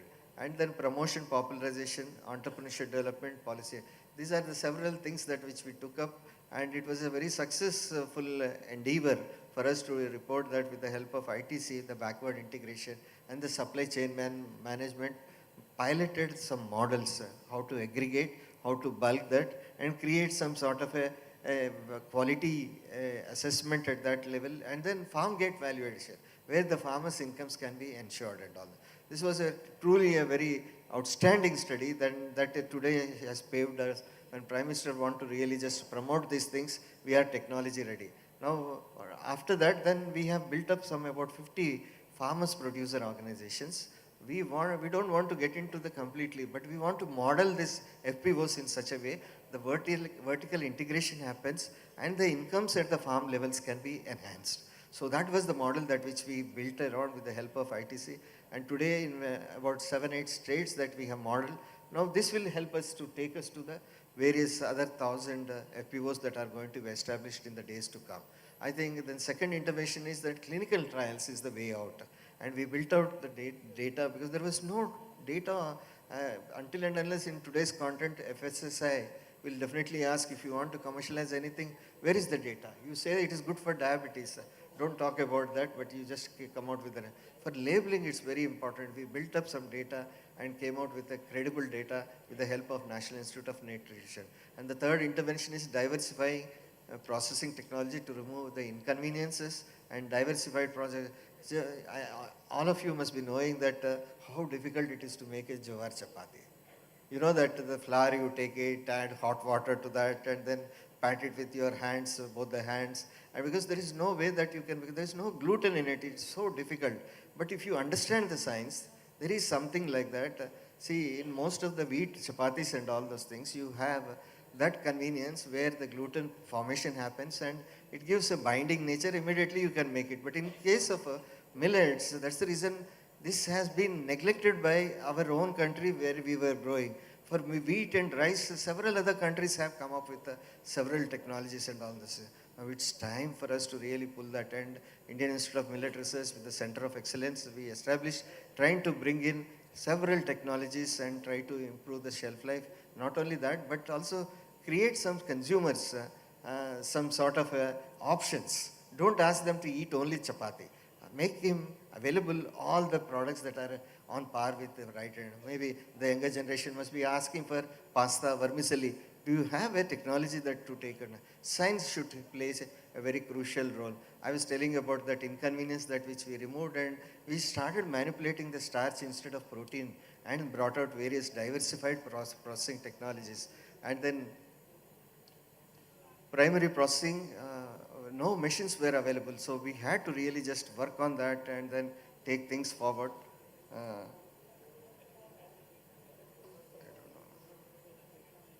Just I'm going to close. So now all the products are available, what is available in wheat and rice. That was the success that I would like to pronounce. Just to make the various semolina और सूजी जो बनाते हैं उससे इडली डोसा आसानी से बन सकता है, उसको रोटी का प्रॉब्लम नहीं है आपको. तो उसके अलावा आगे चलते हुए कि extrusion, this will really increase your shelf life. आपका ज्वार का बाजरा का आटा 1 महीना रहना मुश्किल है. Extruded products like kurkure or even vermicelli pasta, they can stay up to shelf life up to 6 months. A simple processing technology could do that. Unfortunately, we could not do that, but flakes are available.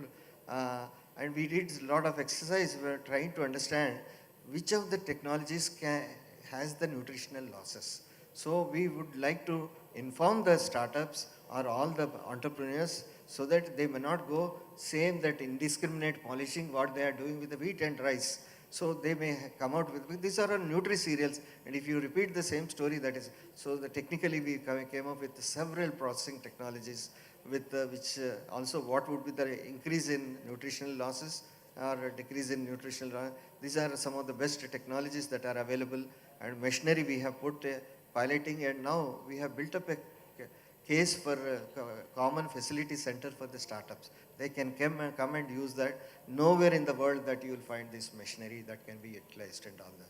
So this is a good news because if you do any sustainable issues, you cannot do it at the part of value chain. I think in entirety that is the message I want to give it.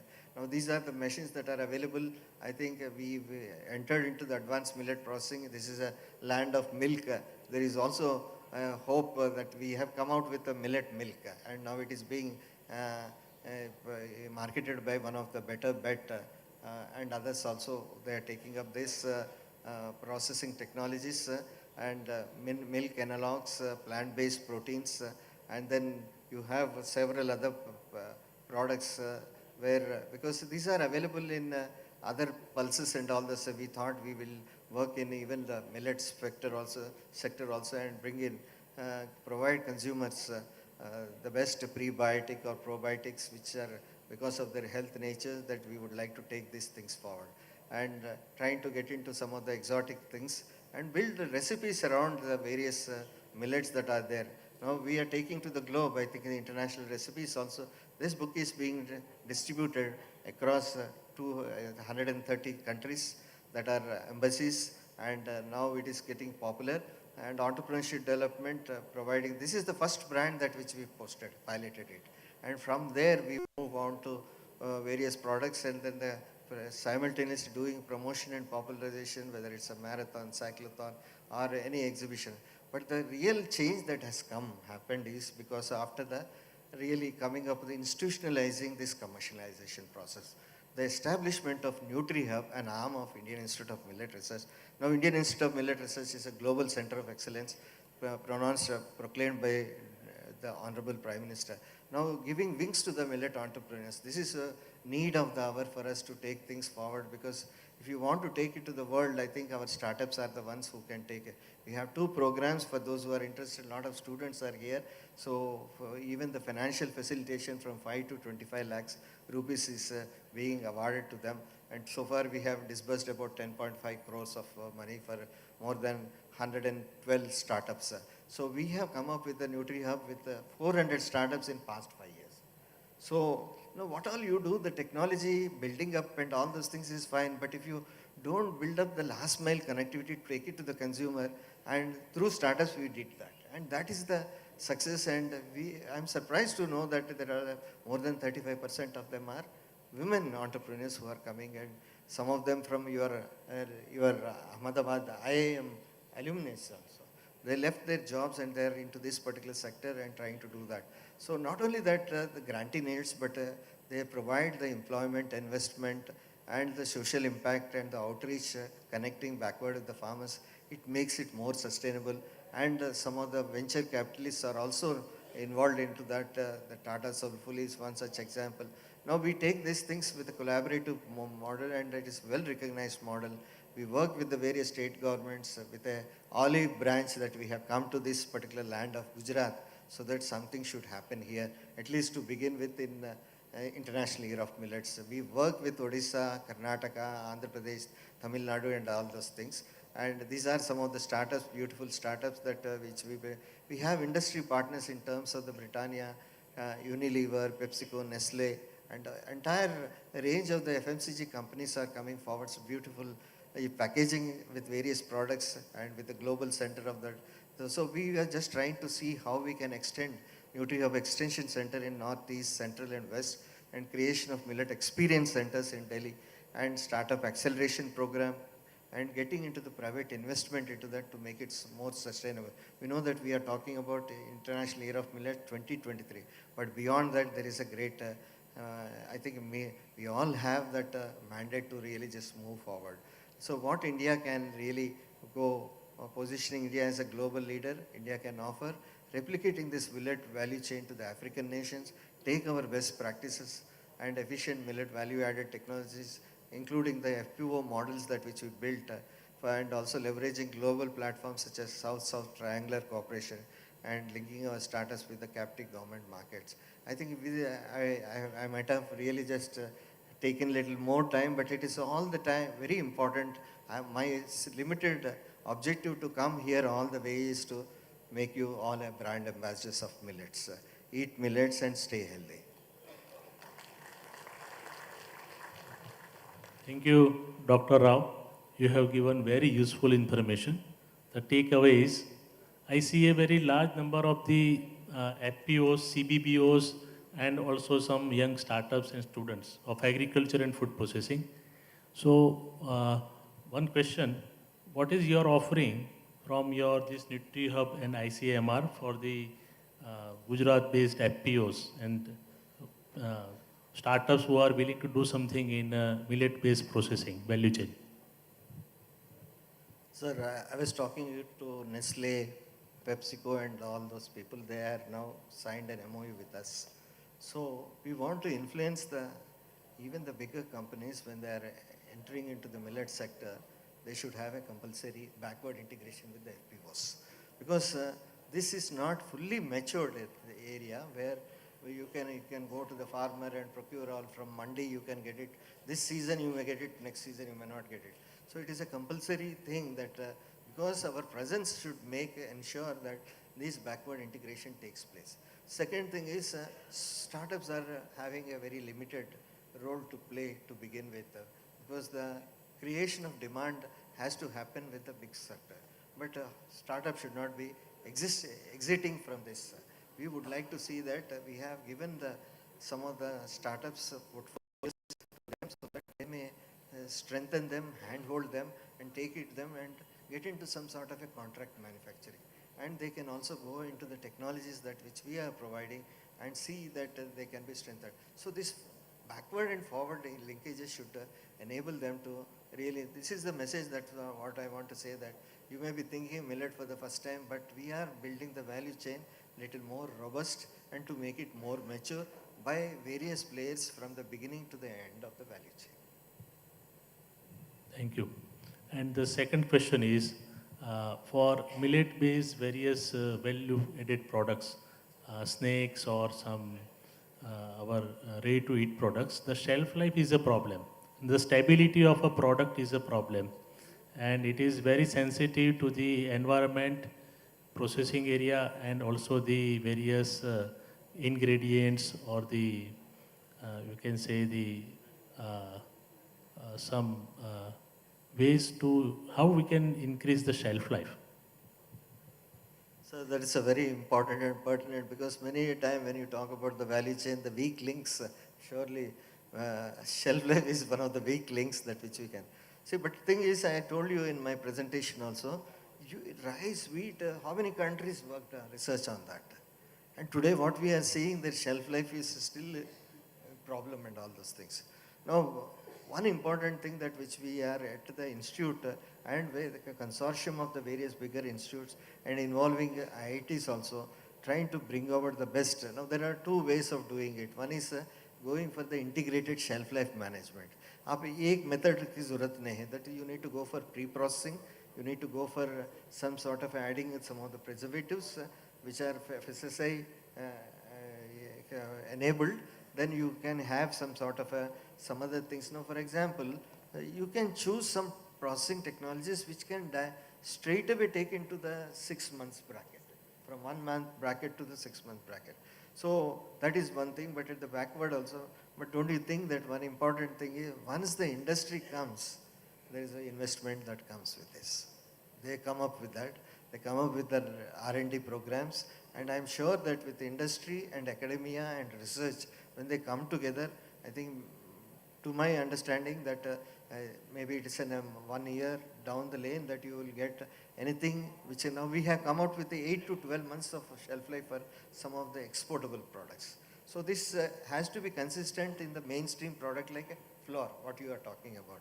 So I'm sure that with the industry and all these people, stakeholders coming in, and be globally also. The other day I was there in one of the CIMIT, which is International Organ CGIAR Institute.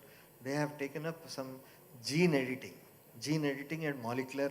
These are the new approaches that are coming. So it's like just you take a scissor and try to see that the gene which is really just influencing the shelf life, and try to see that how you are going to rearrange so that the shelf life.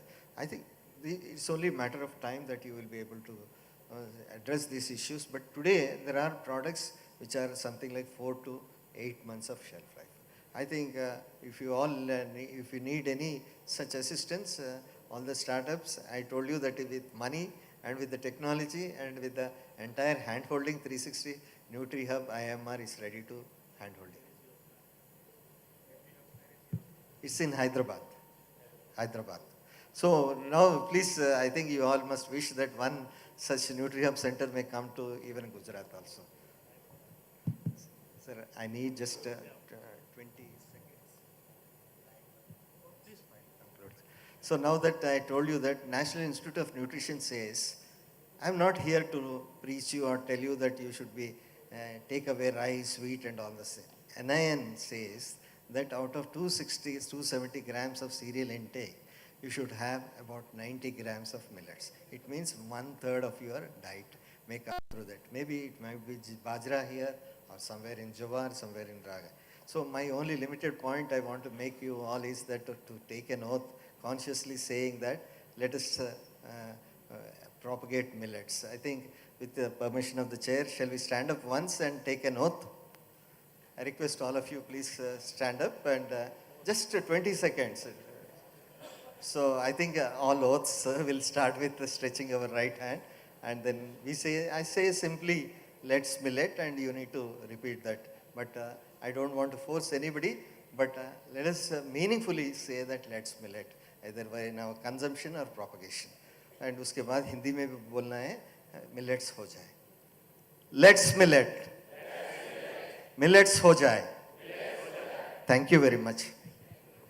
Thank you.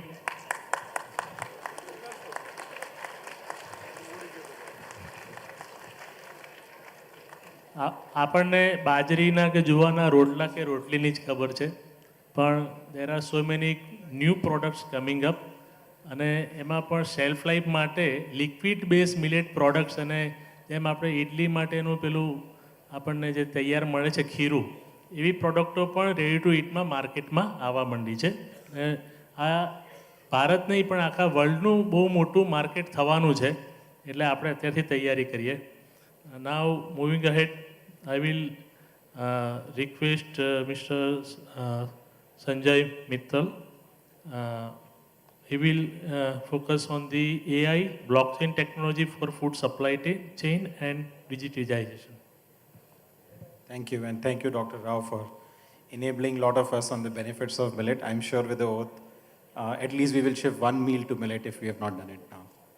So I think we heard a lot of eminent speakers since morning.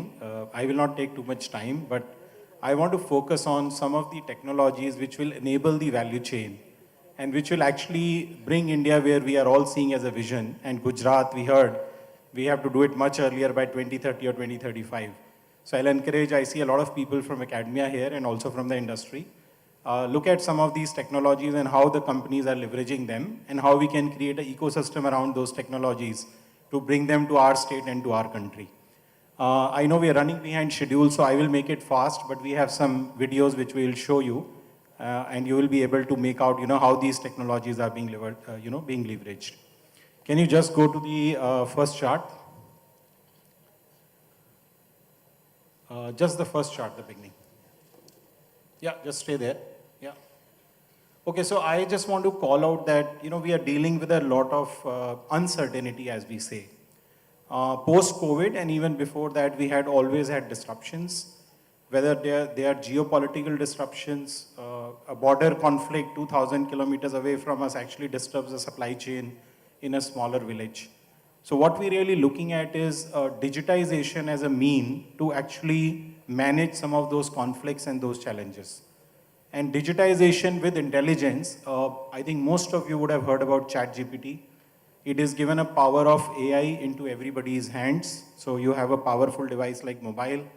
Many of them have much higher processing power than a PC that we used to do. And with ChatGPT, AI has become a way of life. So how do you create digital channels? And I call them intelligent channels the moment you infuse intelligence in them, which is AI, and leverage it to create platforms with all stakeholders. And I'll show you some examples that how you can actually leverage the digitization, bring all the stakeholders together and create intelligent systems, and how farmers in India and some of the other stakeholders are using that.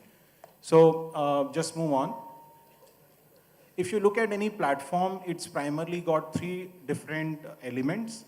The first element is it's about the reinvention of the digitization as a technology. So how do you really adopt and keep yourself on pace with the latest in the digitization? The second component is the entire predictive analytics that you build on top of that, which is what we call as artificial intelligence now.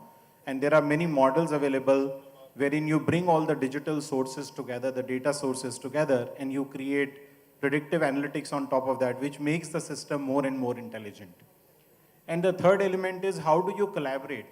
You created a platform and then you infused all kind of intelligence. The platform is getting day by day better, but you got to onboard some of the stakeholders who collaborate together on that platform. So on that, I want to show you one video. This is from Yara Fertilizer.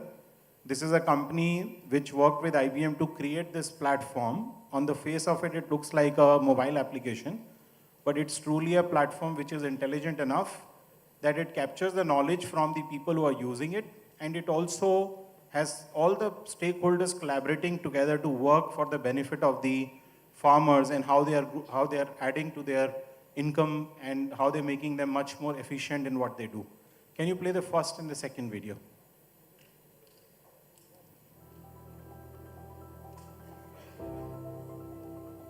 एक अच्छा मित्र वो होता है जो अच्छी जानकारी दे, सही time पे सब कुछ बताए हमें।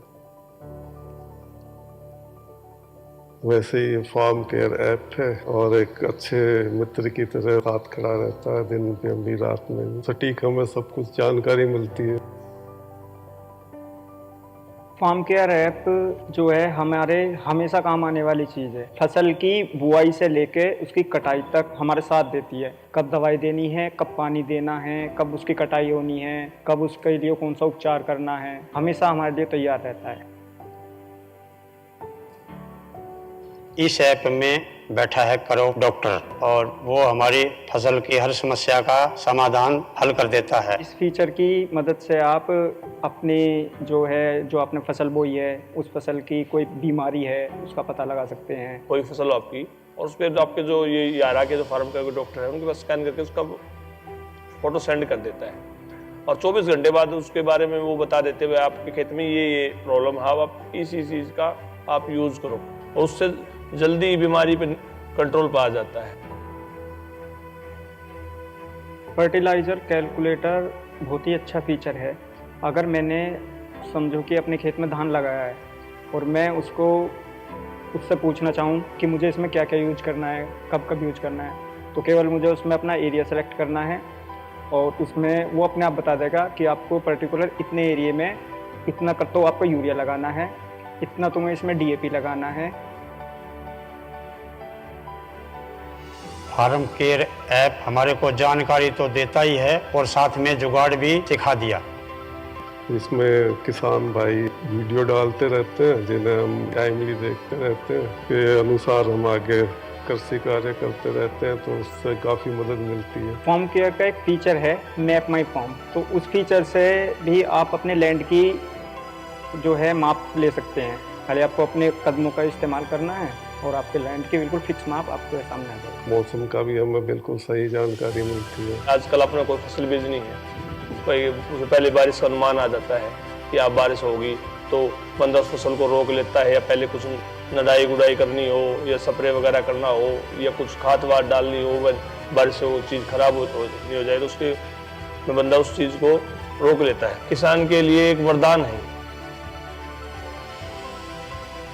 और हमारे को सबसे बड़ी बात यह है कि हम घर बैठे अपनी पूरी जानकारी इस ऐप से ले सकते हैं। बिजाई से लेकर और कटाई तक का इसमें पूरा विवरण दिया हुआ है।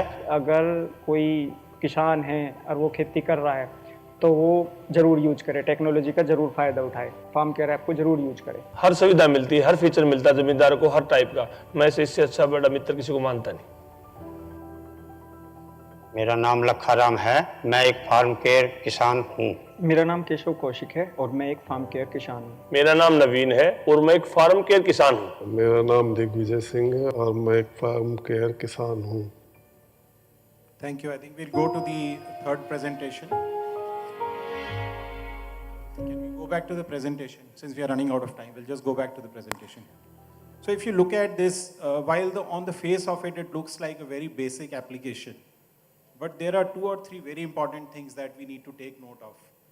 First of all, it is creating a community of farmers who are facing similar challenges. There is a feature in the app wherein you can take a picture of a disease on a crop, and you can just load it on the mobile app. There is a set of scientists who are looking at it. They're able to give recommendation. A lot of this knowledge is getting captured and it's making it more intelligent. And it is also providing a lot of analytics back to the users to take timely actions. That's one very, very important thing, that it gets intelligence over the period of time. Second thing is that there are a lot of collaborators who are on this application. These could be scientists, this could be agriculture technologists, this could be companies who are actually trying to improve the crop yield into a particular area because they're getting a lot of intelligence. So what we call is, until now it was basically digital platform with the entire infusion of predictive analytics that you can put on top of the entire data that is flowing through these applications. These have become intelligent platforms. So there is a lot of possibilities. These are very basic applications. I think there are a lot of startups who are providing these kind of solutions. Of course, with Yara, IBM worked and we created this app outside of India. Now they started using it in UP and they're going to bring it to the other states as well. But this is really impacting the life cycle and the life of the farmers in being able to do their job better and get better yield. So that is one I wanted to show. We will move on to the next slide. This is actually a journey in the life of a salesman. I will not spend too much time here, but this also shows how a digital platform can help a salesman to decide on the beat. Because as a company, and we heard about it in the morning, there are 2 things that we are looking at. How do we increase the sale and how do we increase the value addition? So how do you sell more products which are value added? How your salespeople go through a journey which gives them feed from the field, which is the data that is coming from the field, based on a geopolitical situation or the, let's say, the catchment data, what is really going to sell in that area. And this kind of feed, when you build on an intelligent system, on an app, can actually tell the salespeople what kind of beat plan they should have, where are the stock outs, which area sells what. Now, all of this is possible by creating a digital interface and creating a platform that the salespeople can use. Many of these are being used by the FMCG companies, but they have now reached a different scale with intelligence coming in where the system itself is able to guide you through your beat plan, through the day, where you should be spending maximum of your time to generate the maximum wealth for your company and make the best use of your time. So it talks about a journey of a salesperson who's going out in the field to generate the orders. But I just wanted to bring it because this is something that is, part of our daily life. And the systems are getting more and more intelligent. Based on the business, we can also look at some of those applications. We'll move on. Now, of course, if you look at any of the, intelligent system, what is most important is that you capture all kind of data that is available. And where we are looking at not only transactional data, I see a lot of people from the industry here and they're regular users of technology like SAP, Oracle, Microsoft, where you get a lot of transactional data. But I think what has happened now with digitization and with the intelligence that is available, you can capture a lot of data which is available in the secondary space. Somebody talking about a product on Facebook, you can actually capture all of that data in the open domain and bring it together to create the system. So the intelligence is not just limited to the transaction system that you have in your respective organizations, but you can actually go out and capture all the intelligence that is available in the public domain to create something which is meaningful. In this particular case, for example, we are actually mapping the sales from the distributors of all the different brands in a particular catchment, and we are able to feed back to the distributor that which are the value-added products that are selling in this particular catchment based on a pin code, etc. But you are not fulfilling that demand. It's another brand who is fulfilling that demand, right? So we've created a system which is actually capturing the entire catchment data from multiple distributors and feeding it back to the company that we are working with. Again, a very good example of how do you leverage all the data available within the enterprise and outside the enterprise to create a business value. We'll move on. Now, this is another technology we've heard of, blockchain. Most of the time, blockchain is heard as Bitcoin, but blockchain is not Bitcoin. Bitcoin uses a technology which is called blockchain, and blockchain, for a easiest way to understand, is an irreversible ledger system. So if you create an entry, you can't wipe it, and it is available in a secured way to all the stakeholders in that chain. And I will show you a video how companies are using now blockchain technology for some of the applications, coming back to the value addition. And we know that in the entire food safety chain, the origin of the product is becoming very, very important. And I look at it two ways. One is the regulatory requirement, that if you are into export economy and you're exporting some products, the customers or the regulatory requirements in those countries demand to know what is the origin of that product. And it could be for multiple reasons. It could be geographical relationships. It could be because of the unpredictable environment that we are in post-COVID. So people really want to know what is the origin of the product. The second thing that I see is that if you are able to demonstrate the origin of the product, you can also get value add. I was recently reading a case about GI tagging of the products, and this saffron which is produced in Srinagar now has got GI tagged. And when you look at the total value addition, the price has actually gone to double. And that is primarily if you're doing a geo-tagging for of that product, that it is produced in a particular area where it is coming from. Now something like blockchain can give that authentication, that proof to your customers that the product I'm buying is coming from such and such source. So that is how food technology can be used. The blockchain technology can be used in the food supply chain to really know the origin of the product and also take a lot of corrective actions that may be required once you know where it is exactly coming from. So we'll demonstrate you a very simple case. It's a video again of Walmart, wherein actually if you pick up a product in a retail outlet of Walmart and you just scan the barcode, you would exactly know where it is coming from. So this is one of the senior executives from Walmart who actually shows the product in one of the meetings and gives a challenge to his team. Can you scan the barcode and tell me how much time it took for you to find the origin? And it was actually a few seconds. So if you can play the third video, please.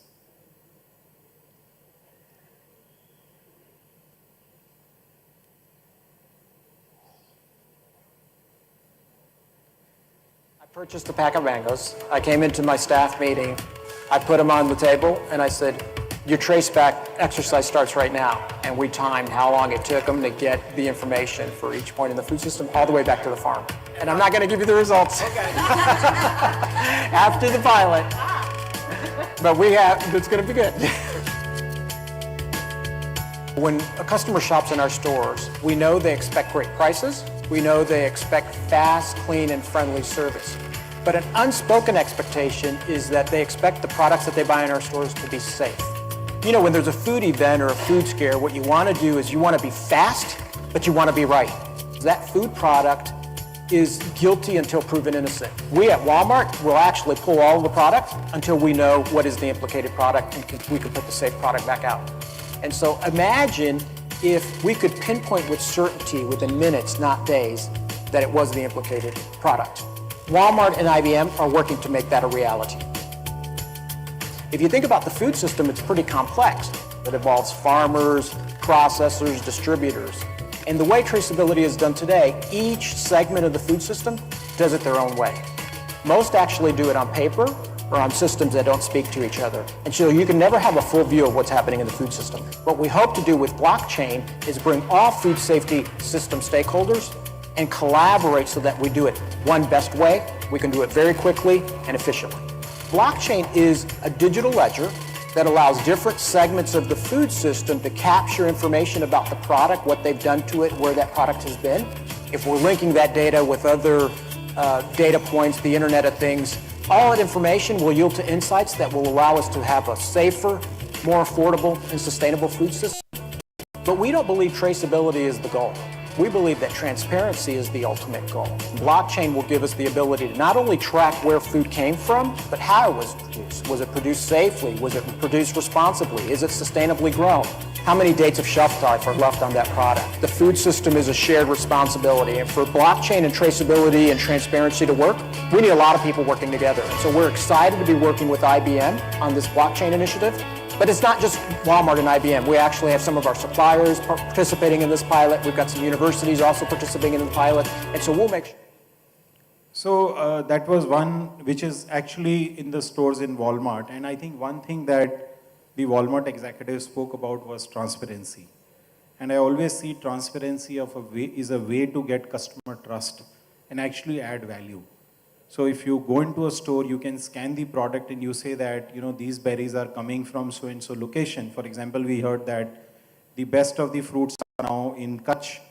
Imagine which has got a flexibility where you can scan and say that you actually get this product from Kutch is going to cost you 20% more because we had to pay 20% more transportation to get it here. So how do you use these technologies to build that customer trust, that customer loyalty, and add the value that you can get from the clients? That's one thing that he spoke about. The second thing is the regulatory compliances, because a lot of the products which are off the shelf for export will demand what is the origin of these products. Are these coming from animals who've had healthy life, they've been treated well? And don't think that this is happening in America or Europe. This is happening in India now. The entire value chain which is growing up and the middle class population where the buying capacity is increasing is looking for these kind of products and value addition. So I think while we work on our bouquets, we look at the technologies which can actually help us cater to a class who is willing to pay the premium and, you know, make that better margins on the products that we are bringing and put more money in the hands of the farmers or the other stakeholders who are actually helping grow those. So I just wanted to quickly share with you a few technologies. There are many more. The good part is that most of these technologies are available on an experiment basis through cloud. So you really don't need a very large data centers, etc. You can start doing some small developments and create these magic applications. You know, really feel them. That's what the word cloud is now. I'll encourage especially the academia here. I know a lot of you guys are in the agriculture background, but use some of these open technologies and tools that are available to build something that can be used by the industry.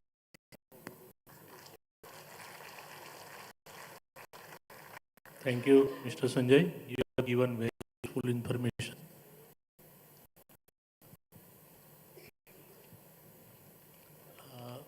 If you have, we have only 5 minutes for question answer. If somebody wants to interact.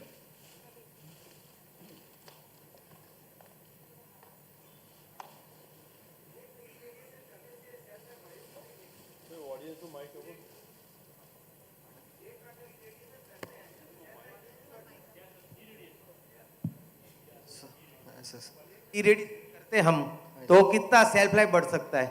Sir, I think there were some studies किए हैं हैदराबाद में. There is one firm with irrigation facility and we tried out. It goes up to 1 year, simply straightforward.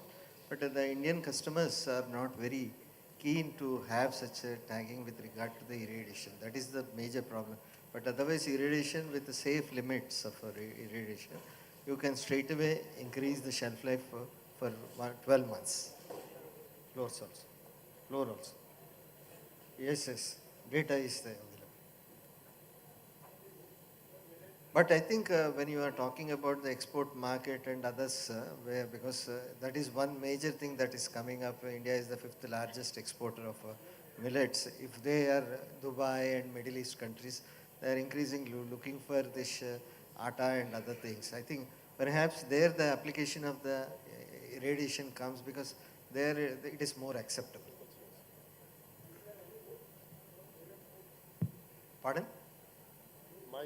Oh, there are several books, sir. I think you can go to our website, Indian Institute of Millet Research, IIMR, and you will find several books which you can, and on the top of it, even I think you can also contact us for any specific information that you require. I'm seeing a very large crowd of the students and startups. I think once again I encourage you just take this. It's going to be a real potential area for investing into a cause for social justice also, apart from your profits. Thank you, sir. So,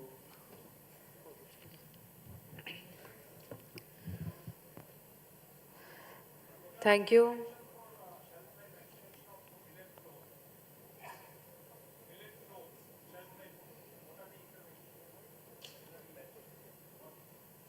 Sir, if you talk about pearl millet, bajra, blanching is one thing which people do that.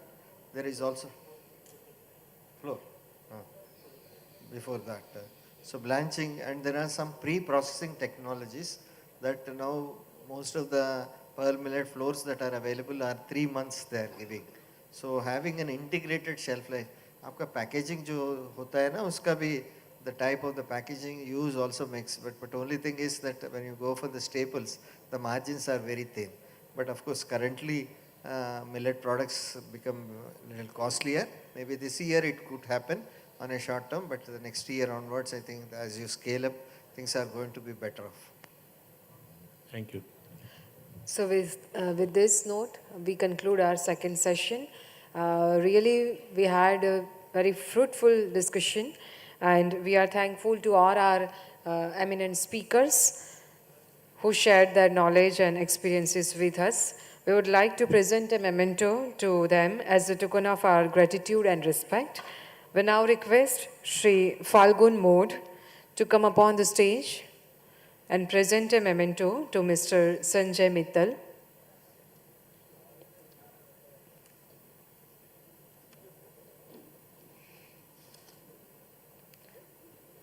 We also request Shri J.B. Suthar to please come upon the stage.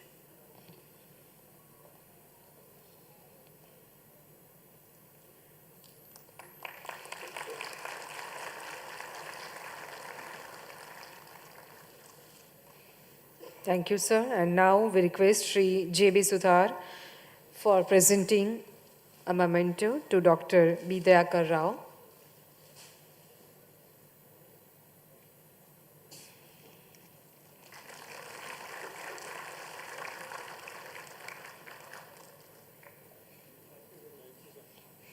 Thank you, sir. We also express our sincere gratitude to Mr. Prashant Parmeshwaran. Thank you, sir. So it's time for a group photograph, please. Please come forward for a group photograph.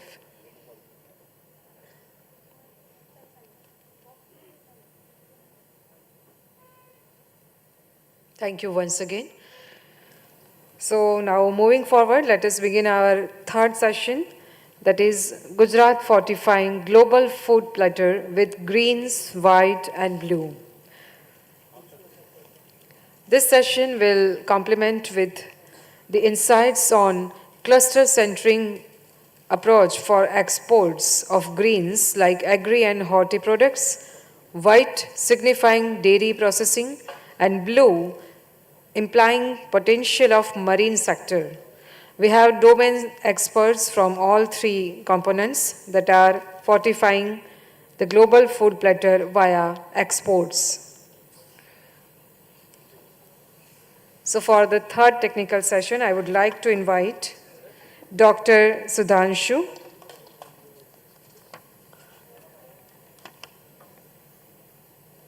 who is going to be online.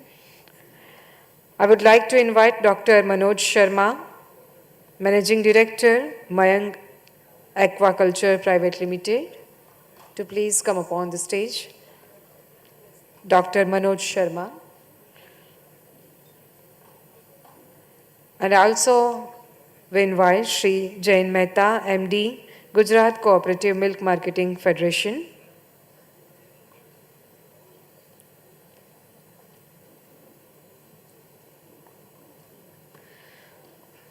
And our moderator, Shri Dhaval Rawal.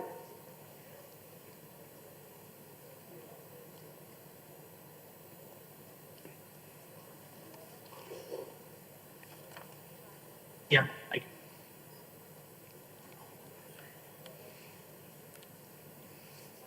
Over to you, sir.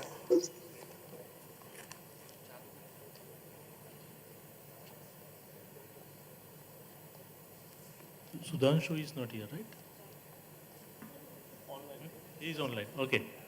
So, good evening to all. And now we will start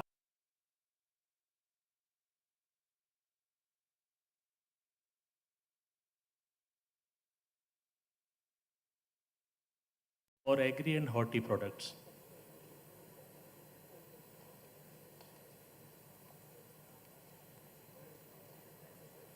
Hello. He is online? Hello. Good evening, sir. Sir, I'm speaking on behalf of Dr. Sudhanshu. Sir, he's just on the way. He would be joining in 5 to 10 minutes, sir. If you can just continue with the rest of the session. So he is joining in 10 minutes, right? So Yes, yes. So till that time, we go with Dr. Manoj Sharma. Yeah.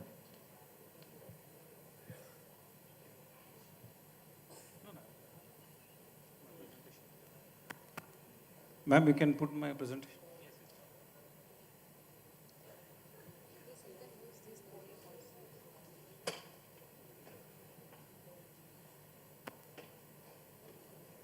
For the slide changing. Somebody will help me for that.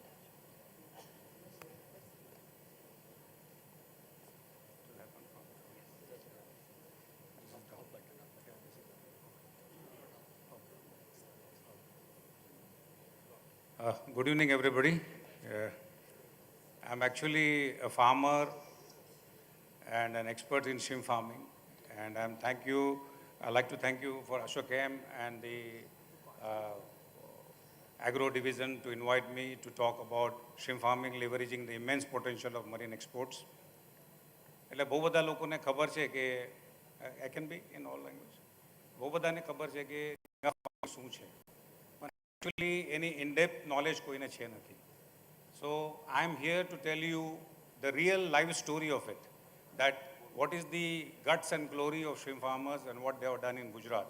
બહુ બધા ઓછા લોકોને ખબર છે કે ગુજરાતની અંદર પણ shrimp farming આજે 3,000 કરોડનો બિઝનેસ થઈ ગયો છે. તો આ પ્રેઝન્ટેશનની અંદર હું 4 ભાગમાં વાત કરીશ કે what is shrimp farming, how it is done, the basic, how a small group of farmers have developed such a fantastic business, and then what is the future in terms of leveraging the marine exports. So fact file of shrimp farming, I still remember, Rahul Sahab, when I came to Surat in 1994-95, there was not even a trace of shrimp farming in Gujarat. But today, what Gujarat in coastal area, what we started in South Gujarat, now today has become one of the biggest blue revolution And that time I remember when we start this business, આપણે સુરતમાં 94-95માં ચાલુ કર્યું હતું તો આપણા ઇન્ડિયાનો position 7મી 8મી હતી વિશ્વમાં. But today I'm very proud to tell you that Gujarat is also doing excellently well. We have per capita productivity best in the world. But fact is that shrimp farming is doing extraordinarily well in India, and we are one of the largest shrimp producer and exporter in the world. Last year we have done 1.73 million metric tons of seafood. Out of that, 70-75% is shrimp only. So India, as I said, we are doing into 2 lakh hectares, and average productivity is 5 ton per hectare, and almost 2 to 2.5 crore people are involved into this aquaculture business. So in the second slide you could see the global shrimp basket. એટલે આખો વિશ્વમાં ઝીંગાનો market કેટલો છે? 5.6 million ton. And out of that, only 2 countries, India and Ecuador, are producing and supplying almost 75% of that. India and Ecuador closely 10 lakh tons.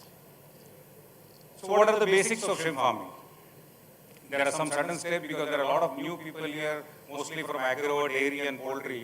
Hardly I could say anyone from shrimp farming. So before it's boring to you, because इतना अच्छा खाने के बाद कहीं ना कहीं आप सबको तो नींद आ रही होगी, तो कम से कम I will try to wake you up by telling you a very fascinating story about shrimp farming development. So these are the basic steps. You have to just understand it is nothing much different than aquaculture. Agriculture and aquaculture are almost same. The medium is different. You use soil and we use water. So basically steps are same. Site selection, layout and design, pond construction, pond preparation, seed and seed selection, then growing the animals, water quality, health monitoring, all steps are so common. So you could see even aquaculture industry requires seed feed, medicine, healthcare product, energy, technicality, even export house. लेकिन इसके अंदर सबसे खूबसूरती ये है कि this also create an immense opportunity for entrepreneurs to develop. So these are the 2 species what we do. There's one it looking is banami, like poultry mein you have a desi plus broiler. So we do also have a white shrimp versus the black tiger. And these are the very most common design of a farm. આપણે ગુજરાતની અંદર સૌથી best policy છે single window policy છે. એક ખેડૂતને એન્ટરપ્રિનરને કે જે કાંઠા વિસ્તારમાં છે એને 5 હેક્ટર રેવન્યુ ડિપાર્ટમેન્ટથી ફિશરીઝ ડિપાર્ટમેન્ટથી જગ્યા મળે તો આ 5 હેક્ટરનો ડિઝાઇન છે કે કેવી રીતે એક શ્રીમ્પ ફાર્મ કન્સ્ટ્રક્શન કરવામાં આવશે. You could see the proper size of the pond, and you could also see the gate where we built it to harvest the shrimps. Then you could see how it has been constructed. ખેતી લાયક જ છે, તળાવને ખેડવાનું, કલ્ટી મારવાનું એવી રીતે જ છે. Then you could see that since we are using the medium of water, our paramount importance is the water. We need at least 10 to 20 HP per hectare. Then you could see the pond drying and tiling. Then you could see how we also do the cracking. Then proper plowing and tractor work. Then again repairing of the pond. Then we also do very good filtrations. I'm going a little quick because I want to talk something else, because this is just the basic. And every રીતે પાણી તળાવમાં પાણી ભરીએ. This is what we do the seed. એવી રીતે aeration જોઈએ oxygen ઝીંગા માટે, અને એવી રીતે રેગ્યુલર મોનિટરિંગ હાર્વેસ્ટિંગ કરીએ છીએ. And then you could see Gujarat glory. I came to 1994 in Gujarat, and we started with few ponds. So that era was a very slow era. So 1990 to 20,000 I divided. Gujarat used to produce hardly 3,000 tons. But we started with only 2 tons, sir. So 3,000 tons, then 6,000 tons, and the peak was 2017 up to 55,000 tons. Then came the big dreaded COVID. બધા જ export પર બહુ ખરા આડા અસર થયા, એટલે આપણે પછી થોડો રિડ્યુસિંગ ટ્રેન્ડમાં છે. ને હાલમાં જ્યારે હું તમને વાત કરું, we are somewhere about 30-35,000 tons. And this is the Vanami shrimp, and I'll talk about Gujarat. Gujarat is now closely producing around 10,000 hectares. Peak पर આપણે 50,000 टन गया था. But it's not about the development of shrimp farming. It's the development of the complete rural economy, the coastal fisheries. 1 hectare 10 થી 15 લોકોને આજીવિકા આપે. હવે એનો તમને ઉદાહરણ તમે જો, આ 2005ની પિક્ચર છે ગૂગલ આર્કાઇવમાં, જ્યાં 5 થી 25 પોન્ડ હતા, અને તમે જો 2018માં 2,500 થી 3,000 પોન્ડ છે એ જ ખાડી ઉપર. આ ડુમસની સાઇડ છે જ્યાં 25-30 પોન્ડ હતા ખાડી ઉપર, અને ઇમેન્સ ડેવલપમેન્ટ પછી આજે ત્યાં 7,500-8,000 પોન્ડ થઈ ગયા છે. And what are the basic highlights of shrimp? Why shrimp farming? Because ખાર ખરાબા આપણા ગુજરાતની અંદર 3,75,000 હેક્ટર વેસ્ટ land છે કે જ્યાં કોઈ જાતો નથી. Thus land is producing $35,000 shrimp in 6 months.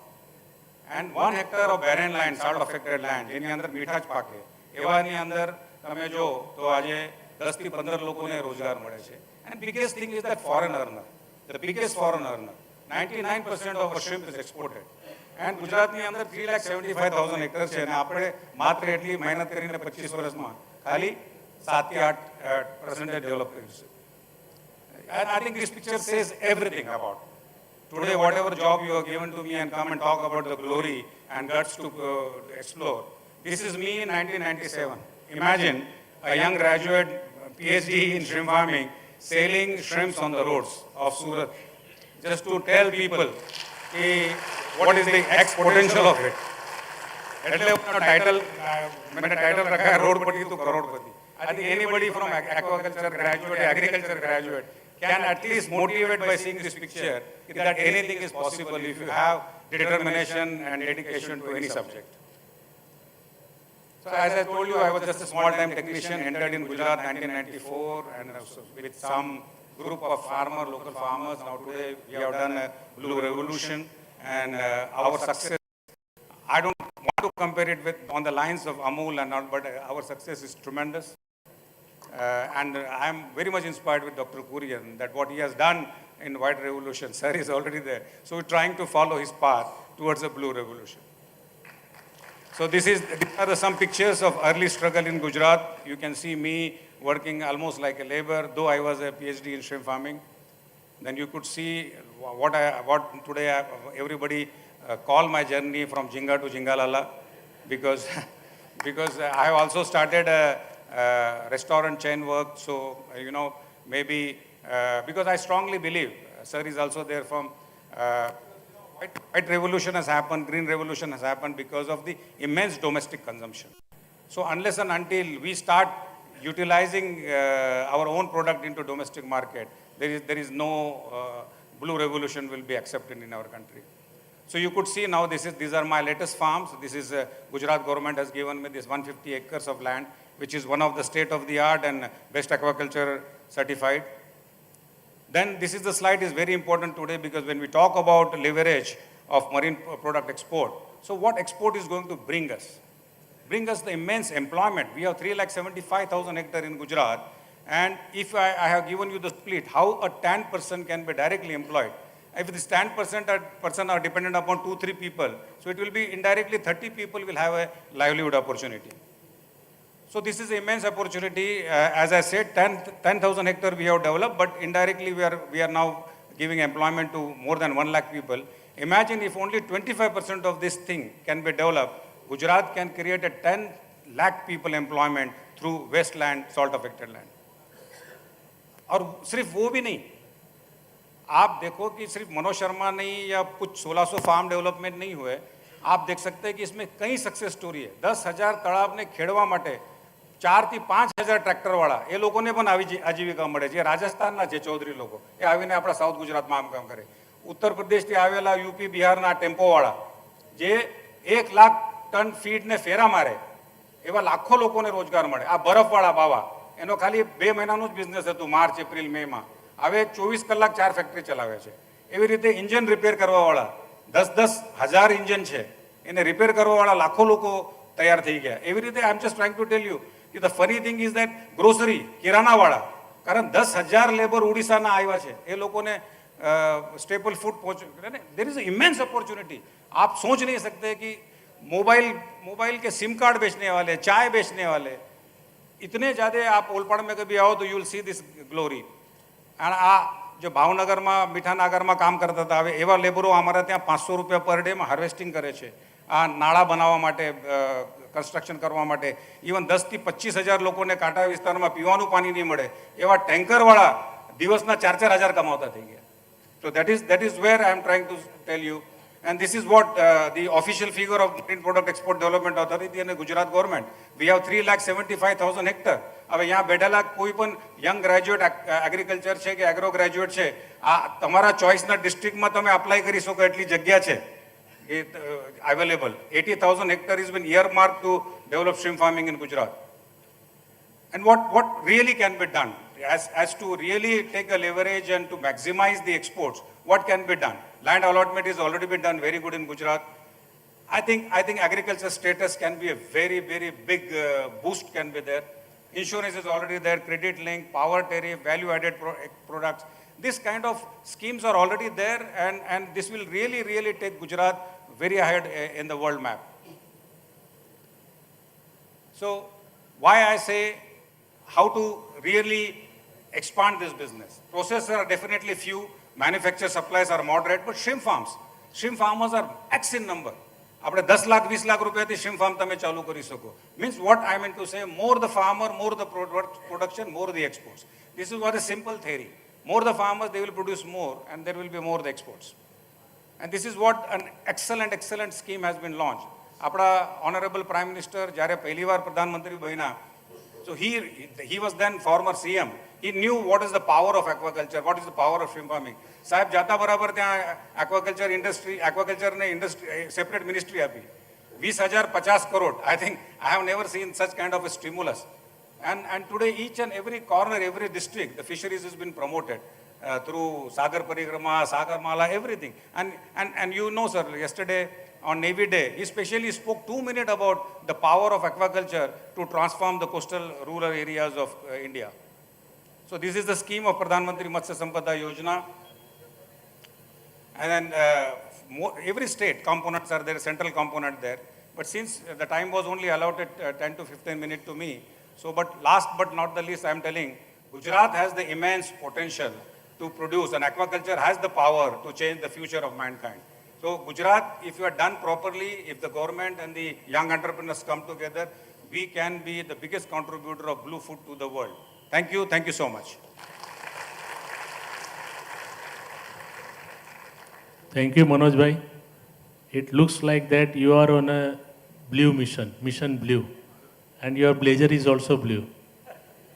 So we wish you all success, and you inspire people so much. It is very good business and picking up very well. Now, Mr. Sudhanshu has joined from the APEDA, and now we will request him to join us on video conferencing for his talk and presentation to us. Thank you very much. Good afternoon, everyone. And first, let me compliment the government of Gujarat for organizing this one of the important events which is being organized since last several years for showcasing the strength and opportunities of Gujarat state. And I apologize for not able to join physically. Hope I am audible. Am I audible?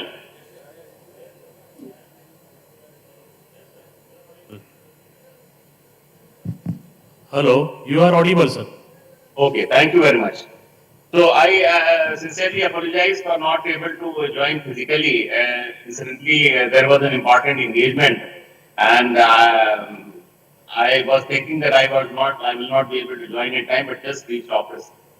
So just not to waste time, the presentation topic which has been allocated to me is cluster-centric exports of agriculture and horticulture products. We'll request if the presentation can be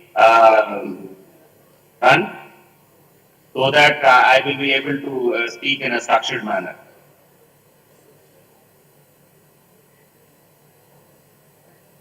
Is the presentation being loaded? Hello. Sir, we are not able to see your presentation. Hello. Incidentally, the presentation was being Sir, we are making it on a screen. We are starting. Okay. Okay. So by the time the presentation is being loaded, let me utilize the time. As we all know that India is an agrarian economy, and from one part of the another part of the country, due to various climatic zones, we are able to have a range of vast range of agriculture and horticulture products in the country. And the program where in Gujarat being organized, the state is blessed with range of agriculture products. And please take to the next slide. Yes, sir. Next slide. As from the previous speaker who was from the marine sector, Gujarat has ample opportunities in agriculture, horticulture, aquaculture, and other animal husbandry, other parts of this agriculture sector. So if we see in terms of the total trade, the global export, the audience is able to see the presentation because I am not able to see on the screen. We are able to see the presentation. Second slide. Yeah. So can it be connected on the screen so that the particular slide will also be in front of me in case if it is possible. So just to make a mention, the first slide. We can do one thing. When you will say we will change the slide, you can keep that open in your laptop. Okay, no issue, no issue. I am having a copy of the presentation with me. I will manage from that.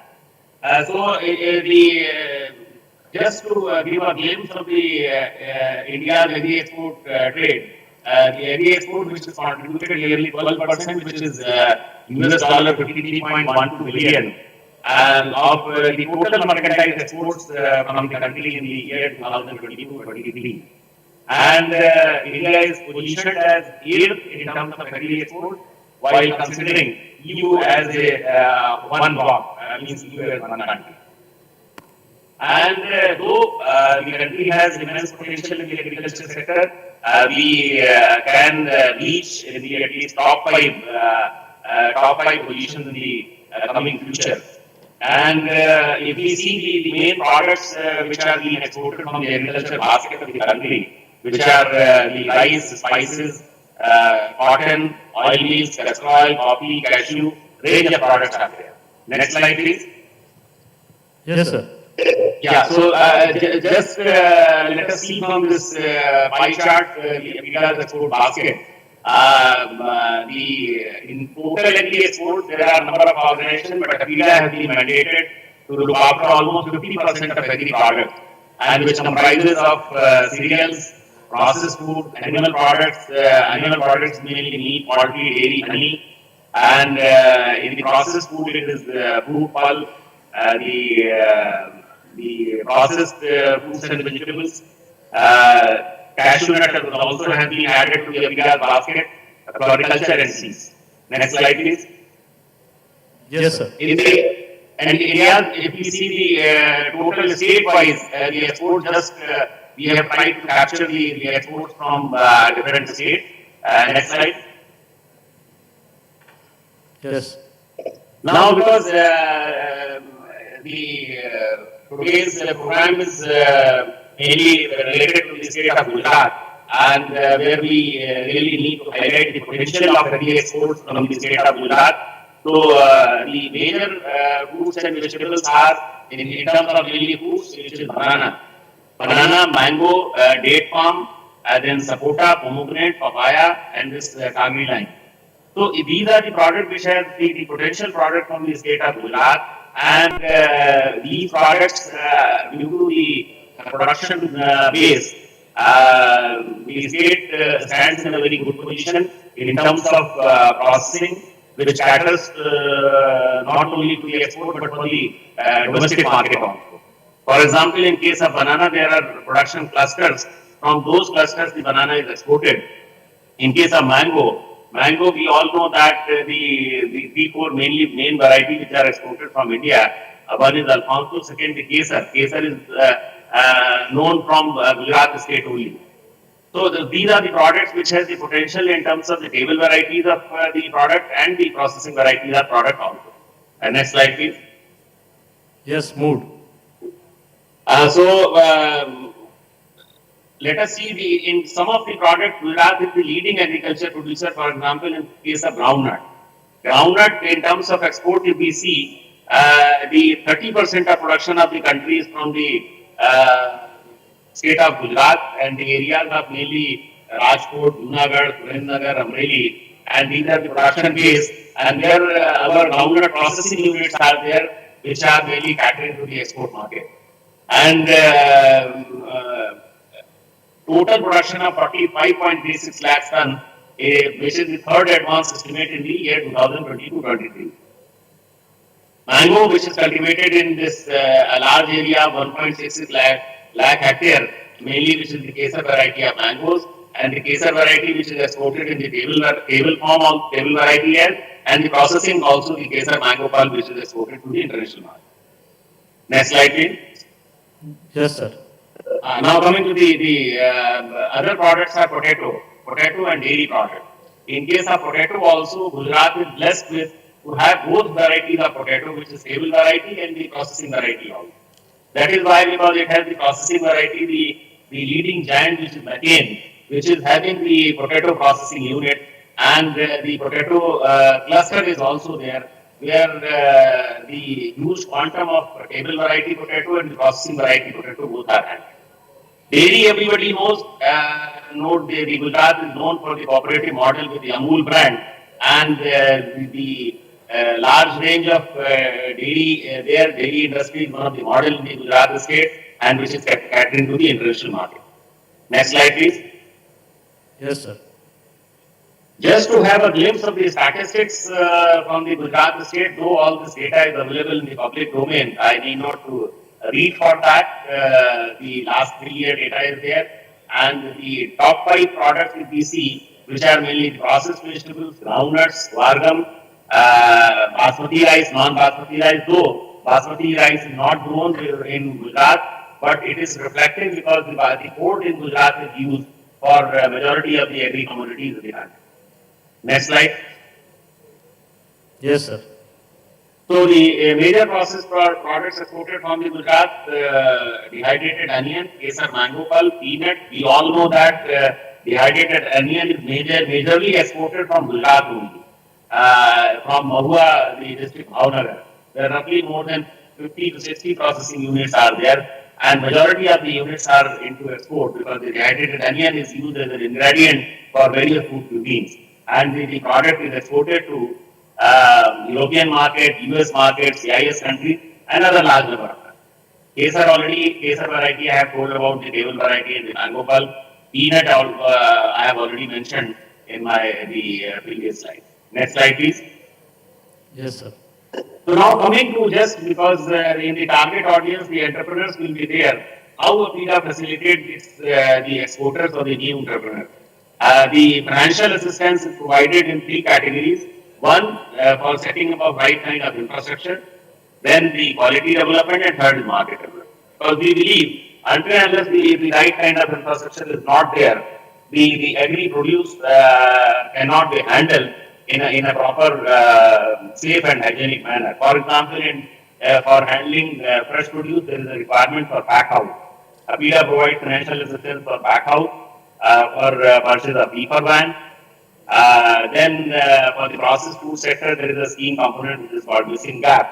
So details of all these schemes are available at APIDA website, and we have a small office also in Ahmedabad.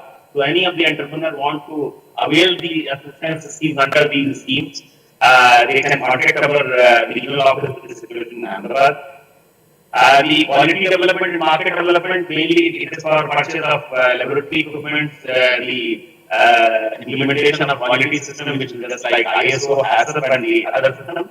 Market development is basically for connecting to the market. Next slide, please. Yes, sir. Just I have tried to capture some of the snapshot, the kind of infrastructure which has been set up with the assistance of APIDA in the last years. This is one of the banana pack house in Surat area. We have set up common facilities, this common infrastructure. The idea of setting up common infrastructure is that the exporters, the small and mid-sized exporters who cannot set up their infrastructure. So common infrastructure, the small and medium exporters can go to these facilities, use these facilities for processing and for onward export. So this was basically a trial made for a cable car because banana is a very delicate fruit. So we tried to set up this pack house with the cable car facility. So the idea is to basically minimize the post-harvest handling. Next slide, please. Yes, sir. Food processing clusters, number of food processing clusters are there. I already mentioned about mango. Then potato already is, I mentioned about potato, dairy, dehydrated onion and mahua, I have made already a mention of this. And the few products also which have a small or mid-sized production cluster. And in the production clusters, it really becomes easy for the exporters to source the produce from the cluster, and because the cluster have all kind of facilities, not only for processing, but the ancillary units are there so that the processors need not take their produce to the far distant places and then connecting to the market. Next slide, please. Yes, sir. Other traditional clusters are basically for isabgol processing, though isabgol is mainly psyllium husk grown in the Rajasthan and then in Gujarat, but the major processing is in the state of Gujarat only. Processing is mainly in Mehsana, Patan. Groundnut cluster, as I mentioned about this Amreli, Rajkot, Junagadh, dehydrated already mentioned. Under agri-export policy, which was announced in the year 2018, in December 2018, where the clusters for banana, dairy, banana was in Bharuch, Narmada and Surat area, dairy was Banaskantha, potato clusters was Banaskantha and Sabarkantha, and the mango, the four districts of Junagadh, Navsari, Valsad and Kutch area. So with these clusters, the exporters based in various parts of the country, because the exporter never deals only with one commodity. Normally they deal with range of commodities, and wherever they are based, when they market the product, they get the order and source from all over India. So our majority of the exporters, either sitting in Mumbai or the southern part of the country, they have the sourcing from Gujarat, use the exit port from either from this Gujarat or from JNPT Mumbai. Next slide, please. Yes, sir. So groundnut value addition units, just wanted to show the audience about the kind of processing infrastructure already set up, and majority of the units have been provided funding support also for upgradation of their units. More than 30 groundnut processing units have been facilitated in Gujarat, which are connected to value chain of export. Next slide, please. Yes, sir. This is the slide of a mango pack house, which has been funded by APIDA, established in Gujarat state only. Number of pack houses have been set up with the support of APIDA, just to show what kind of the infrastructure is in a pack house, which is used by the exporter. Next slide, please. Yes, sir. In Gujarat state, the APIDA has set up number of common infrastructure facilities. As I already mentioned, that these common infrastructure facilities are set up with the purpose of the small and medium exporters who can't afford to set up their own infrastructure. So 10 infrastructure have been facilitated. The cold chain infrastructure at APMC Dahod, one facility for groundnuts in Kodinar, pack house, banana pack house, which was set up in Pavi, Jaipur in Gujarat. Then one of the processed food processing unit in Surat, banana pack house in Kamrej. Number of these are the common infrastructure, the big size project which were set up with the support of the state government, and APIDA provided the funding support, and the running of the facility was the responsibility was of the state government. Next slide, please. Yes, sir. Now, just to show about some of the export promotion initiatives which have been done in the state of Gujarat. With the Honorable Prime Minister's call for vocal for local, or the local goes global and the Atmanirbhar Bharat, APIDA has been focusing on promotion of exports of locally sourced GI tag as well as indigenous ethnic agriculture product, which was mentioned in the agri-export policy announced in 2018. And since then, we tried to connect some of the potential products, whether it was a GI product or the ethnic product, to the value chain of export or to the international market. So the first shipment of GI wheat variety was the trial shipment was made of Alia wheat, which was exported to Kenya and Sri Lanka in July 2021. Other GI products similarly were also connected to the international market from Gujarat. The idea of connecting these products for the first time when we use the term as flag off, the idea is just to lay down the road and show to the industry that it is possible. Then further industry takes it up. Next slide, please. Yes, sir. So in the similar way, we flagged off 5 traditional varieties of rice from Gujarat to UK in the year 2021-22. This was Gujarat 17 rice, Surti Kolam rice, Ambe Mor, Kali Munch and Indrayani rice. And the shipments were made, and later on, based on the response, the export was continued by the exporter. Next slide, please. Yes, sir. This was, we all know that the concept of, or the new trend of vegan products is emerging in the international market, and the consumers are increasing for vegan food products. So the plant-based, first consignment of plant-based vegan products from Nadia to USA was sent, and the export is continuing from the state of Gujarat. So these were the basically efforts made and which we are doing on pan-India level basis, but I have tried to capture to the Gujarat specific just to show that the kind of potential Gujarat state has, and it can be taken further forward to heights with the support of all the concerned stakeholders. The next and the last slide. Yes, sir. It is not the last slide. So the first consignment of, please come to the hand. The similar way, first consignment of dragon fruit. Dragon fruit, earlier it was not heard anywhere. Since last 3-4 years only, the production of Gujarat, this dragon fruit has started. And from the area of Kutch region, this consignment was sent to London, and it was publicized through social media. And the idea is to make a branding that India is also in dragon fruit also. Next slide, please. Yes, sir. This is highlights of mango exports to USA.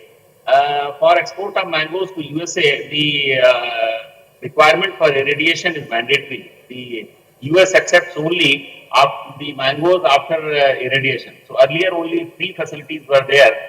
One was in Mumbai, the second was in Nasik, and third was in Bangalore. So 4th facility, which has been set up by Gujarat Agro and in Bavla, the last year we organized the visit of USDA APIS delegation for pre-clearance and offshore program, and finally it was recognized. And in the year 2023-24, the export of mangoes registered a growth of 220%, where Gujarat also contributed well, though this was the first year, but Gujarat contributed well, considering it was its first year shipment of mangoes to US market. Next slide, please. Yes, sir. So participation in international trade fairs or oblique exhibitions. We take our exporters to all international trade events where the exporters set up their stall. We always encourage our exporters to participate in international trade events.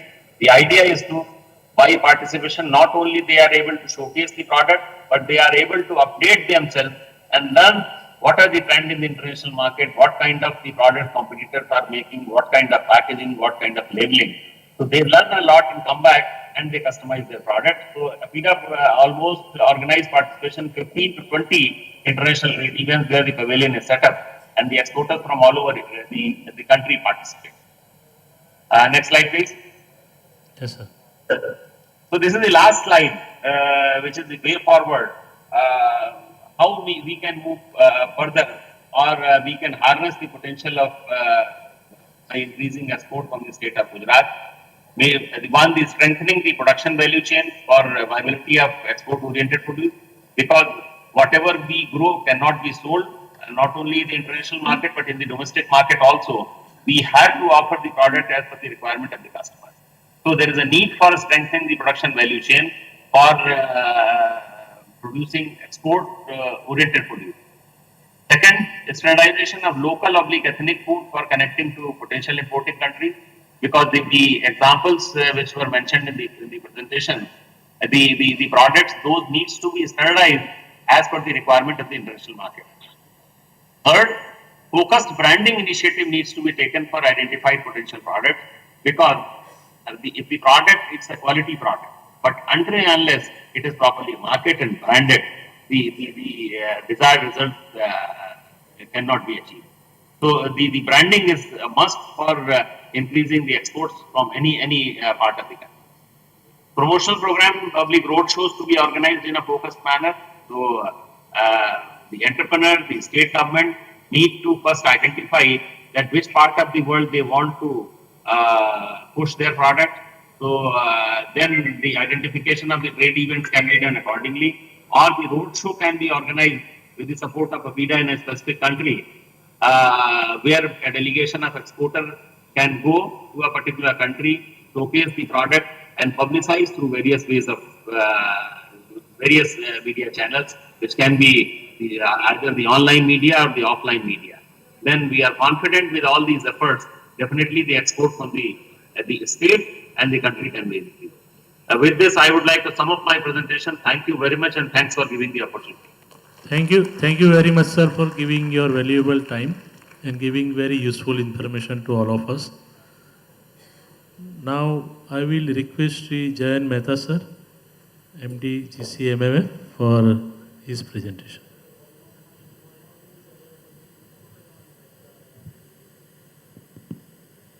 Okay, good afternoon and thank you so much. Baki nathi kya na bhai? Baki kya? Sound. Okay, it's okay now? Yeah. It's been a long day and I'll not take more than 10 minutes of your time. But we heard a lot about agriculture exports, the exports of opportunity for agriculture products and what all we need to do. So Shah Sahib, I'll request you that if we are in 2026 Vibrant, this is the 11th Vibrant, and 2 years down the line, if we are able to do this event again, you should invite a new multi-state cooperative called NCEL. That's a new multi-state cooperative on exports being formed by the blessings of the new Ministry of Cooperation, promoted by Amul, IFCO, CRIPCO, NCDC, NAFED. And this cooperative has got a mandate to export the products, all which you mentioned and discussed this morning and since morning, and what Sudhanshuji also gave a very nice description, to products produced by the farmers, organized into cooperatives and giving them a market opportunity around the world. So this new multi-state cooperative was announced last month, was launched formally by Honorable Home and Minister of Cooperation Amit Shah ji. And this has already got orders worth about 15,000 crore rupees. तो अभी तो जो संस्था शुरू हुई है, जिसका सबको शायद पता भी नहीं है, वो because the government's vision to promote the market for agricultural products around the world using the cooperative model. This is a new startup which has come in. There are 3 new multi-state cooperatives which have come up. One on exports, which I just mentioned. Second is on organics, and third is on seeds.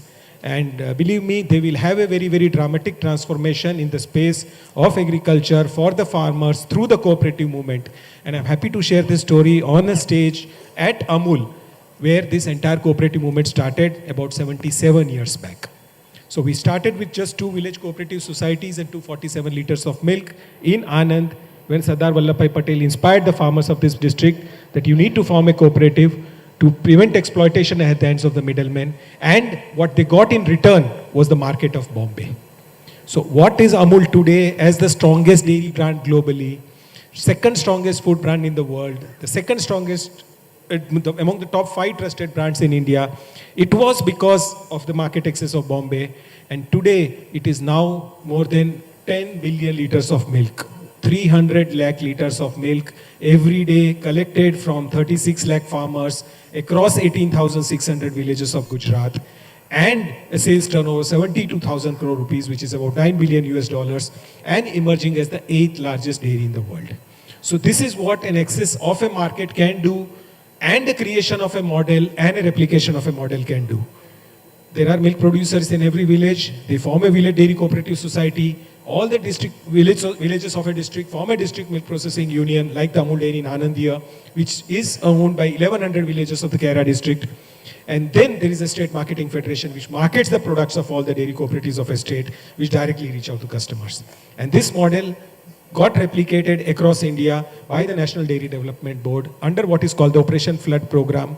And this led to a dramatic transformation in India, in making India emerge as the largest producer of milk in the world. So the simple task of connecting the producers with the market resulted into a brand for not only milk dairy, but also India, because this is where India, as the largest producer of milk in the world, holds a very, very high promise of becoming a dairy to the world. And this entire thing, going back to the topic today, is based on supply chain. Milk is the most perishable agricultural product in the country because it spoils in just less than 4 hours after we collect it from the cow. Now, how do you take a very difficult product, convert into a variety of products, starting with fresh milk and packages also, including butter, cheese, ghee, shrikhand, ice cream, and so on, and sell in India and abroad? And this is what is the magic of the supply chain, the power of logistics, the power of processing, power of technology, and how do you reach, and we will share with the example of Amul, how we have been able to manage the supply chain, supplying products across the country through the strong distribution network and also directly to the customers. But this is how we started.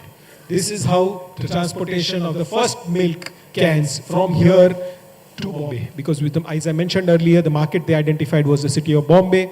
There were no pasteurization of milk. It used to be transported in such cans and delivered to Bombay. And this is where the first milk wagons, which government of New Zealand actually gifted to us, and they were doing it. And as we heard this morning, milk moving in tankers from here all the way to Calcutta, distance of more than 2,000 kilometers, taking more than 40 hours, but there's only a difference of about 2 degrees in the temperature because of the strong insulation. And this is what you see today, a dedicated freight corridor starting from Gujarat, going all the way to Delhi. The tankers actually go on the railway wagon. After 12 hours, they reach Delhi and they are transported back to the things. So this is what this journey of not only Amul, but also India's logistic and supply chain sector, the transportation sector. And what you say, the strength of Gujarat in managing this is demonstrated by this. Honorable Prime Minister also mentioned about this in his last Man Ki Baat program the other day.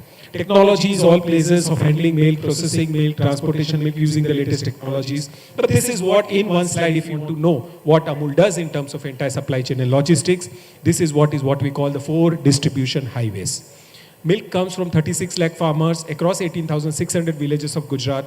Every single village in Gujarat has a dairy cooperative society, which shows the might of the logistics sector of the state, that there are motorable roads in which milk moves in tankers now, and not just the cans, from every single villages to 98 dairy plants. Half of them are in Gujarat, half of them in different parts of the country. And we manufacture products which are frozen, which is shipped at minus 20 degrees centigrade, which are chilled like butter products, butter, cheese at 0 to 4 degrees centigrade, ambient products being sold at room temperature, and fresh products like milk in pouches, dahi, chas, 48-hour shelf life, moving directly from the plant to the market, a network of 85 sales offices, 15,000 plus distributors and 1 million retail outlets. And this is how is this entire supply chain of cow to consumer managed with clock precision, round the clock, 24/7, 365 days. And even during COVID, there was not a single day in which you would have known there was a shortage or no supply of Amul milk in the market. So this is the resilience of the supply chain and the commitment of the farmers to ensure that not a single customer stays without their favorite glass of milk. And this is what it is. And we also we have branch offices across the country, exports to more than 50 countries around the world. And India, at least Amul, the largest exporter, and the kind of opportunity to become a dairy to the world. But you can see cow to consumer, every single member of the supply chain working tirelessly day and out with a simple objective. Either you reduce the cost or improve the efficiency, and how you make the producers happy, how you make the consumers happy. But again, then you see millions of transactions happening. 36 lakh farmers giving milk twice a day, and the quantity can be 2 liter, 4 liter, 6 liter, 10 liter. But everything happening on a common software and a common app. So millions of transactions happening every day, twice a day, across the state, lot of milk moving in such large volumes through this entire supply chain, and finally converging into the market to the consumer. And Amul does close to 20 billion packs of dairy products every year. So this is the single largest dairy or a brand actually in the whole world. 20 billion packets in 1 year. So this is where it is, and that's why technology comes in. Farmers not only sell milk, they can also sell their cattle online. But more importantly, the mindset of the organization, and this is not just today, in 1995 when we had this strategic intervention in our business and how we wanted to reinvent our business, we said that we should be and work like an IT company in food business. And that's why IT integration has been happening. Technology was not a very popular thing in those days, but still, right from milk collection, processing, marketing, every single aspect we do, technology is a part of it, which means you are able to automate the sales force, sell at all the million outlets on a common software. Even the milk dealers place the order online. B2C platform for the distributors, for the consumers who can locate their pack of Amul or a shop selling Amul products within 5 kilometers radius, wherever you are in India, to India's largest dairy portal in which we sell our commodities also online, which means the price discovery also happens. And today, if you are a customer, you want to order any of the new range of Amul products, maybe the protein or the honey or the organics, there is an Amul shop, shop.amul.com, in which products will reach you at your doorstep with no extra delivery cost. So this is where we are. This is where what we wanted to discuss, how to build a stellar vision for the entire dairy industry. And in next 10 years, when India's milk production increases from the share of about 24% to more than 30%, which means 1/3 of the total milk in the world in the next 10 years will be produced in India, how do you become a dairy to the world? And this is what is the vision and the objective we are moving forward. The government also is sharing this perspective. India has 7 lakh villages. There are dairy cooperative societies in just 2 lakh villages. So in the next 5 to 10 years, another 2 lakh village dairy cooperative societies will be built, created in the remaining 5 lakh villages. More milk will come in the cooperative sector. More milk will come in the organized sector. More women will be a part of this movement, and that will bring in a very, very dramatic transformation in India. Milk is already the largest agricultural crop of India with a value of output of more than 10 lakh crores. Which is more than wheat, paddy, oil seeds put together. So this is where such a large number of opportunity, giving livelihood to more than 10 crore families around the country, and giving nutrition to 1.4 billion people. And like we have a system of collecting milk, we are also setting up a system of collecting the dung. And a cow gives milk 300 days in a year. The dung is produced 365 days in a year. If we are able to collect this dung, convert that into compressed biogas or methane, which can light the chula of a household, it can run fuel stations like this. And more importantly, what is left behind is a biofertilizer which goes back to the farm, and consumers can get organic food without chemical fertilizers. So this is the power of circular economy we are demonstrating, and this would mean a better income from the farmers, because there is income from the dung which is produced there. India imports a lot of fuel and fertilizers. You are able to reduce that bill of imports. So the economy is also happy. Consumer is happy because consumer gets food without chemical fertilizers. And more importantly, the planet is happy. So this is the power of circular economy, the power of milk as a product, as an ingredient, as a raw material. And more importantly now, as a model for helping farmers, milk producers, not just in dairy, but across agriculture spectrum, like I mentioned about the export cooperative or the organics cooperative or the seeds cooperative, and transforming the lives of millions of our countrymen and contributing to growth of the economy and the dream that we have to be among the top 3 economies of the world in the next 25 years. So this is the power of the Gujarat model. This is the power of this model which we started in this small place called Anand here. And finally, if I have to sum up, and this is my last slide, that we discussed a lot of numbers in terms of sales, turnover, volume, milk and all that. But the brand's currency, Amul's currency is not milk, it is trust. Trust of millions of milk producers, trust of 1 billion consumers, and that is what is the brand keep going. Thank you so much for the time, and we're happy to have any questions. Thank you, Mehta sir, for your very inspiring speech. Anand જે છે એ અમે આમ તીર્થ સ્થળ માનીએ છીએ food પ્રોસેસિંગનું, અને આ એવું લાગે કે જાણે એક મોટું હોલ નથી પણ મંદિર છે. એટલું પવિત્ર કામ અહીંયા દાયકાઓથી થયું છે.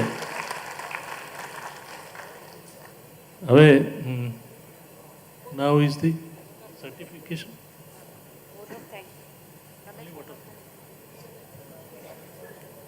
હા, ક્વેશ્ચન આન્સર્સ છે, કોઈને પૂછવા હોય તો 5 મિનિટ માટે આપણે રાખીએ.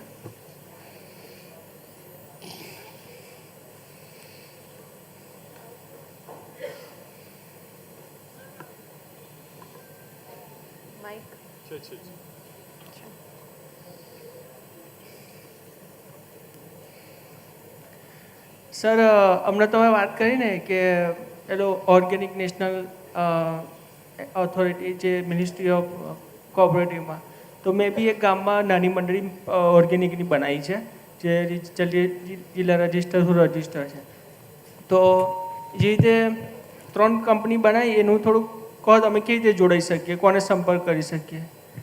બહુ સરસ કામ કર્યું તમે કે આવી રીતે કોઈ પણ ગામમાં આવી રીતની મંડળીઓ બની હોય તો તમે રજિસ્ટર કરી હોય તો તમે NCEL અથવા NCOLના મેમ્બર બની શકો છો. એની વેબસાઇટ છે, એ તમને ncol.coop. અમારા નિમિત દોશી સાહેબ અહીંયા જ છે, તમે એમનો સંપર્ક કરો. જે આઇટમ તમે બનતી હોય, અમૂલે ઓર્ગેનિકની મોટી શ્રેણી લોન્ચ કરી છે. આપણા ઓર્ગેનિક અમૂલનું નામ જ આપણે ઓર્ગેનિક લોટ, ઓર્ગેનિક જુદી જાતની દાળો, ઓર્ગેનિક ચોખા એ બધું લોન્ચ કર્યું છે. સાથે ઓર્ગેનિક ગોળ, ખાંડ, મસાલા પણ લોન્ચ કરવાના છીએ. તો આખી એક મોટી શ્રેણી ઓર્ગેનિકની જે પણ ખેડૂત ઓર્ગેનિક પ્રોડ્યુસ કરશે એનું બજાર આપણે ડેવલપ કરવાનું કામ અમૂલ કરશે. આ નવી મલ્ટી સ્ટેટ કોઓપરેટિવ ઓર્ગેનિક્સની કરશે અને ગ્રાહકોને પેસ્ટિસાઇડ અને કેમિકલ ફર્ટિલાઇઝર વગરનું ચોખ્ખું સારું ભોજન મળી શકે એ માટે પ્રયત્ન કરશે.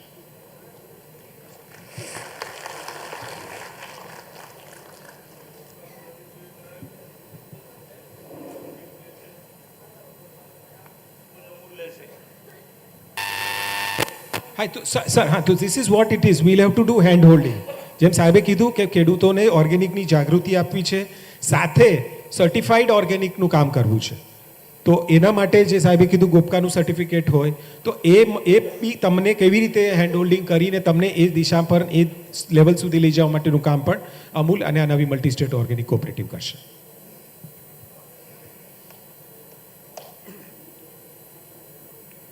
મારે એ જાણવાનું છે કે અમૂલ જે છે ને કે તલાળાની જે કેસર કેરી છે, તલાળાની કેસર કેરીને ઓર્ગેનિકમાં જે છે માર્કેટ ક્યારથી પ્રોવાઈડ કરવા ચાલુ કરશે? તો આ જ રીતે જેમ અમને વાત કરીને એવી રીતે જો આપણે ખેડૂતો ભેગા થાય, સરકારી મંડળી બનાવે. એમ તો આપણે જે છે ને કે એક તલાલા ગીરકેસર ખેડૂત પ્રોડ્યુસર કંપની FPO છે, એના જે છે ને કે જે અત્યારે મેનેજમેન્ટ મારા હાથમાં છે, 1600 ખેડૂતોની એક ફાર્મર પ્રોડ્યુસર કંપની છે. એમાં જે છે ને દરેક પ્રકારના ખેડૂતો છે, કેવલ ઓર્ગેનિક ખેડૂતો અત્યારે નથી, પણ અમે જે છે ને કે ફોર્સ કરીએ છીએ વધારે કરતા ખેડૂતોને ટ્રાય કરીએ છીએ ઓર્ગેનિક ઉપર લાવવાની. અત્યારે અમે કામ તો સસ્ટેનેબલ લાઇવલીહુડ ઉપર જ કરીએ છીએ, પણ ટ્રાય એ જ છે કે પેસ્ટિસાઇડને રિડ્યુસ કરી રહ્યા છીએ, ધીમે ધીમે એને ઓર્ગેનિક ઉપર લાવી રહ્યા છે. તો પણ ઓર્ગેનિક જે છે ને ઓર્ગેનિક ઉપર કોઈ મોટા માર્કેટ મળશે ને તો ખેડૂતો જે છે ને વધારે પ્રોત્સાહિત થશે. એના માટે આ મારા પ્રશ્ન છે કે અમૂલ જે છે ને કે એના માટે કંઈક આગળના સમયમાં વિચારી રહ્યા છે? તો આ બે વસ્તુ છે જે સર્ટિફાઈડ કરવાની પ્રોસેસ છે એ આપણે શરૂ કરવી પડશે. અને સાથે સાથે જો તમારા રેગ્યુલર પ્રોડક્ટ છે તમારે એક્સપોર્ટ કરવા હશે તો એક્સપોર્ટ કોઓપરેટિવ પણ એ મદદ કરશે. એટલે એવું નથી કે તમે જ્યારે ઓર્ગેનિક થશો તો તમારો માલ વેચાશે. આ બીજી સંસ્થાની મારફત એ પણ કામ પણ આપણે કરી શકશું. એટલે તમે તરત સંપર્ક કરો અને જોડાઈ જાઓ આમાં. Anyone else want to ask any question? Shall we move forward? So I would like to invite our moderator for all 3 sessions, Mr. Dhaval Rawal, for a vote of thanks.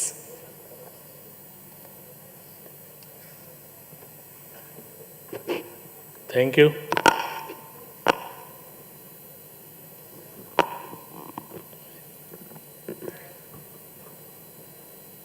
સૌથી પહેલાં તો સવારના 10 થી 5 સુધી તમે બધા જે અહીંયા હાજર રહ્યા છો, ઓડિયન્સમાં બધા સ્ટુડન્ટ્સ છે, સ્ટાર્ટઅપ્સ છે, ખેડૂતો પણ આવ્યા છે, FPO, CBBOના મિત્રો છે અને ફૂડ પ્રોસેસિંગ ઇન્ડસ્ટ્રી અને એગ્રીકલ્ચર સેક્ટરના રિપ્રેઝેન્ટેટિવ્સ છે. સૌથી પહેલાં તમારો બધાનો ખૂબ ખૂબ આભાર કે તમે આ કાર્યક્રમને સફળ બનાવ્યો. બીજું કે મેં જેમ કીધું કે આ જગ્યા જ પવિત્ર છે આવી જગ્યાએ જ એગ્રો ફૂડ પ્રોસેસિંગનો પ્રી વાઇબ્રન્ટ ઇવેન્ટ થાય એટલે સોનામાં સુગંધ પડી કહેવાય. અને એ જગ્યાએ આ કાર્યક્રમ હોસ્ટ કરવા, ઓડિટોરિયમ અને આ વેન્યુ બધું આપવા માટે આપણે અમૂલ, GCMFનો, મહેતા સાહેબનો અને અમૂલની આખી ટીમનો ખૂબ ખૂબ આભાર માનીએ છીએ કે તમે અમને બધાને આખા દિવસ માટે સમય આપ્યો, જગ્યા આપી અને જે સહકાર આપ્યો.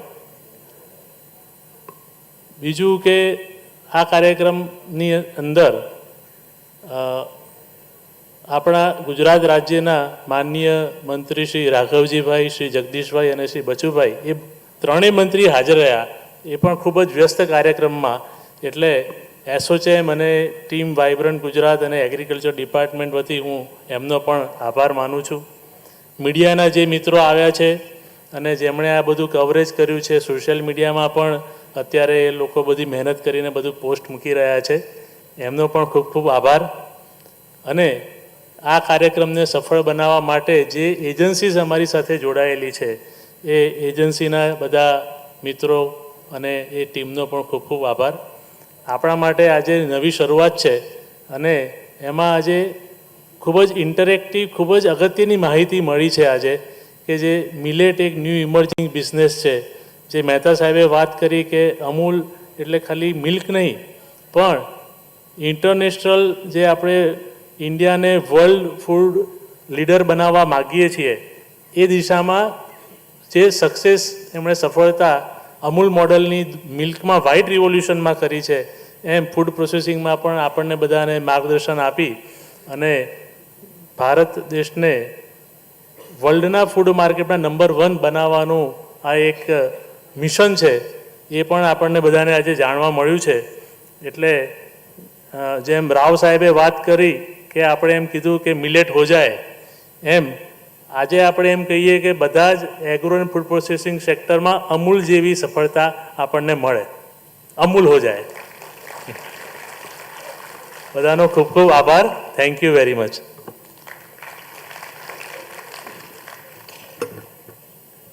આપનો પણ ખૂબ ખૂબ આભાર આ ત્રણેય સેશન્સનું ખૂબ જ ઉત્તમ રીતે સંચાલન કરવા માટે. અને આપણું આજે અંતિમ સેશન હતું તેના બંને વક્તાઓને આપણે સન્માનિત કરીશું. વિનંતી કરીએ છીએ શ્રી હરેશભાઈ પંડ્યાને કે આપ મંચ પર પધારશો અને ડૉક્ટર મનોજ શર્માજીને સ્મૃતિચિહ્ન અર્પણ કરશો.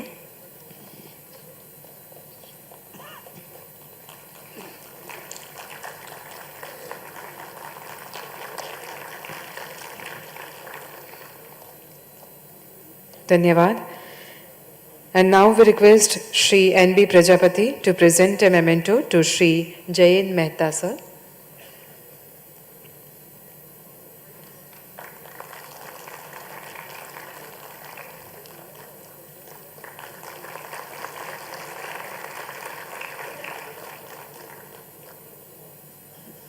Thank you, sir. Undoubtedly, ladies and gentlemen, this was an enriching experience for all of us. This discussion will pave the way for making Gujarat self-reliant and more prosperous in all aspects in coming days. जनवरी 2024 में होने वाली vibrant Gujarat global summit भी निश्चित रूप से सफल होगी, इसी विश्वास के साथ फिर एक बार आज के इस प्री वाइब्रेंट समिट में भाग लेने पधारे आप सभी का बहुत बहुत धन्यवाद. सभी कहूँ कि खरेखर અમૂલના પ્રાંગણમાં આ પ્રકારનું આયોજન એ આપણા સૌ માટે અવિસ્મરણીય અને અમૂલ્ય અનુભવ બની રહેશે. ફરી એકવાર આજના આ કાર્યક્રમમાં સહભાગી થવા માટે અને આ કાર્યક્રમને સફળ બનાવવામાં જેમનું જેમનું યોગદાન રહ્યું છે તેવા આપ સૌનો અમે ઋણ સ્વીકાર કરીએ છીએ. નમસ્કાર. કાર્યક્રમના અંતમાં રિફ્રેશમેન્ટ્સનું બહાર આયોજન કરવામાં આવ્યું છે. આપ સૌને વિનંતી તેને ન્યાય આપશો. Thank you.